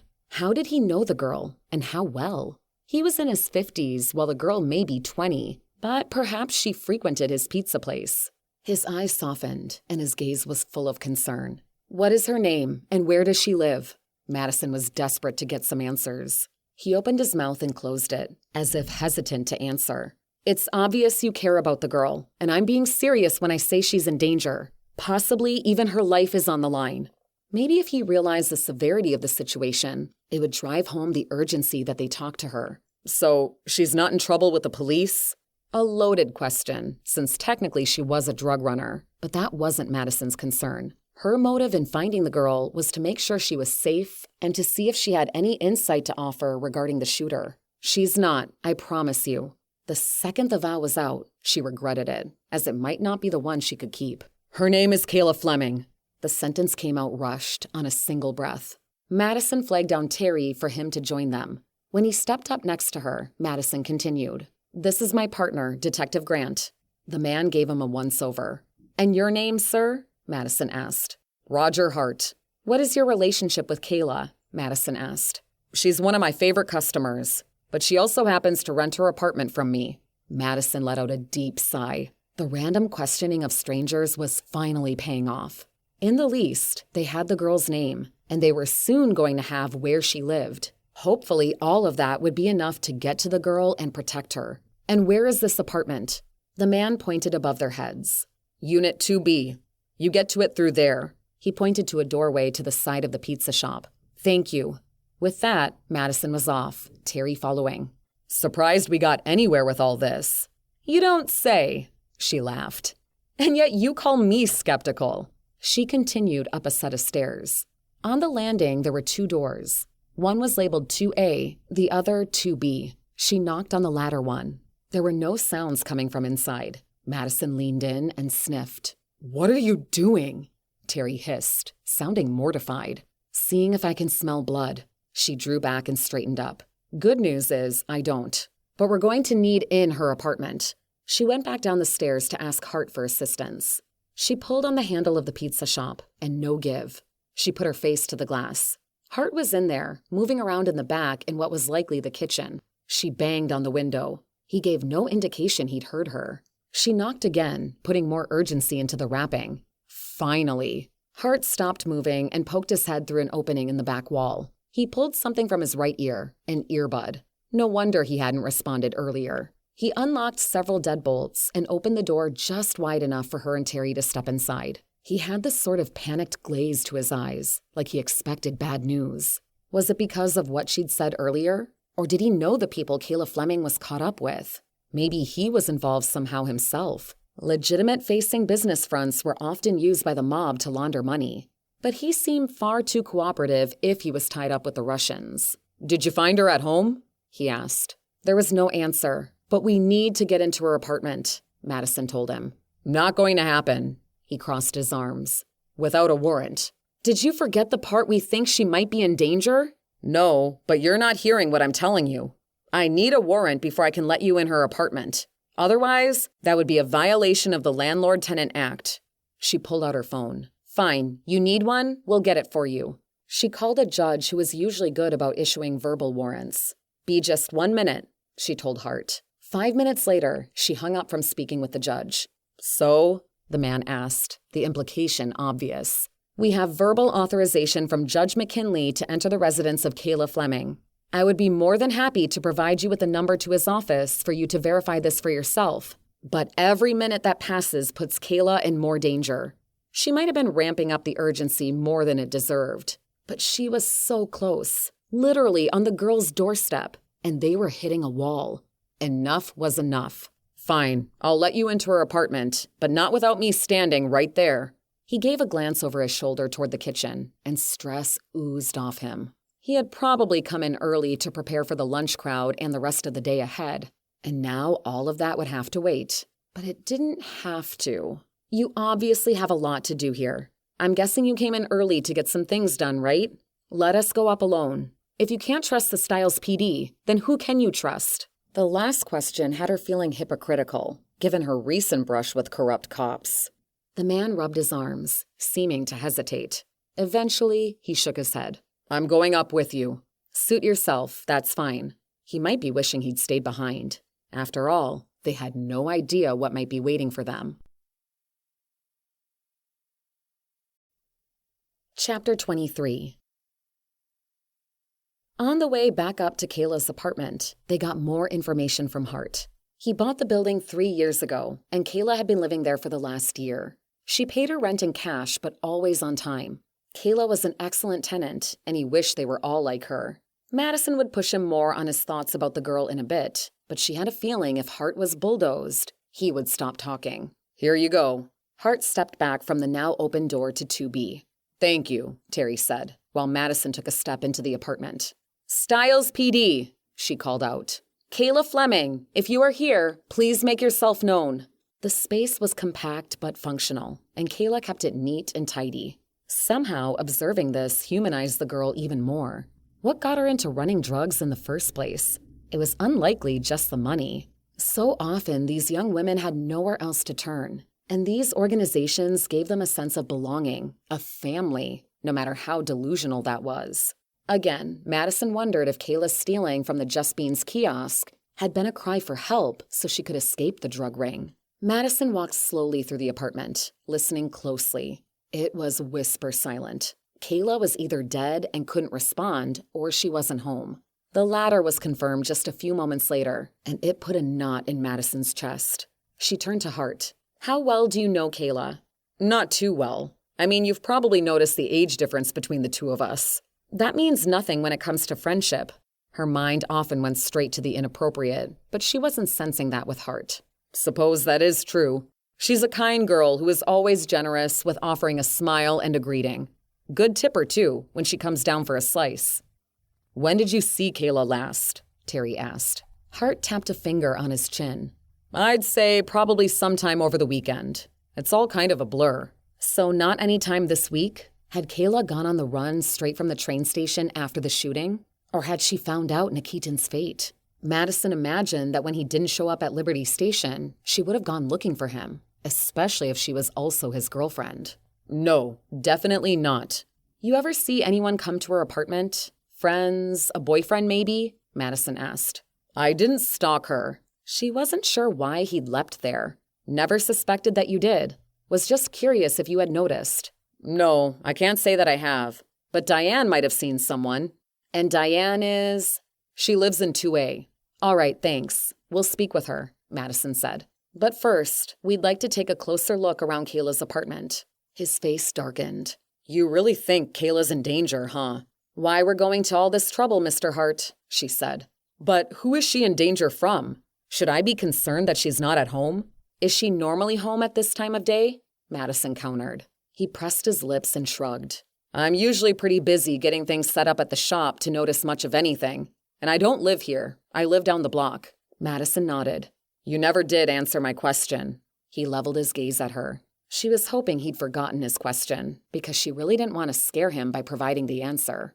No one responded calmly at the mention of the Russian mafia, and probably for good reason. They killed without remorse and were rarely held accountable, nowhere close to what they deserved. Detective, he prompted. We believe Kayla may be caught up in a drug trafficking ring. She'd leave the mob out of it. He scowled. You lied to me. You are here to arrest her. I never lie, she replied firmly.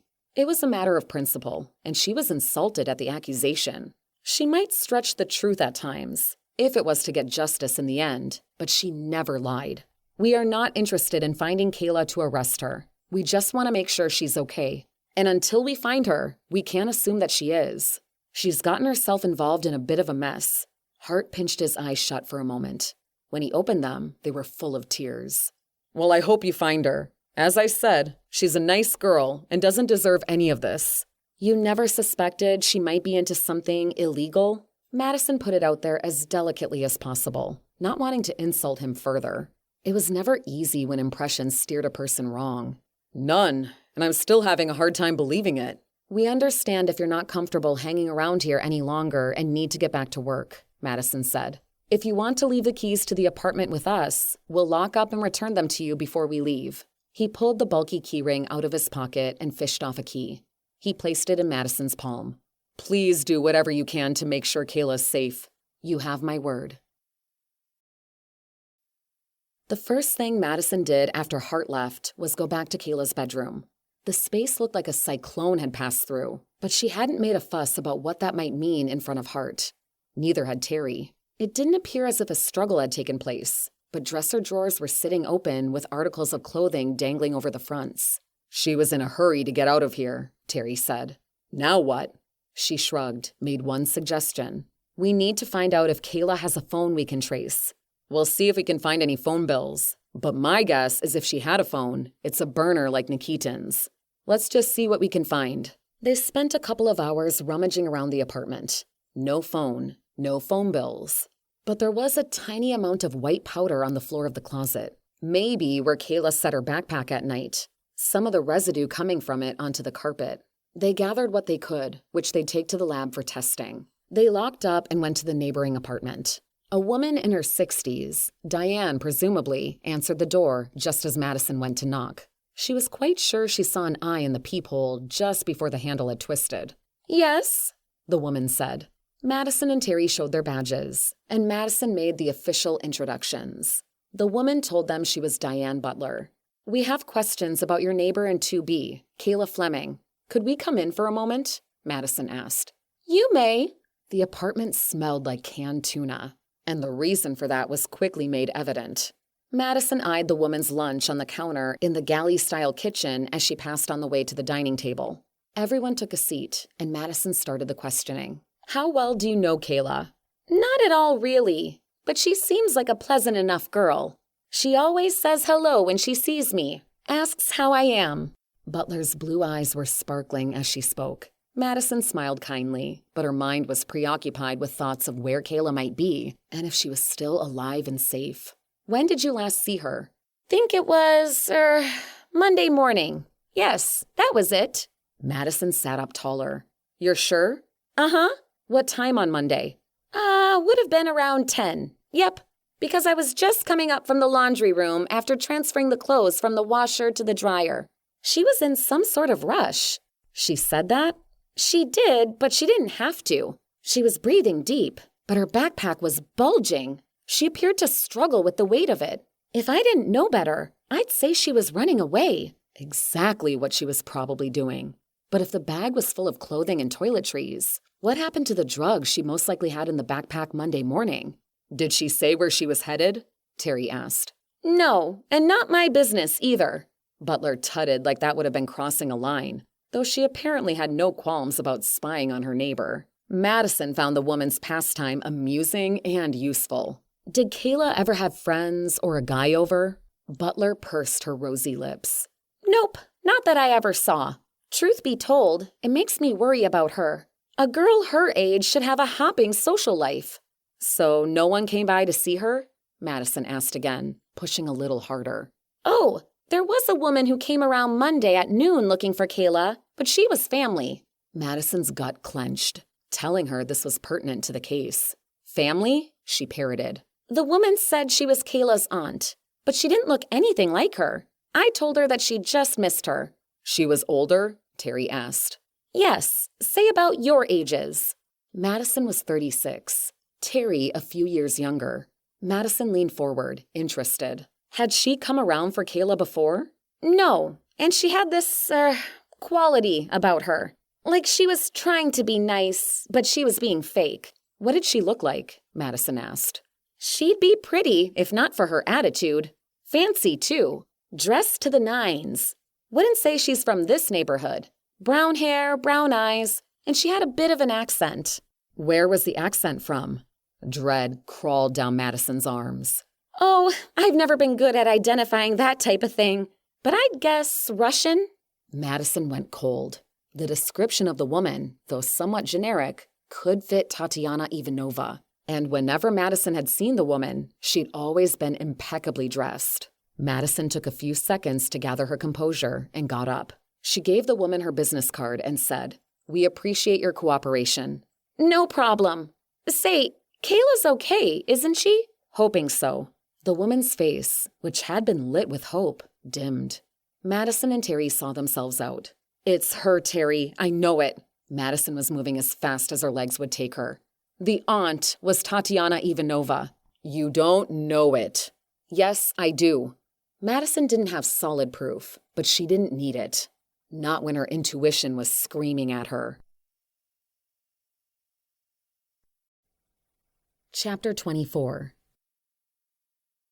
Madison slid behind the wheel of the department car and keyed Kayla's name into the onboard computer. No phone number on file. No surprise. But there were a few useful tidbits. She's only 19. Saying so burrowed an ache into Madison's chest. Even younger than Courtney had been when she disappeared. But this wasn't the time to get all sentimental and melancholy. She couldn't help Courtney, but she might be able to protect Kayla. Her parents' names are listed. Madison proceeded to type their names into the system. Both dead 2 years ago. That could explain why Kayla was vulnerable and ended up doing what she did. It lined up with her earlier thinking. Being part of the drug operation could have given her a sense of belonging. Broken homes, lost souls, Terry said. It's a heartbreaking story on repeat. Madison looked over at him, almost wondering if he was being sarcastic. But her partner's face was grim, his mouth set in a firm line. She went back to the database and frowned when her efforts met the result she'd been expecting. Kayla didn't have any aunts. This confirms it for me. Tatiana was the aunt. How much do you want to bet Tatiana also knows about Nikitin's murder? And that's what brought her here looking for Kayla. Well, that and presumably the missed delivery to Canada. Kayla couldn't have made it there with the drugs and got back to her apartment by 10 a.m. to pack. We need to read through what canvassing officers got from Nikitin's neighbors and see if anyone can put Tatiana in his building. Either way, I'm quite sure the mob is onto the fact that the shooter from Monday took out their handler. And they're out to set things right. I'd bet on that. Terry held out a hand as if to shake on one. She batted it away. She wasn't in the mood for lightness. Who knew where Kayla was now? Was she even still alive? Because Madison was certain that once Tatiana caught up with her, she wouldn't be for long. Madison had to get to Kayla first. And while the shooter was likely in danger too, she didn't feel the same responsibility toward his safety. After all, he'd started this entire mess. Madison's phone rang, and it was Cynthia. What do you have? Hello to you too. Sorry, hi. She put the call on speaker. Terry's here. They said quick hellos to each other. Before you start, Madison said, we have the girl's identity, Kayla Fleming. Now we just need to find her. That's great news if you have a name. The facial rec databases weren't a help. All right, you're going to love me for delivering the news I'm about to, and Mark for giving me something to relay. He's been scanning through hours of video, a couple of weeks' worth to be more precise. And he spotted the shooter. He's at least 90% sure. His stature and gait match the shooter's. Same height too, at 6 foot even. Tingles danced over Madison's shoulders and down her arms. We get a picture of his face? Yep, Cynthia proudly announced. It's running through facial rec databases as we speak, and I'll fire his picture over when I get off the phone with you. Just wanted to share the good news first. Great, thanks. You're welcome. But you might also be interested to know that on some occasions, the shooter was seen trailing Vlas Nikitin through the train station, even following him to the exit. He probably didn't stop there and followed him home. That's how he knew where Nikitin lived, Terry said. Being at the station a lot would have also allowed him to familiarize himself with the rotation of police officers. He'd also have known about Kayla. Madison couldn't help but think what an elaborate scheme this was. Whoever was behind the murders certainly wanted the investigation to be complex and branch off in several directions. Mission accomplished. Except the shooter had messed up and shown his face. She could hardly wait to see his mug. See? So you... Cynthia's smile traveled the line. We love you guys, Madison grinned. Now send me that picture. You got it, boss. Cynthia chuckled and hung up. Madison's and Terry's phones pinged. She held her screen up for the two of them. The man was lean, almost scrawny. Two things she picked up on first viewing of the shooting video. This picture was much more distinct, though. Dark hair fanned out from beneath a baseball cap. He had brown eyes, a goatee, and a mustache. He had a long, narrow neck and a dominant Adam's apple. To the base of the throat was a red birthmark, just as Shannon had mentioned. Guess this gets the husbands off the hook, Terry said. Yes and no. Right. They didn't carry out the shooting themselves, but the possibility of a hitman is on the table. Or someone else with motive we're not seeing yet? Madison nodded. The amount of planning and legwork that he put in, at least 2 weeks worth. And killing the handler too. That points me to a hired gun. But who hired him? We just know the bullet caliber that killed Nikitin was the same one used in the train station shooting. We don't know if they were fired from the same gun. Really, Terry? What are the chances they weren't? Slim, I'd say. Fine. We look closer at the husbands to start. It would be a good time to put their hands on the couple's financials. Another subpoena request would need to be made. Madison and Terry proceeded to talk out the facts they had. Shannon Brennan was still breathing, and Madison hadn't been notified that anyone had attempted to get past the officer and harm her, so it was likely she could be ruled out as the primary target. That would also take Russell Brennan off the suspect list. Wayne Ridley was devastated by his wife's affair, but Madison believed his claim that he hadn't known about it. There went his biggest motive. David Klein was untouchable for the moment. They didn't have enough against him to justify a request of his financials. Then there was the question of who had fathered Dana's baby, something her phone records would hopefully reveal. Maybe that man was the killer, or he'd hired someone. But what was this theoretical man's motive? Was he married too, and Dana had threatened to reveal the affair to his wife? All of this was conjecture. Another loose thread was Shane Walker. That brought with it the enigma surrounding Morgan. Had she been Courtney Middleton? We're going to need to revisit every husband and see if they recognize this guy. She pointed to her phone where the shooter's face was still on the screen. If he was a hitman, though, it's possible even if one of the spouses had hired him, they might not have met face to face. She sighed. True enough, but a guy like this, she nudged her head toward the shooter's face, has a record. No way he woke up one day knowing how to do surveillance on a mark. He also got away with murder 3 times in the last 2 days. Not over yet, and if I have any say, he won't be getting away with anything. He'll be going to prison for the rest of his life. Her phone lit up with an incoming call. She groaned at the name. Winston, she answered. A slight pause at her abrupt greeting, though he volleyed with one of his own. Where the hell are you? Hello to you too. Knight, answer the question. Following a lead. You're looking for that girl with the backpack. That stalled her for a second. How did he know? Yes, we just found the ID of the girl with the backpack. Kayla Fleming, and... She stopped there. There was no way she was going to bring up the mob to him again. Not until she had more, and not until she knew how Winston knew where they were. He would probably stress that her job was to apprehend the shooter, not set off on a wild chase after the mob again. And she wasn't in the mood to hear it. Good. Now what? You guys really need to get your ass in gear. Reporters from the Styles Times are harassing our media department, looking for answers. She glanced at Terry, who was wincing. There was no way he wasn't hearing every single word Winston said, given the volume at which he was speaking. We just got the picture of our shooter's face, and our next stop will be to see if the husbands know the guy. You're thinking then?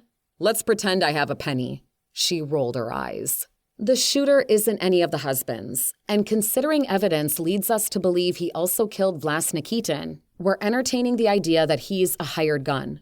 A hitman. Yep. Isn't that what I just said? Good. Keep me posted. And he was gone. Wow, that man is infuriating.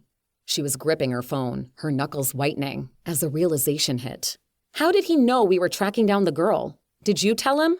She certainly hadn't, despite Winston's numerous requests that she run things past him. There had been times in the past that Terry had filled their sergeant in without notifying her he was doing so. I didn't. Maybe he just assumed that because he heard we had a good shot of her face and knew a bit about her movements. He shrugged. She hoped that was all it was. One alternative was Winston was being swayed to downplay the importance of finding the girl for some reason. At the mob's bidding? Maybe she was being paranoid. It could have just been that the verbal warrant Judge McKinley had authorized made its way to Winston's ears. She dropped her phone into the console and put the car in gear. She didn't say anything as she drove them to the Walker house. She figured she'd start there, as they hadn't spoken with Shane yesterday, and Madison was beyond ready to get some answers about her old friend and the current investigation. Chapter 25. The sky had turned a dark, murky gray as Madison and Terry stood on the front step of the Walker house. A storm was moving in. Madison found irony in how well the weather mirrored the case. Tatiana Ivanova. It had to be her who had been at Kayla's apartment. Once Madison picked up Tatiana's photograph from home amid her surveillance pictures, she'd be taking it back to show Diane Butler, Kayla's neighbor. Madison would have to work Tatiana into a lineup to avoid accusations of leading the witness. They would have to do the same for any of Nikitin's neighbors who might have seen a woman of her description in the building. Just more things to add to the growing list. Madison knocked, and the door opened to a beautiful teenage girl who had a sprinkling of freckles across the bridge of her nose. The sight had Madison holding her breath for a second, flashing back to how Courtney had the same feature. She could see the freckles like yesterday and remember her friend complaining about how her fair skin would burn in the sun. Was this girl Courtney's biological daughter? For some reason, Madison had just assumed that the teenager was Shane's from a previous relationship. She racked her brain to remember how old the daughter was. Madison was quite sure Shane had told them she was 14. Could it be? Courtney went missing just over 15 years ago. Had she gotten pregnant shortly after? You must be Leanne Walker, Madison said, her badge in hand, her skin clammy. The girl's eyes narrowed with suspicion. How do you know who I am? I'm sorry. I should have told you that I'm Detective Madison Knight, and this is my partner, Detective Terry Grant. We're here. The girl walked away, leaving the door wide open. Styles PD, Madison called out into the home. Shane Walker? She just finished speaking when he appeared on the top landing of the staircase, off to the right of the front entrance. Detectives, he said as he jogged down the stairs. Did you find the shooter? If he was curious at all why they were standing on his front step, the door wide open, there was no sign of that, and no sign of Leanne. We're still investigating, but we're making some progress, Madison said. Could we come in and speak with you for a moment? We have some questions. Yes, for sure. His eyes were bloodshot and heavily shadowed. Whether he was involved with hiring a hitman or not, he was obviously having trouble sleeping. Madison and Terry stepped inside, and Shane closed the door behind them. Please, make yourself at home in the living room. They went ahead and did just that, sitting side by side on the couch. Shane dropped into a chair and crossed his legs. Madison wasted no time pulling up the photo array that Cynthia had also included with the standalone picture of the shooter. The array was for questioning and included 4 other faces in addition to that of the actual shooters. She got up, walked over to Shane, and handed him her phone. There are 5 pictures I'd like you to look at. Please take your time and scroll through them one by one. Let me know if you recognize any of them. Shane met her gaze as he took her phone. The understanding that one of these men had killed his wife was evident by the intensity in his eyes. He studied each photograph, but showed no visual reaction to any of them. When he'd finished, he gave Madison her phone back, hands shaking. I've never seen any of these men before in my life. I wish I could say I did, because then at least you'd have him. The man who stole my Morgan from me. His pain and loss weighed heavily in his voice, and Madison felt a squeeze on her heart. She hated that she needed to ask him the next question. How was your marriage, Mr. Walker? You're probably not going to believe me, because most people wouldn't. But I'm not sure our marriage ever left the honeymoon phase. His lips and chin trembled. You told us on Monday that you were married for 6 years, is that right? Terry asked, after allowing a few beats for the man to collect himself. Yes, and they were the best 6 years of my life. And the birth of your daughter? Where did that rank? Madison was certain that Leanne's birth would qualify as one of his best days. I'm not sure why you're asking me that. Is Leanne your biological daughter? Sometimes direct questions were more effective. Shane shook his head.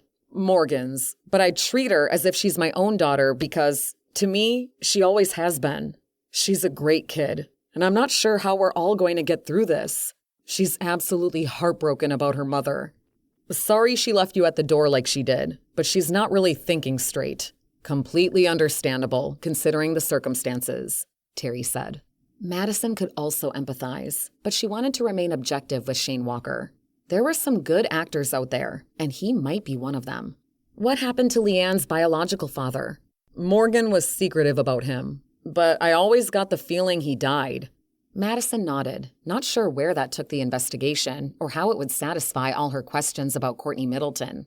So you and your wife never had arguments or disagreements that may have gotten heated? Heated? Never. But yes, we had disagreements from time to time. But we'd talk things out. They were never usually about anything too serious. You told us you met in Comsey Park at a bar. Love at first sight? Madison asked, tiptoeing into Courtney Middleton area, and she was doing her best to hide it so that Terry wouldn't pick up on it right away. Pretty much, yeah. She had such a confidence about her. And I knew if I wanted to stand a chance with her, I needed to make the first move. And as you can see, the gamble paid off. A rogue tear snaked down his cheek, and he wiped it away. Terry was getting a little fidgety, and before he stood and bailed, she dropped back onto the couch. She wanted to get more out of Shane, just a little glimpse into Morgan Walker's past life to see if she could confirm her suspicion. It's nice when we find that person we just click with. Troy was that person for her. She'd been so afraid to give him a chance at first, but she felt this draw to him that she couldn't resist. How well did you know Morgan, she hurried out, before you got married? She could have slapped herself at the slip, and it wasn't missed by Terry, who flashed her a scowl. Shane's brow wrinkled. Enough, anyway.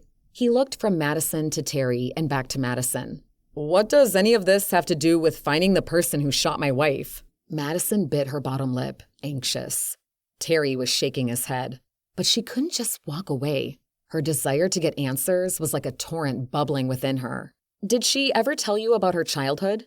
Terry let out a deep sigh and said, Detective, maybe we should get going. Just a few more minutes and we will, she said firmly. She'd started trudging down this path, and she wasn't about to change course now. Shane looked at Terry. Detective, Terry hissed at her. It was now or never. I have a reason for asking all these questions, and they very well might have something to do with why your wife was shot. So please tell me, did she tell you anything about her childhood?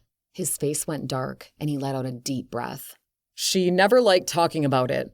I gathered she didn't have a very good one, and I didn't want to push and upset her. But how could her childhood have anything to do with what happened to her now? Irritation and curiosity marked his tone. If Madison came right out with her suspicion, she'd run the risk of Shane filing a complaint with the police department. But wouldn't he want to know who his wife really was? Especially if it ended up providing an explanation for why she was shot? Risks were sometimes worth taking. This is going to sound very bizarre to you. She nudged her head toward Terry, as it did to my partner here. But I am quite sure that your wife was my old college friend. I knew her as Courtney Middleton. She disappeared just over 15 years ago. She watched for any tells that he'd heard that name before, and there was nada. I'm not sure how that's even possible, Shane said. And it makes no sense. That picture in the hallway of you and Morgan on your wedding day. What about it? In that picture, she looks more the way I knew her, with the bigger nose versus the more delicate features. And when I met Leanne, I noticed she had a dusting of freckles along the bridge of her nose, just like Courtney.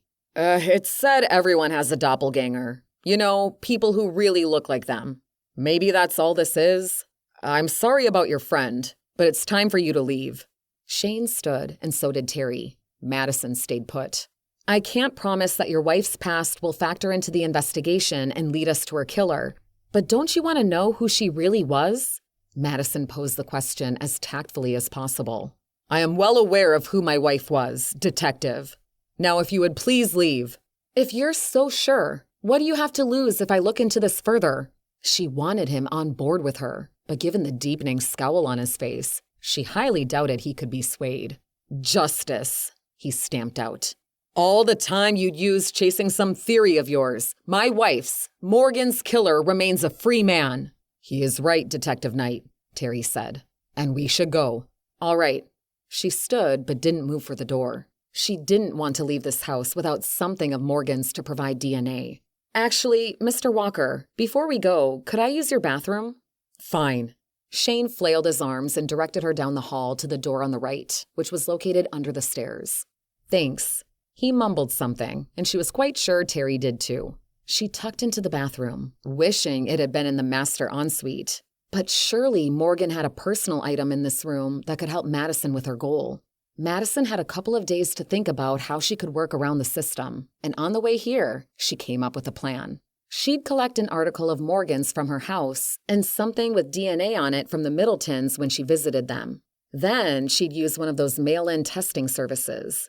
This would all be on the down low, and no one would get into trouble, but it could put her mind at ease. Now, where to look? The room was compact with only a toilet, pedestal sink, and a small cabinet. She opened the doors to the latter, doing so slowly in case they squeaked or made any noise that would alert Shane to her snooping. Even Terry could know nothing about what she was going to do. She hunched down and peered inside. Rolls of toilet paper were stacked up, along with packages of feminine products. None of this would do her any good. Shit! She pulled them out and rooted to the back. A cosmetic bag. It would either belong to Morgan or Leanne, but either way, the DNA would work for her purpose. That is, if Madison hadn't completely lost it. And if there was anything inside that could provide DNA. She peeled back the zipper and found tubes of lipstick, powders, and creams. She pulled out one of the lipstick tubes, took off the lid, and twisted. It had been used. She pushed it into her coat pocket and returned everything else to its proper place. She had her hand on the door handle, ready to leave the room when she remembered her ruse. She spun, flushed the toilet with her foot, and proceeded to wash her hands. She had been rummaging in a bathroom cabinet after all. Madison came out and smiled at Shane. Thank you again. They left, and Shane closed the door a little heavier than warranted, in her opinion. What is up with you? Have you completely lost your mind? Terry was breathing heavily. He pulled the passenger door of the department car shut, and the entire vehicle shook. Don't talk to me like that. She clenched her teeth, not even able to look at him. You shouldn't have told him all you did. This gets back to Winston and... It's not going to. She leveled a glare at him. You don't know that. If he wants to know what happened to his wife, he won't say a word. Madison's mind was occupied with the fact she'd crossed a line in there. Not just by telling Shane her suspicion, but by lifting the lipstick. The only thing soothing her conscience was the fact that no one would be hurt by this. No one even needed to know. I hope you're right. He looked out the passenger window, and she got them moving. They spent the next 2 hours visiting Wayne Ridley and Russell Brennan. Neither man recognized the shooter, but then neither would confess to it if they had hired him. And as it occurred to Madison and Terry before, any of the men could have hired the shooter sight unseen. It was 4 o'clock by the time she and Terry were back at their desks, shuffling paperwork, and the lipstick was burning a hole in her pocket. She wanted to know, now more than ever, whether Morgan Walker was Courtney Middleton. But she only had one piece of the puzzle. She needed that other sample. She knew what she'd be doing tonight, visiting Bruce and Phoebe Middleton. Chapter 26. Madison and Terry still didn't have authorization to be snooping through the victims' phones or their financials, but they weren't without next steps. It was around mid-afternoon, and they were back at Diane Butler's door, armed with a photo spread that included Tatiana Ivanova. Butler answered before Madison had a chance to knock. Either the woman lived with her eye to the peephole, or their footsteps vibrated through the floorboards and alerted Butler to company. Detectives? She said. Did you find Kayla? Madison shook her head. Could we come in for a minute? We'd like to show you some pictures to see if you recognize any of them as being her aunt. Certainly. Butler backed up and let them inside. Madison brought up the image gallery on her phone and extended it to Butler. There are pictures of 5 women.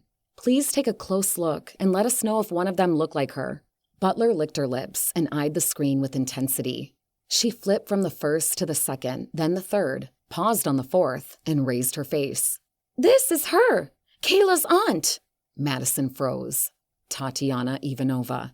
Detective? Madison snapped out of her daze and took her phone back. Thank you. Anytime. Butler's face took on hard lines.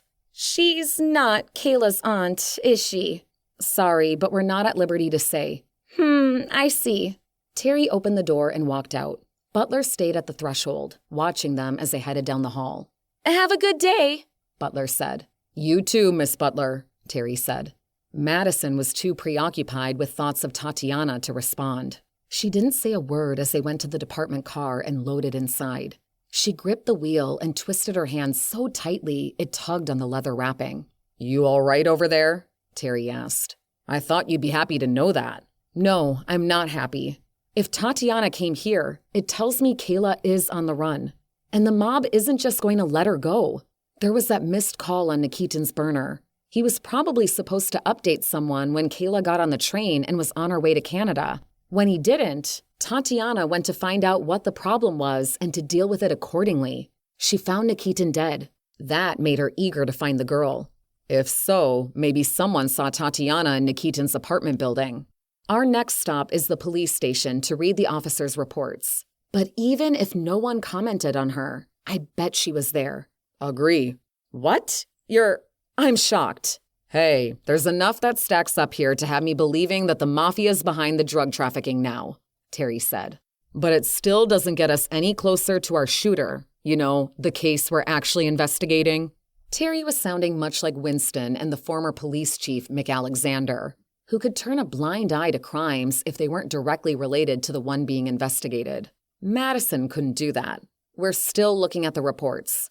She took them back to the station, where they did just that. Terry also put in a request for the financials for the Walkers, Ridleys, and Brennans, just to eliminate any possibilities of them paying for a hired gun. After an hour of reading tedium, which included repeated statements that no one heard anything, Madison finally found 2 leads worth moving on.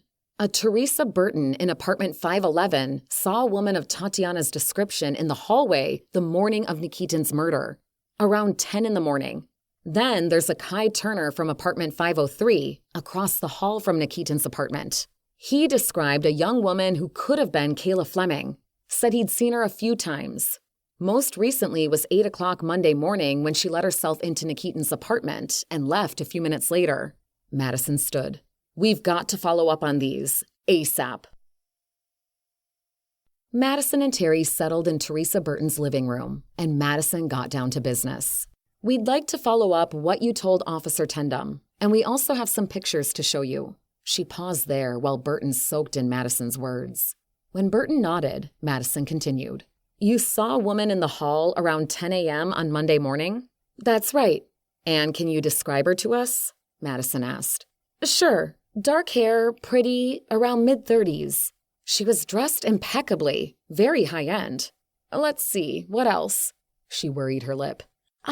She also had this huge purse, beige. It probably cost more than I make in a month. All right, thank you. Madison brought up the photos that included Tatiana Ivanova and passed her phone to Burton. There are 5 pictures. Please scroll through them and let me know if any of these women was her. Burton nodded and proceeded to work her way through the pictures. She passed the 4th, which was Tatiana, glanced at 5, but went back. This one. She pressed her finger to Tatiana's face. And you're sure? Madison asked. Positive. Okay, great. Not that it was great by any means. Sometimes it would be nice to be wrong. Now, I need to show you a few other pictures. Let me know if you've ever seen any of these women before. She brought up the folder on her phone that included Kayla Fleming and other similar-looking young women. 5 as well. Take your time. Burton hummed a little tune as she worked her way through the pictures. She looks somewhat familiar. She handed the phone back to Madison, and Kayla Fleming's face was on the screen. Okay, thank you. When did you see her? I've seen her a couple of times in the building. Visiting someone? Terry interjected. I assume so. Don't think she lives here. Do you know who she came to see? Madison asked. No, sorry. Burton winced. No problem. You've helped a lot. Madison proceeded with one more photo spread, which included the shooter. Burton didn't recognize any of the men. Thank you for your time. Madison got up, gave Burton her card, and led the way out of the apartment. In the hallway, Madison leaned against the wall for a few seconds. That's 2 people who have ID'd Tatiana Ivanova now. So Tatiana was here around 10 on Monday morning, then at Kayla's place around noon. Thankfully, Kayla was already gone. But why would the mob leave Nikitin's burners? Madison pushed off the wall, and they walked down the hall and knocked on apartment 503. Just a minute. A man's voice called out from inside, followed by heavy-placed footsteps pounding toward the door. It almost sounded like he had shoes on, but he didn't when he answered the door. Yeah? Madison had her badge up, and so did Terry. She gave the introductions and asked, Are you Kai Turner? The one and only. He smiled and winked. Turner was probably in his 20s with brown hair, brown eyes. There wasn't anything distinct about his facial features or body type, which was just slender and average height. We're here to follow up on the statement you gave Officer Tendam on Monday. Whatever you'd like. He swept an arm, inviting them to enter. They ended up standing just inside the door. You told the officer that you saw a young woman in her 20s visit apartment 502 on Monday morning at 8. For sure. Think she was Vlas's girlfriend. She popped by at different times in the past. Cute thing, too. Madison had him run through the description again and then showed him the pictures in the spread that included Kayla Fleming. Turner pointed at Fleming's photo and added she had been wearing an orange backpack when he'd seen her on Monday morning. And that's unusual? Madison asked. Yeah. It sounded like Kayla may have come straight from the train station, between the bag and the time Turner had seen her. And you said she went into Vlas Nikitin's apartment but didn't stay long? That's right. Was she different when she left? Madison was thinking that after finding Nikitin dead, the girl would have, in the least, been shaken. Wasn't paying enough attention to know, really. Was she in a hurry, maybe? Madison pushed. His brow tightened, then he nodded. I guess. I was down in the front lobby emptying my mailbox when she left. She didn't say hi or anything. She normally does. He shrugged like it didn't matter. But it did matter, just like her fast turnaround in Nikitin's apartment. It told Madison that Kayla Fleming had found Nikitin dead and had panicked. That, in turn, had led her to going home, packing up, and going on the run. She brought up the photo spread that included Tatiana Ivanova. Tell me if any of these women look familiar. Okay, he dragged out. A few seconds later, he shook his head and handed the phone back to Madison. Never seen any of these ladies. You're sure? Yeah. Not even later Monday morning? I left for work at 9 that day, so I wouldn't know if any of those chicks were hanging around after that. Madison showed him the set of photos with the shooter, and Turner didn't recognize any of the men. She backed out of the photo gallery and put her phone in her pocket. Thank you for your time. Sure. They left him and ran the photos past the building manager. He confirmed that Kayla Fleming was the girlfriend of Nikitin's that he'd mentioned. He hadn't seen her this past Monday, and he'd never seen Tatiana Ivanova or the shooter before. Our shooter knows how to remain invisible, but we have both Kayla and Tatiana in Nikitin's building on Monday morning, Madison said as she and Terry exited the building. Here's how I see it. When Nikitin didn't show up at the train station, Kayla came to check on him. When she found him dead, she freaked out, went back to her apartment, packed up her things, and ran. As you said before, and her backpack full of meth? What happened to it, assuming she had been carrying drugs at the time? Assuming? Apparently, Terry still wasn't convinced she was moving drugs Monday morning. Maybe she left the drugs in Nikitin's apartment? Tatiana shows up, probably to follow up on the status of that morning's shipment. Tatiana finds Nikitin dead and the drugs. She's going to take them with her. That could explain the trace of meth that was found, and the timing works. Kayla's here around 8, gives her time to get home, pack, and run. Tatiana shows up around 10 at Nikitin's apartment and is seen at Kayla's about noon. But if the girl left the meth, why go after her? Because as far as the mob's concerned, they own that girl. They're not just going to let Kayla walk away. She knows too much. She'd know the location of the stash house and other players. Too much of a risk to them. Terry blew out a haggard breath. And while Kayla may have left the drugs behind, Tatiana still wants answers. What happened Monday morning and why Nikitin was killed? Madison stopped talking as a chilling thought occurred to her. Tatiana might even think Kayla had killed Nikitin. Chapter 27. Everything from that day was playing through Madison's mind as she drove to the Middletons in Colton. It was a town 45 minutes north of Stiles. It was going on 8 o'clock at night, and she was still a few minutes out. From a quick look at their records, the couple had left Stiles after the memorial for Courtney, which was held about 8 years after she had disappeared. Their reasons for moving Madison could only guess at, but she'd imagine it was for a fresh start. This was a solo road trip. Troy knew where she was headed, but Terry didn't. After the mini blow-up at the Walkers, she preferred to avoid discussing the subject of Courtney with her partner. The GPS in her car announced the last turn. In 200 feet, she'd be at her destination. Her phone rang over the vehicle's Bluetooth system. and the display on the dash told her it was Cynthia. "Mark's in the lab late tonight, and a hit came back on facial rec. We've got a name for the shooter." "Great news. Hit me." "The shooter's name is Justin McBride, 33, and he has a record. He served a few years for armed assault in his 20s. "Only a few?" "Yep." "Must have had an extremely good lawyer." "Anyway, I've got his address." "I assume you're going to want to pay him a visit, slap on some cuffs." Madison was so close to the Middletons' home and possibly getting some answers about Courtney. In the least, she could get her hands on an item with DNA to compare to the lipstick she took from the Walkers' bathroom. "Maddie, you do want the address?" "Yes, of course, but..." She pulled up in front of the Middleton house and parked. Should she tell her friend where she was and what she was up to? She was torn. Should she turn around and postpone this visit? She'd called ahead, and the Middletons were expecting her, and she hated to break her word. Besides, she wasn't working the case alone. She did have a partner. Maybe she could release the reins a little. "Sin, I'm out of town at the moment. Don't ask why. And everything's okay. Could you do me a favor and call Terry with this news? He can go over with backup. I'll be there as soon as I can." There were a few beats of silence. "You're sure you're okay?" "Not really." "I'm fine." "Okay, this is something you'd typically jump on." "I know, but Terry can manage until I get back to Styles." She'd put it firmly, not wanting her friend to sniff out any weakness in her resolve.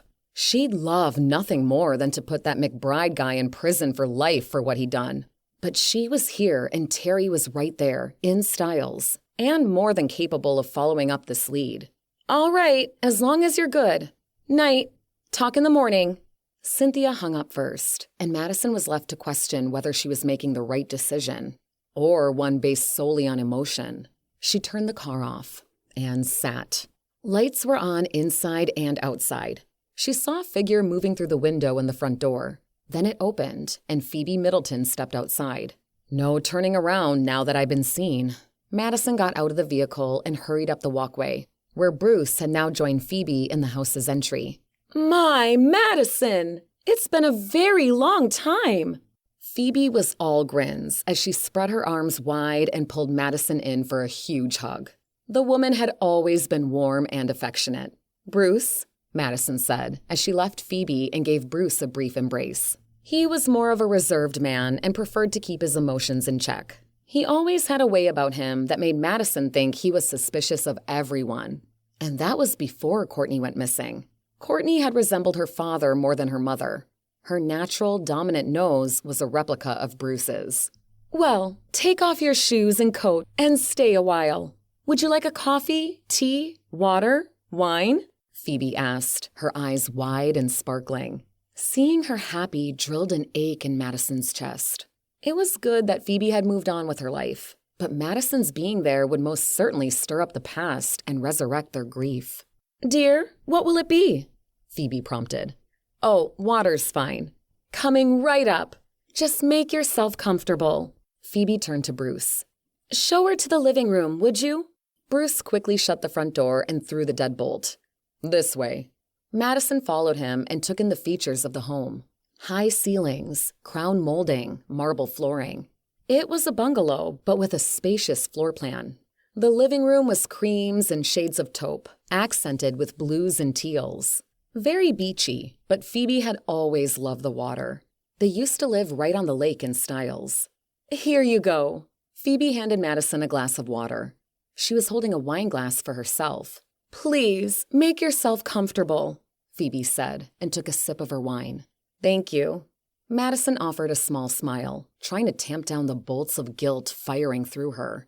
When she'd called them, she said she'd be in the area and thought she'd stop by to see how they were doing. Sort of for old time's sake. Not a lie, though not exactly the truth. The latter felt something far better to address in person rather than over the phone. Phoebe dropped into a plush chair, and Madison lowered into one very similar. Bruce was across the room, seated in one that looked far more firm. On the table next to him was a beer bottle dappled with condensation. Madison smiled at that and pointed. "Still like your beer, I see." "Some things never change," Phoebe laughed. "And you're one to talk," Bruce said.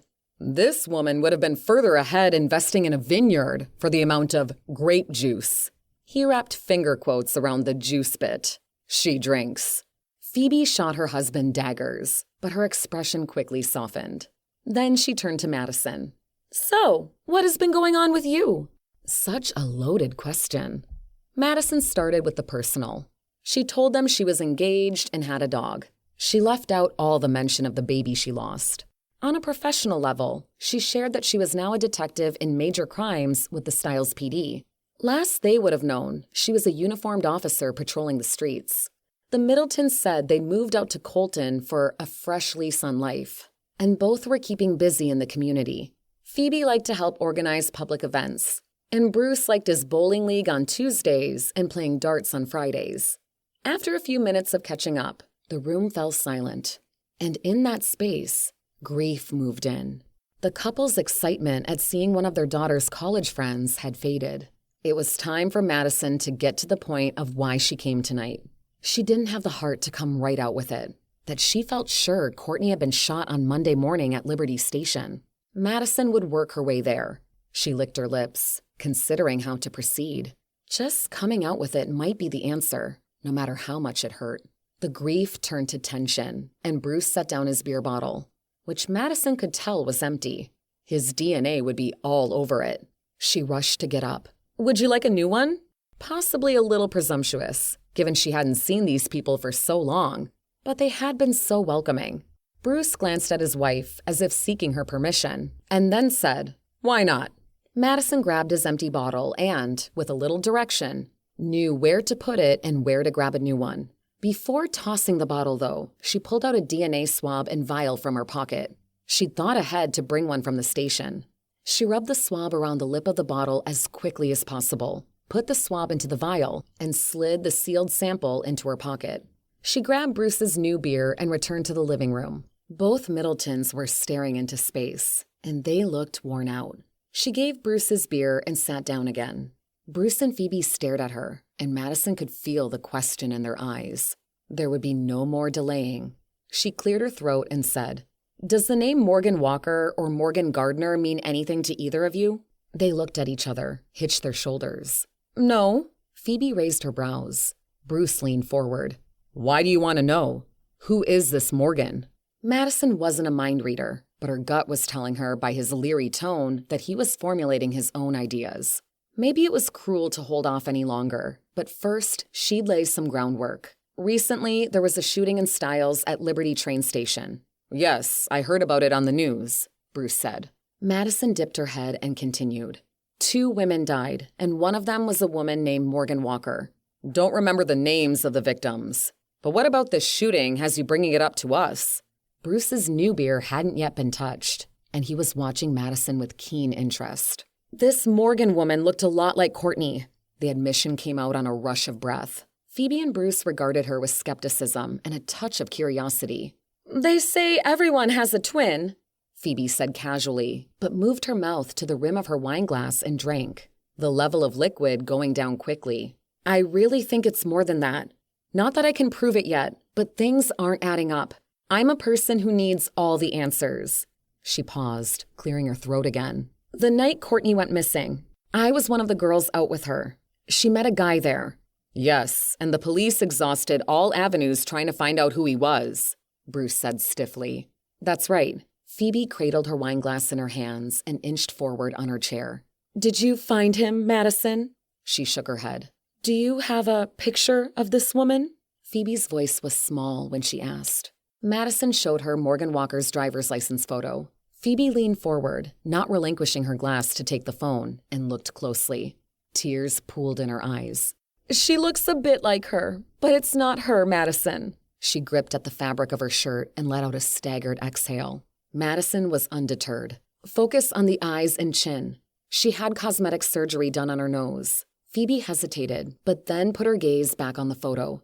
"Oh!" Her mouth opened, shut, opened. She put her glass on the table next to her and sobbed. Madison rubbed Phoebe's back. "It is her, isn't it?" Phoebe nodded from behind her hands, which were now covering her face. Bruce got up from his chair and walked over to them. "Let me see." Madison gave him the phone, and shortly after, his legs buckled. She rushed to steady him and guided him back to his chair. She took her phone and returned to her seat as well. I appreciate how shocking all this must be, and I'm sorry for even bringing this up, but nonsense. Phoebe waved a hand. You had to come to us. She hiccuped another sob and got up to snatch a tissue box from across the room. So she's been going by this Morgan name? Bruce eventually said. Yes, I believe for some time. Does that name mean anything to you? It was my sister's name, Courtney's aunt, Bruce said. Madison searched her memory, but didn't remember Courtney ever mentioning her aunt. But the last time they'd spoken had been over 15 years ago. It was possible she'd just forgotten. And the name Gardner? Phoebe dried her tears and returned to her chair, tissue box in hand. Bruce, maybe we should tell her everything. Madison's stomach tightened. Tell me what? That has nothing to do with this, Bruce said firmly. You can't be sure, and our girl is dead. For real this time. All the years we missed out on, and why didn't she ever come back to us? Though I'm starting to think I know why she might have left in the first place. Bruce leveled his gaze at his wife. Phoebe, not a word. Please, Mr. and Mrs. Middleton, if you know something that might help me find who killed your daughter, tell me, Bruce said. We're talking over 15 years ago, Phoebe. Nothing to do with now. We can't be sure that the past doesn't factor in, Madison countered. Tell me whatever it is. Bruce clenched his jaw, and fresh tears fell on Phoebe's cheeks. Maybe a little detour. There was another woman who died in Monday's shooting, Dana Ridley.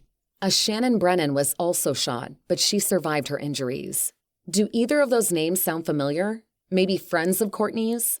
Though they'd have had different last names. Madison wished she'd made a note of them before coming here, but her mind was all over the place with the findings from this afternoon.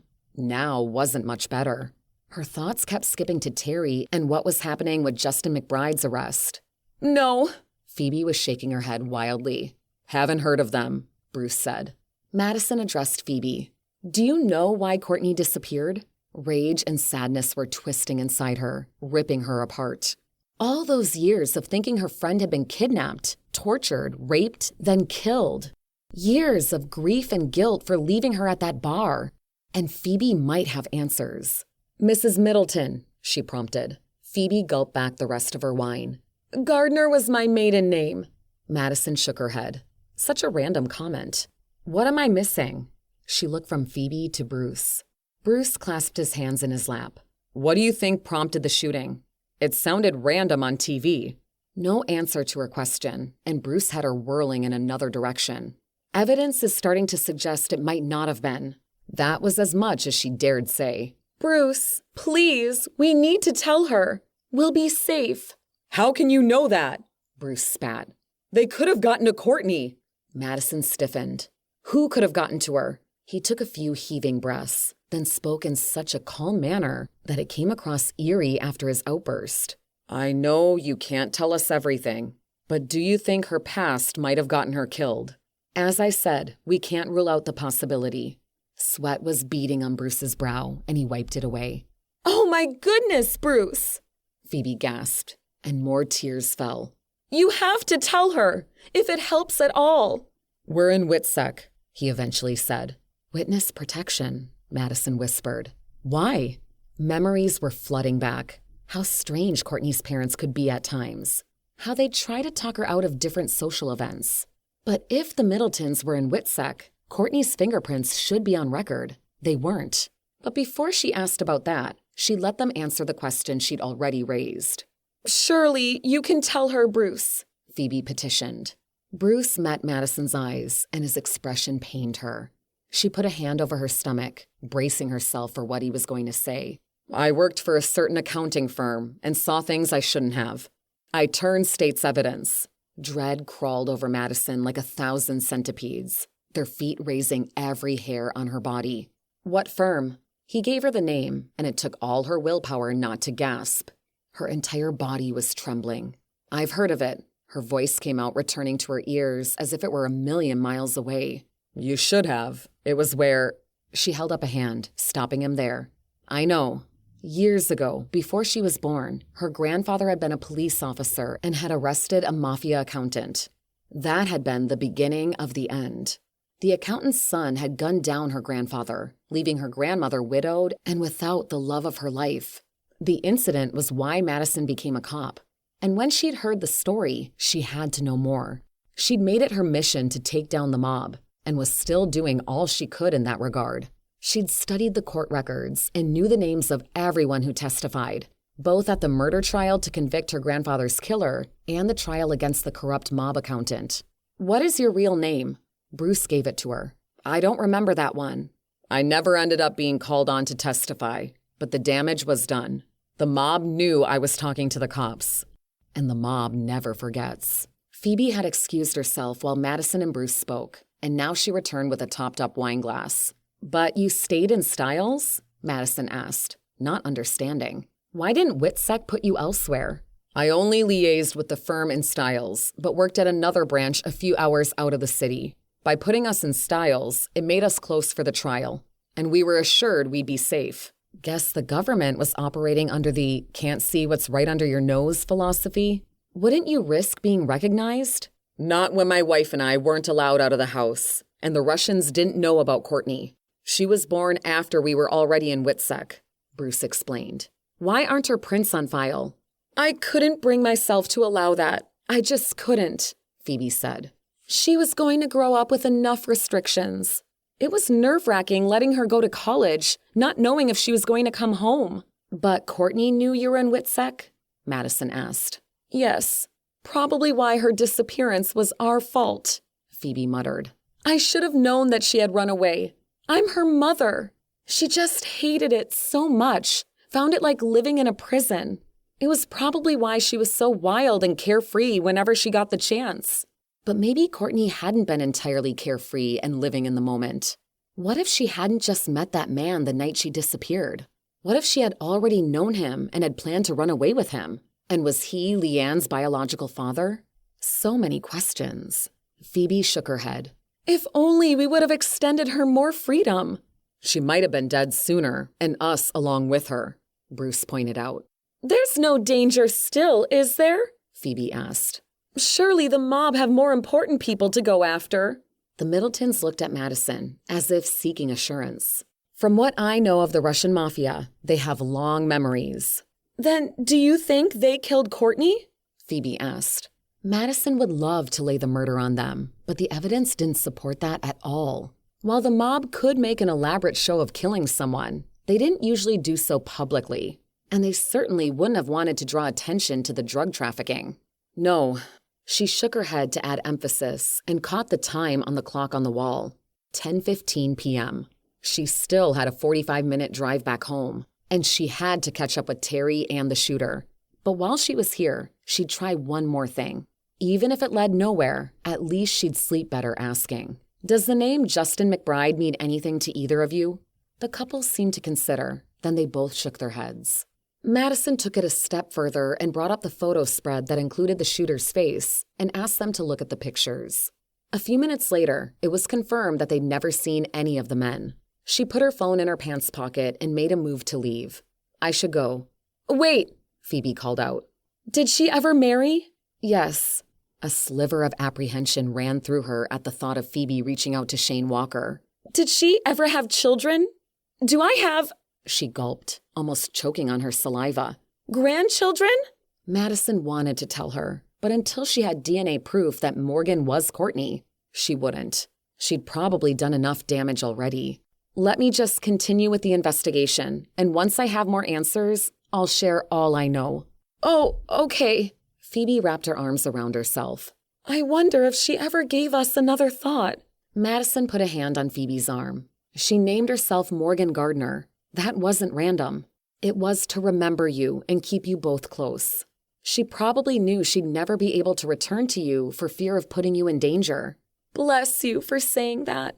Phoebe tapped a kiss on Madison's cheek. Madison didn't make it to the car before her own tears fell. When Courtney had run away all those years ago, she'd left more than her family behind. Chapter 28. The tears in Madison's eyes made it difficult for her to see during the drive home. Was there anything she could have done differently to get Courtney to stay? Her phone rang, and it was Terry. "No idea where you've been, but—" I'm only 15 minutes out. You at McBride's, or have you picked him up yet? There was a huge sigh from the other end of the line. I was at his place, only he wasn't. Was? You're gone already? We should sit on his place, wait him out. He won't be coming home. A feeling of dread spiked through her. What do you mean? He's dead. I'm looking at him right now. The guy was slashed from ear to ear. They'd been too slow getting to him, and the mob had caught up with him first. Had to be the mob. Tell me where, and I'll meet you there. He told her McBride was found by the marina, and she pressed her foot harder on the gas. See you very soon. Get officers to sit on his place, though. We'll want to get crime scene in to process it, too. I understand all this, Madison. Terry clicked off. So maybe she was sounding a bit like Winston with the micromanaging. But she just needed to get this case wrapped up before it ate her alive.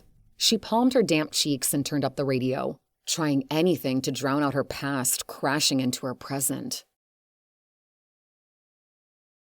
11 minutes later, Madison was parked at the marina and rushing toward Terry on the dock. He was waving her over and standing with Richards and Milo under a lamppost. That, a few halogens, and a pale moon were all that casted light. Past them was the inky darkness of the lake, and at their